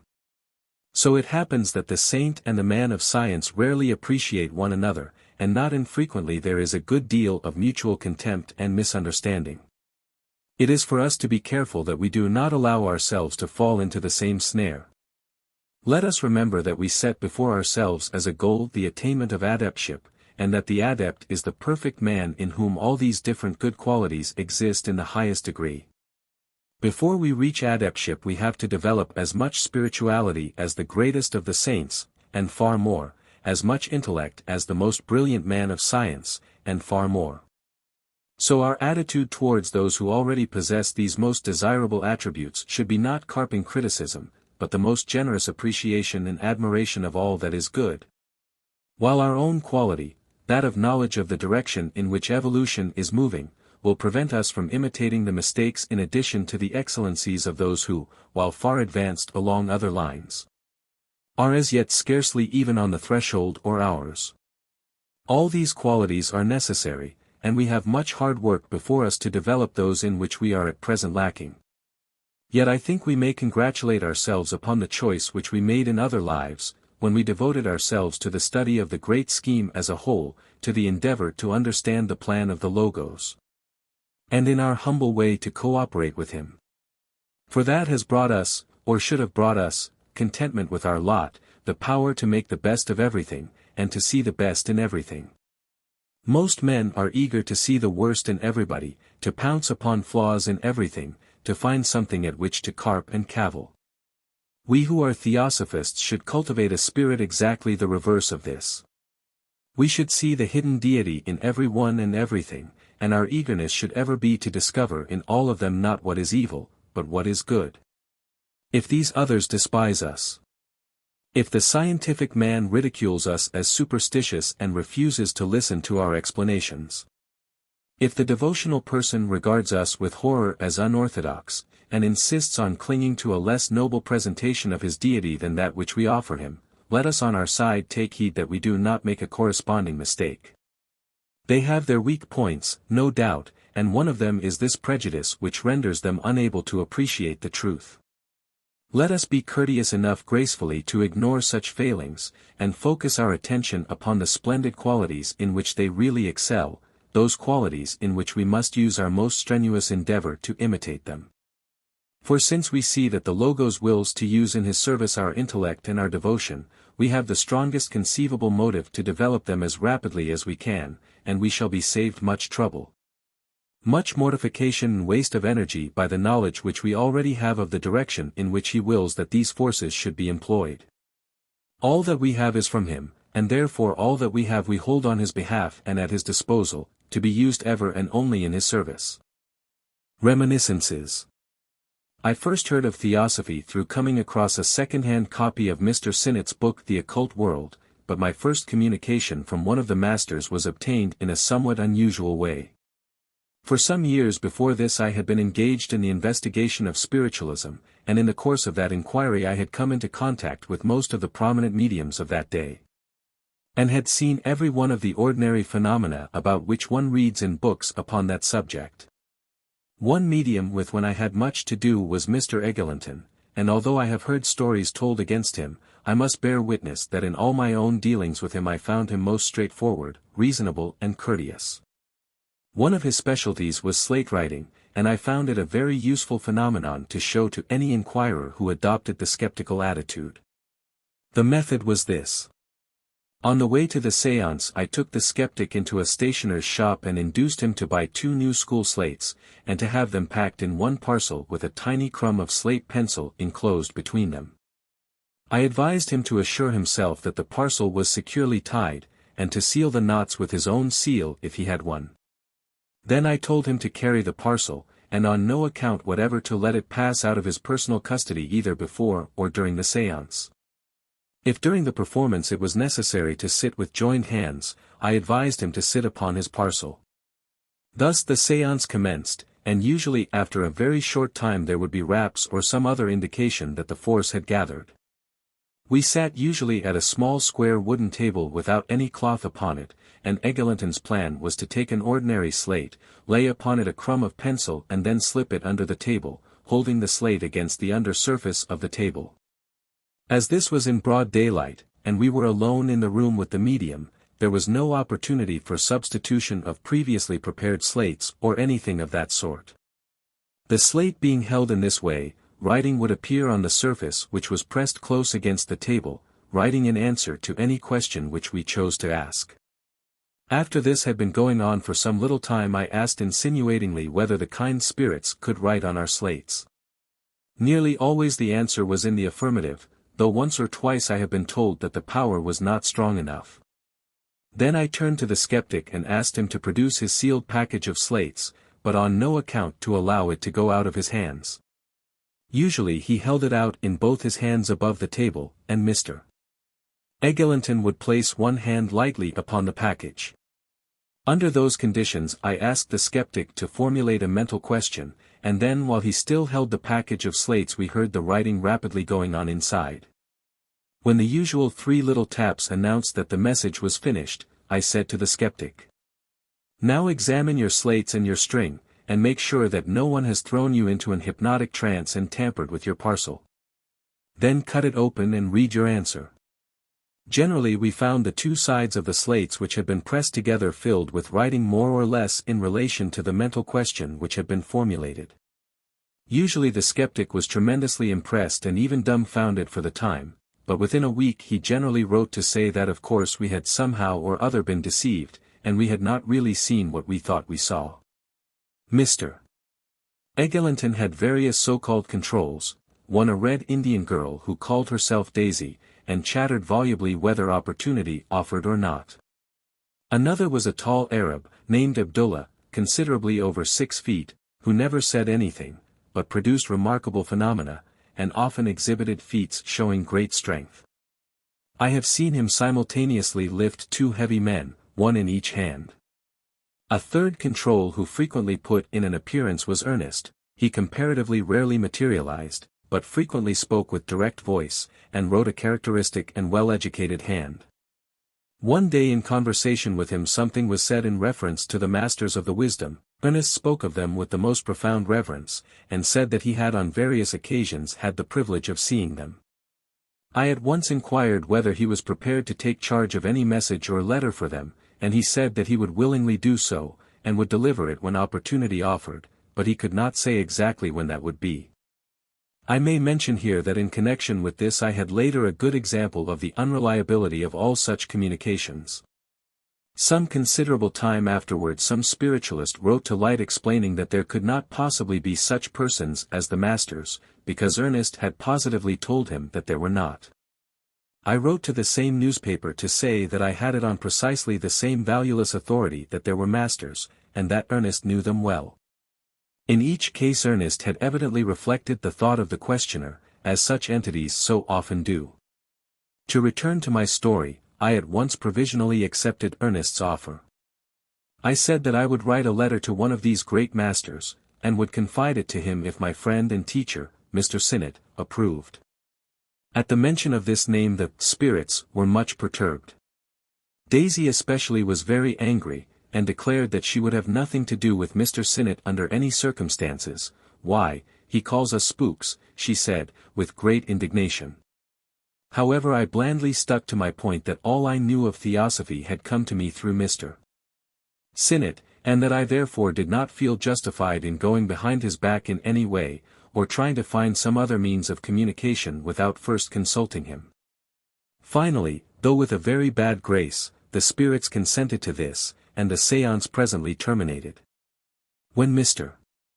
Eglinton came out of his trance, I asked him how I could send a letter to Ernest, and he said at once that if I would send the letter to him he would put it in a certain box which hung against the wall, from which Ernest would take it when he wished. I then posted off to Mr. Sinnett, and asked his opinion of all this. He was at once eagerly interested, and advised me promptly to accept the offer and see what happened. Thereupon I went home and wrote 3 letters. The first was to the Master K.H., telling him with all reverence that ever since I had first heard of Theosophy my one desire had been to place myself under him as a pupil. I told him of my circumstances at the time, and asked whether it was necessary that the 7 years of probation of which I had heard should be passed in India. I put this letter in a small envelope and sealed it carefully with my own seal. Then I enclosed it in a letter to Ernest in which I reminded him of his promise, and asked him to deliver this letter for me, and to bring back an answer, if there should be one. That second letter I sealed in the same manner as the first, and then I enclosed that in turn with a short note to Eglinton, asking him to put it in his box and let me know whether any notice was taken of it.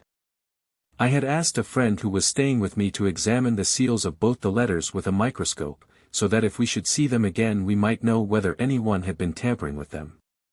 By return of post I received a note from Mr.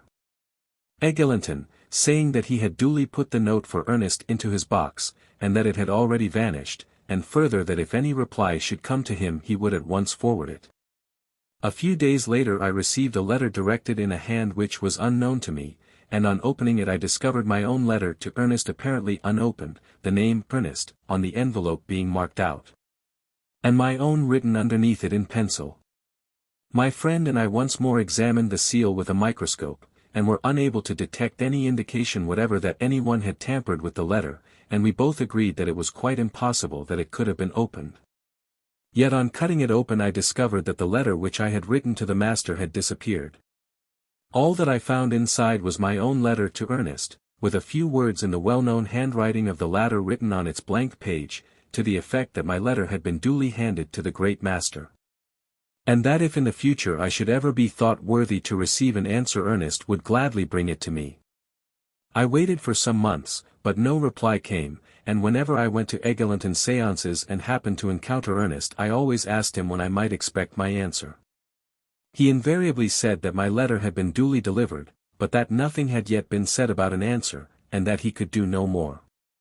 6 months later I did receive a reply, but not through Ernest, and in it the master said that though he had not received the letter, nor, as he remarked, was it likely that he should, considering the nature of the messenger, he was aware of what I had written and he now proceeded to answer it. He told me that the 7 years of probation could be passed anywhere, but he suggested that I might come out here for a few months, to see whether I could work with the headquarters staff. I wished to say in answer to this that my circumstances were such that it would be impossible for me to come to Adyar for 3 months, and then return to the work in which I was then engaged. But that I was perfectly ready to throw up that work altogether and to devote my life absolutely to his service. Ernest having so conspicuously failed me, I knew of no way to get this message to the master but to take it to Madame Blavatsky, and as she was to leave England on the following day for India, I rushed up to London to see her. It was with difficulty that I induced her to read the letter, as she said very decidedly that such communications were intended only for the recipient. I was obliged to insist, however, and at last she read it and asked me what I wished to say in reply. I answered to the above effect, and asked her how this information could be conveyed to the master. She replied that he knew it already, referring of course to the exceedingly close relation in which she stood with him, so that whatever was within her consciousness was also within his when he wished it. She then told me to wait by her, and not to leave her on any account. I waited patiently all through the afternoon and evening, and even went with her quite late at night to Mrs. Oakley's house, where a number of friends were gathered to say farewell. Madame Blavatsky sat in an easy chair by the fireside, talking brilliantly to those who were present, and rolling one of her eternal cigarettes. When suddenly her right hand was jerked out towards the fire in a very peculiar fashion, and lay palm upwards. She looked down at it in surprise, as I did myself, for I was standing close to her, leaning with an elbow on the mantelpiece. And several of us saw quite clearly a sort of whitish mist form in the palm of her hand and then condense into a piece of folded paper, which she at once handed to me, saying, "There is your answer." Every one in the room crowded round, of course, but she sent me away outside to read it, saying that I must not let anyone see its contents. It told me that my intuition of throwing up everything and coming out here was a right one. That was what he had wished me to do, but could not ask it unless I offered. I was further told to take a steamer a few days later and to join Madame Blavatsky in Egypt, which of course I did. In Cairo we took up our quarters in the Hotel d'Orient. Here it was that I first saw one of the members of the Brotherhood. While sitting on the floor at Madame Blavatsky's feet, sorting out some papers for her, I was startled to see standing between us a man who had not entered by the door. It was he who is now the Master D.K. Though at that date he had not taken the degree which made him an adept. Our stay in Egypt with Madame Blavatsky was in many ways a most remarkable experience, as she constantly told us much of the inner side of what we saw there. She had been in Egypt before, and was well acquainted with some of the officials, with the Prime Minister, Nubar Pasha, with the Russian Consul Monsieur Hitrovo, and especially with the curator of the museum, Monsieur Maspero. I remember particularly how we went through the museum with this last gentleman, and how Madame Blavatsky was able to give him a great mass of most interesting information about the various curiosities which were under his care. Madame Blavatsky understood Arabic, and she used to amuse us greatly by translating for our benefit the private remarks which were being made by the grave and dignified Arab merchants, as they sat talking to one another in the bazaar. After they had for some time been calling us Christian dogs, and speaking disrespectfully of our female relatives for many generations, she blandly asked them in their own language whether they thought that this was the way in which a good son of the Prophet should speak of those from whom he hoped to gain much in the way of business. The men were always covered with confusion, not having expected that any European could possibly understand them. Arabic, however, seems to have been the only Oriental language with which she was acquainted. She did not know Sanskrit, and many of the difficulties of our theosophical terminology arise from the fact that in those days she would describe what she saw or knew, and then ask any Indian who happened to be near what was the Sanskrit name for it. Very often the gentleman who provided her with the term had not clearly understood what she meant. And even when he did, we must remember that she asked adherents of different schools of philosophy, and that each answered according to the shade of meaning applied to the term in his teaching. Many curious phenomena were constantly taking place around her at this period. First, she was herself the most striking of all the phenomena, for her changes were protean. Sometimes the masters themselves used her body, and wrote or spoke directly through her. At other times when her ego was elsewhere engaged, one or other of two pupils of lower degree than herself would take the body, and there were even certain occasions when another woman used to be in charge. I have myself frequently seen all these changes take place, and I have seen the new man who had entered the body looking round to discover the condition of affairs into which he had come, trying to take up the thread of conversation, for example. Yet with all this, she was in no sense of the word like an ordinary medium, for the true owner of the body stood at the back all the time in full consciousness, and thoroughly understood what was going on. Extraordinary phenomena, however, also occasionally occurred. While we were crossing the desert by train from Ismailia to Cairo, a letter fell in the railway carriage, referring to the subject matter of the conversation then proceeding, and conveying by name to each one present a kindly message of encouragement. I and another member of the party happened to be looking up at the time when this letter came, and we both saw it appear in the air, just in the circular space in the roof of the carriage in which a lamp is usually put at night. It came, just as the other had done, as a vague ball of whitish mist which condensed into a piece of paper and fluttered down. I remember another occasion on which she bought in the scent bazaar at Cairo a tiny bottle of Adyar of roses, for use in the shrine room here, paying £2 for it. When we were sitting at lunch in the hotel half an hour afterwards, at a small table reserved for our party in an alcove, 2 English sovereigns fell out of space upon the table.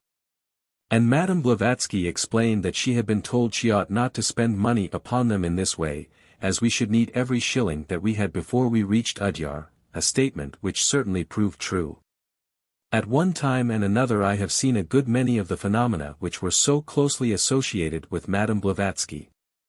I have seen her precipitate drawing and writing, and I have also seen her find a missing object by occult power. On several occasions I have seen letters fall out of the air in her presence. And I must also state that I have seen such a letter fall here in this house at Adyar when she was 6,000 miles away in England. And again that I myself have several times had the privilege of being employed by the Master to deliver just such letters after her departure from the physical plane. In those early days of the society messages and instructions from the Masters were frequent, and we lived at a level of splendid enthusiasm which those who have joined since Madame Blavatsky's death can hardly imagine. Those of us who have had the inestimable privilege of direct touch with the Masters have naturally retained that enthusiasm, but we have been unable under less favorable circumstances to keep it up among the rank and file of the members. Perhaps now we may be about to witness a recrudescence of it. May we all be worthy to take part in the glorious times that are coming. Faithful unto death. Long ago in old Atlantis, in the great city of the Golden Gate, there reigned a mighty king. One day there came to him a soldier whom he had sent out to head an expedition against a troublesome tribe on the borders of that vast empire. The soldier reported victory, and as a reward the king gave him the position of captain of the palace guard, and placed specially in his charge the life of his own only son, the heir apparent to his throne. Not long afterwards the newly appointed captain had an opportunity of proving his faithfulness to his trust. For when he was alone with the young prince in the palace gardens a band of conspirators rushed upon them and tried to assassinate his charge. The captain fought bravely against heavy odds and, though mortally wounded, succeeded in protecting the prince from serious harm until help arrived, and he and the unconscious prince were borne together into the presence of the king. The monarch heard the story and, turning to his dying captain, said, "What can I do for you who have given your life for me?" The captain replied, "Grant me to serve you and your son forever in future lives, since now there is the bond of blood between us." And with a last effort he dipped his finger in the blood which flowed so fast from his wounds, and touched with it the feet of his sovereign and the forehead of the still unconscious prince. The king held out his hand in benediction, and replied, "By the blood that has been shed for me and mine, I promise that both you and he shall serve me to the end." So was the first link forged between 3 leaders of men of whom we have all heard, for that great king is now the Master M. The prince his son has been known to us as Helena Petrovna Blavatsky, and the captain of the guard as Henry Steele Olcott. Through all the ages since, through many strange vicissitudes, the link has been kept unbroken and the service has been rendered, as we know that it will be through ages yet to come. Since then as Gashtasp, king of Persia, he protected and assisted in the foundation of the present form of Zoroastrianism. And later as the world-renowned King Asoka he issued those wonderful edicts which remain until this day graven upon rocks and pillars in India to show how real were his zeal and his devotion. And when, at the end of that long and strenuous life, he looked back upon it with sorrow to see how far short of his intentions even his wonderful achievements had fallen, his master showed him, for his encouragement, 2 visions. One of the past and one of the future. The vision of the past was the scene in Atlantis when the link between them was forged. The vision of the future showed his master as the Manu of the 6th root race and our president-founder as a lieutenant serving under him in the exalted work of that high office. So Asoka died content in the certainty that the closest of all earthly ties, that between the master and his pupil, would never be severed. Having thus taken a prominent part in the spreading of 2 of the great religions of the world, Zoroastrianism and Buddhism. It was appropriate that he should be so closely associated with the work of this great movement which synthesizes all religions, the Theosophical Society.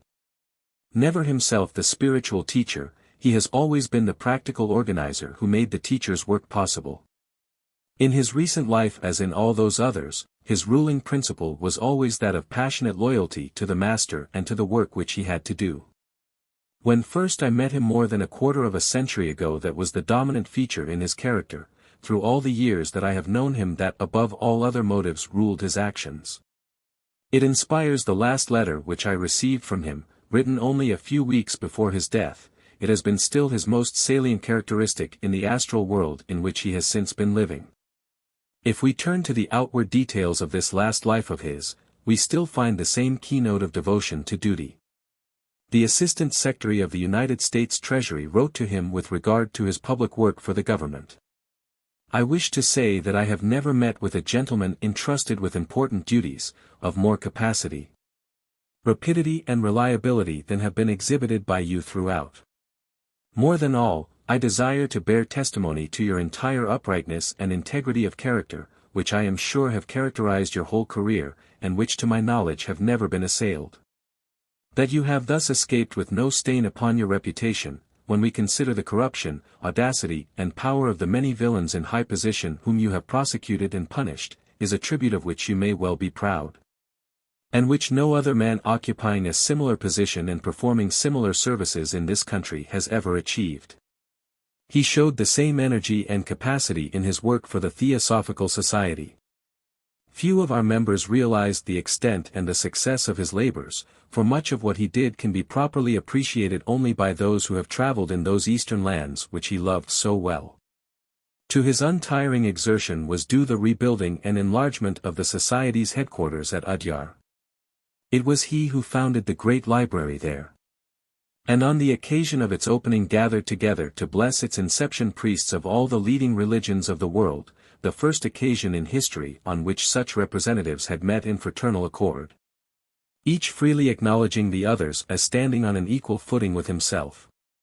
To him is due the great movement for Buddhist education in the island of Ceylon, in consequence of which up to the present, 287 Buddhist schools have been founded, in which over 35,000 children are being taught. He it was who brought together on a common platform of belief the northern and southern schools of Buddhism, separated for more than 1,000 years. He it was who took up the education of the neglected pariah class. Many and great were the difficulties in his way in holding together and directing so complex a movement as the Theosophical Society, yet in every land he was always popular, by every nation he was eagerly welcomed. His utter devotion to the welfare of the society and the transparent honesty of his purpose could not fail to impress all who met him. I speak of him with feeling, for I had special opportunities of knowing him well. I shall never forget his fatherly kindness to me, when as a comparatively young man, quite new to Indian life, I first went to reside at the headquarters at Adyar. Since then I have met him in many countries. I have passed weeks alone with him, except for an interpreter and a servant, in a bullock cart in the jungles of Ceylon. I went with him on the journey which carried Theosophy into Burma in 1885. Under circumstances like these one quickly gets to know a man with far greater intimacy than is afforded by years of ordinary social life. And I can unreservedly bear testimony to the whole-souled devotion of the man, to the fact that during all this time his one anxiety was the furthering of the theosophical work. His one thought how to please the Master by doing with all his might that which had been given him to do. His passing from among us is too recent for its details to have been forgotten. We all know how courageously he bore his sufferings, how all through his illness his constant thought was still the welfare of the dear society to which his life had been devoted. We remember how when the time came for him to leave the body 3 of the great masters stood beside him, as well as his old colleague and friend, H. P. Blavatsky. We have all read the magnificent speech of his successor at his cremation. That cremation was a grand and worthy ceremony. The pyre was of sandalwood and his body was covered with the American flag and the Buddhist flag, the latter a standard which he himself had invented, bearing in their right order the special colors of the aura of the Lord Buddha. He was unconscious for a while after death, but soon became fully awake and active. As I was always deeply attached to him, his master told me to act as a kind of guide to him when necessary, and to explain to him whatever he wished. He had always been keenly interested in the powers and possibilities of the astral plane, and as soon as he could see it clearly, he was full of eager and insatiable desire to know how everything is done, to understand the rationale of it, and to learn to do it himself. He has an unusually strong will in certain directions, and that made many of the experiments easy to him even when they were quite new. He is most at home in work which involves the use of power in some way, to fight, to cure, to defend. He is full of big schemes for the future, and is just as enthusiastic as ever about the society which he loves. His attention has been attracted by the strong thought about him involved in writing this.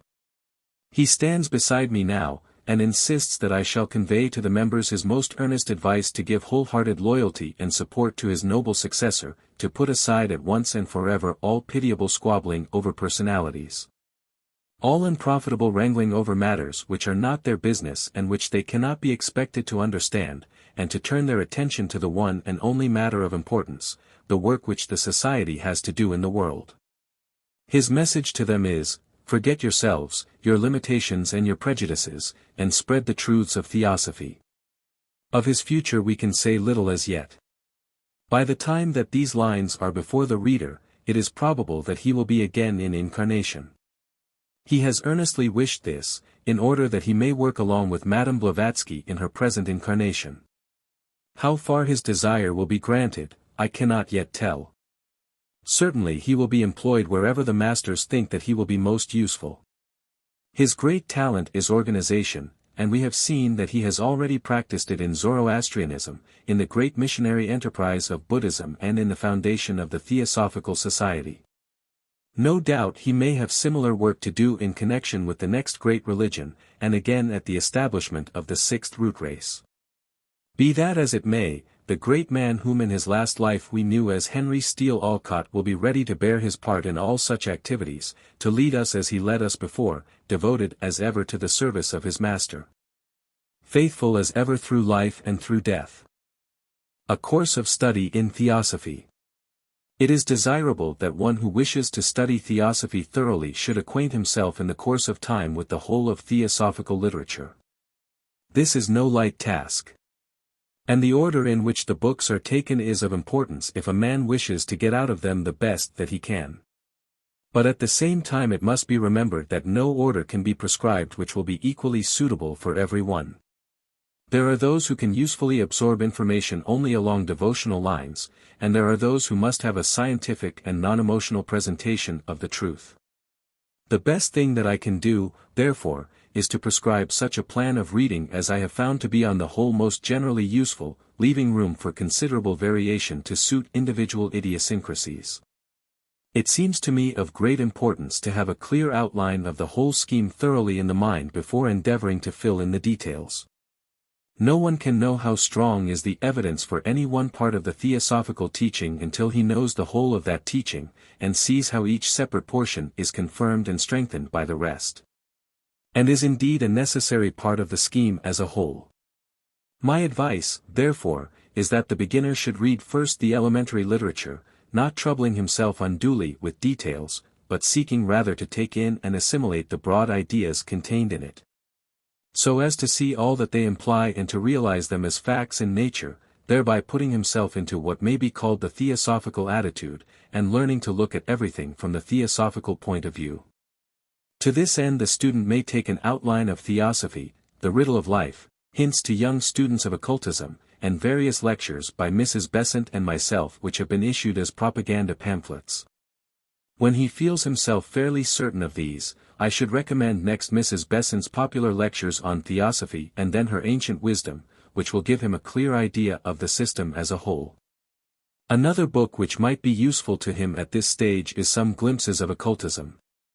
He can then proceed to follow details along whichever line most commends itself to him. If he is interested chiefly in the ethical side, the best books are, At the Feet of the Master, Light on the Path, The Voice of the Silence, The Path of Discipleship, In the Outer Court, The Laws of the Higher Life, The Three Paths and Dharma, and the Bhagavad Gita. One who wishes to study the life after death will find what he wants in the other side of death, the astral plane, death and after, the Devachanic plane. If he is approaching the matter from the scientific side, the following books will suit him: Esoteric Buddhism, Nature's Mysteries, Scientific Corroborations of Theosophy, Occult Chemistry, and the Physics of the Secret Doctrine. If he cares for the study of comparative religion, he should read Universal Textbook of Religion and Morals, for Great Religions, The Great Law, the Bhagavad Gita, Hints on the Study of the Bhagavad Gita, the Upanishads. The Wisdom of the Upanishads, an advanced textbook of Hindu religion and ethics, The Light of Asia, a Buddhist catechism, Buddhist popular lectures and the religious problem in India. If he thinks chiefly of the Christian presentation of these truths, the best books are Esoteric Christianity, The Christian Creed, Fragments of a Faith Forgotten and The Perfect Way. If one wishes to investigate the origin and early history of Christianity, in addition to the books on the subject already mentioned, Mr. Mead's works will specially appeal to him. Did Jesus Live BC 100? The Gospel and the Gospel, Orpheus and Plotinus. The student who is interested in applying theosophy to the world of modern thought, and to political and social questions, may profitably turn to The Changing World, Some Problems of Life, Theosophy and Human Life. Occult Essays and Theosophy and the New Psychology. If, as is the case with most inquirers, his main interest centers round the wider knowledge and the grasp of life resulting from a study of occultism, he should read, in addition to many of the books mentioned above, A Study in Consciousness. An Introduction to Yoga, Clairvoyance, Dreams, Invisible Helpers, Man Visible and Invisible, Thought Forms, The Evolution of Life and Form, Thought Power, Its Control and Culture, The Other Side of Death and the 2 volumes of The Inner Life. It will be desirable that he should comprehend the subjects dealt with in the manuals on reincarnation, karma, and man and his bodies. Indeed, these should be taken at an early stage of his reading. The earnest student who intends to live theosophy, as well as merely to study it intellectually, should also have knowledge of the inner purpose of the Theosophical Society. He will gain this from Mrs. Besant's London lectures of 1907 in The Changing World, from The Inner Life, 2 volumes, as well as from the study of Colonel Olcott's old diary leaves, and Mr. Sinnett's Occult World and Incidents in the Life of Madame Blavatsky. I myself think that the greatest book of all, Madame Blavatsky's Secret Doctrine, should be left until all these others have been thoroughly assimilated. For the man who comes to it thus thoroughly prepared will gain from it far more than is otherwise possible. I know that many students prefer to take it at an earlier stage, but it seems to me more an encyclopedia or book or reference.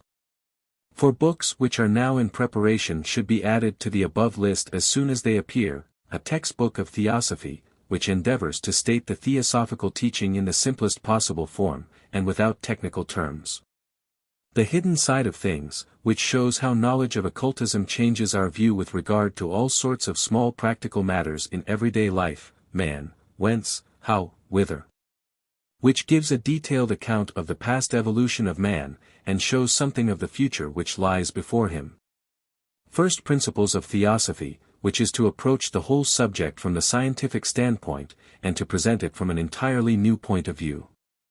The course I have indicated above means some years of hard reading for the ordinary man, but one who has achieved it and tries to put into practice what he has learnt will certainly be in a position to afford much help to his fellow men. END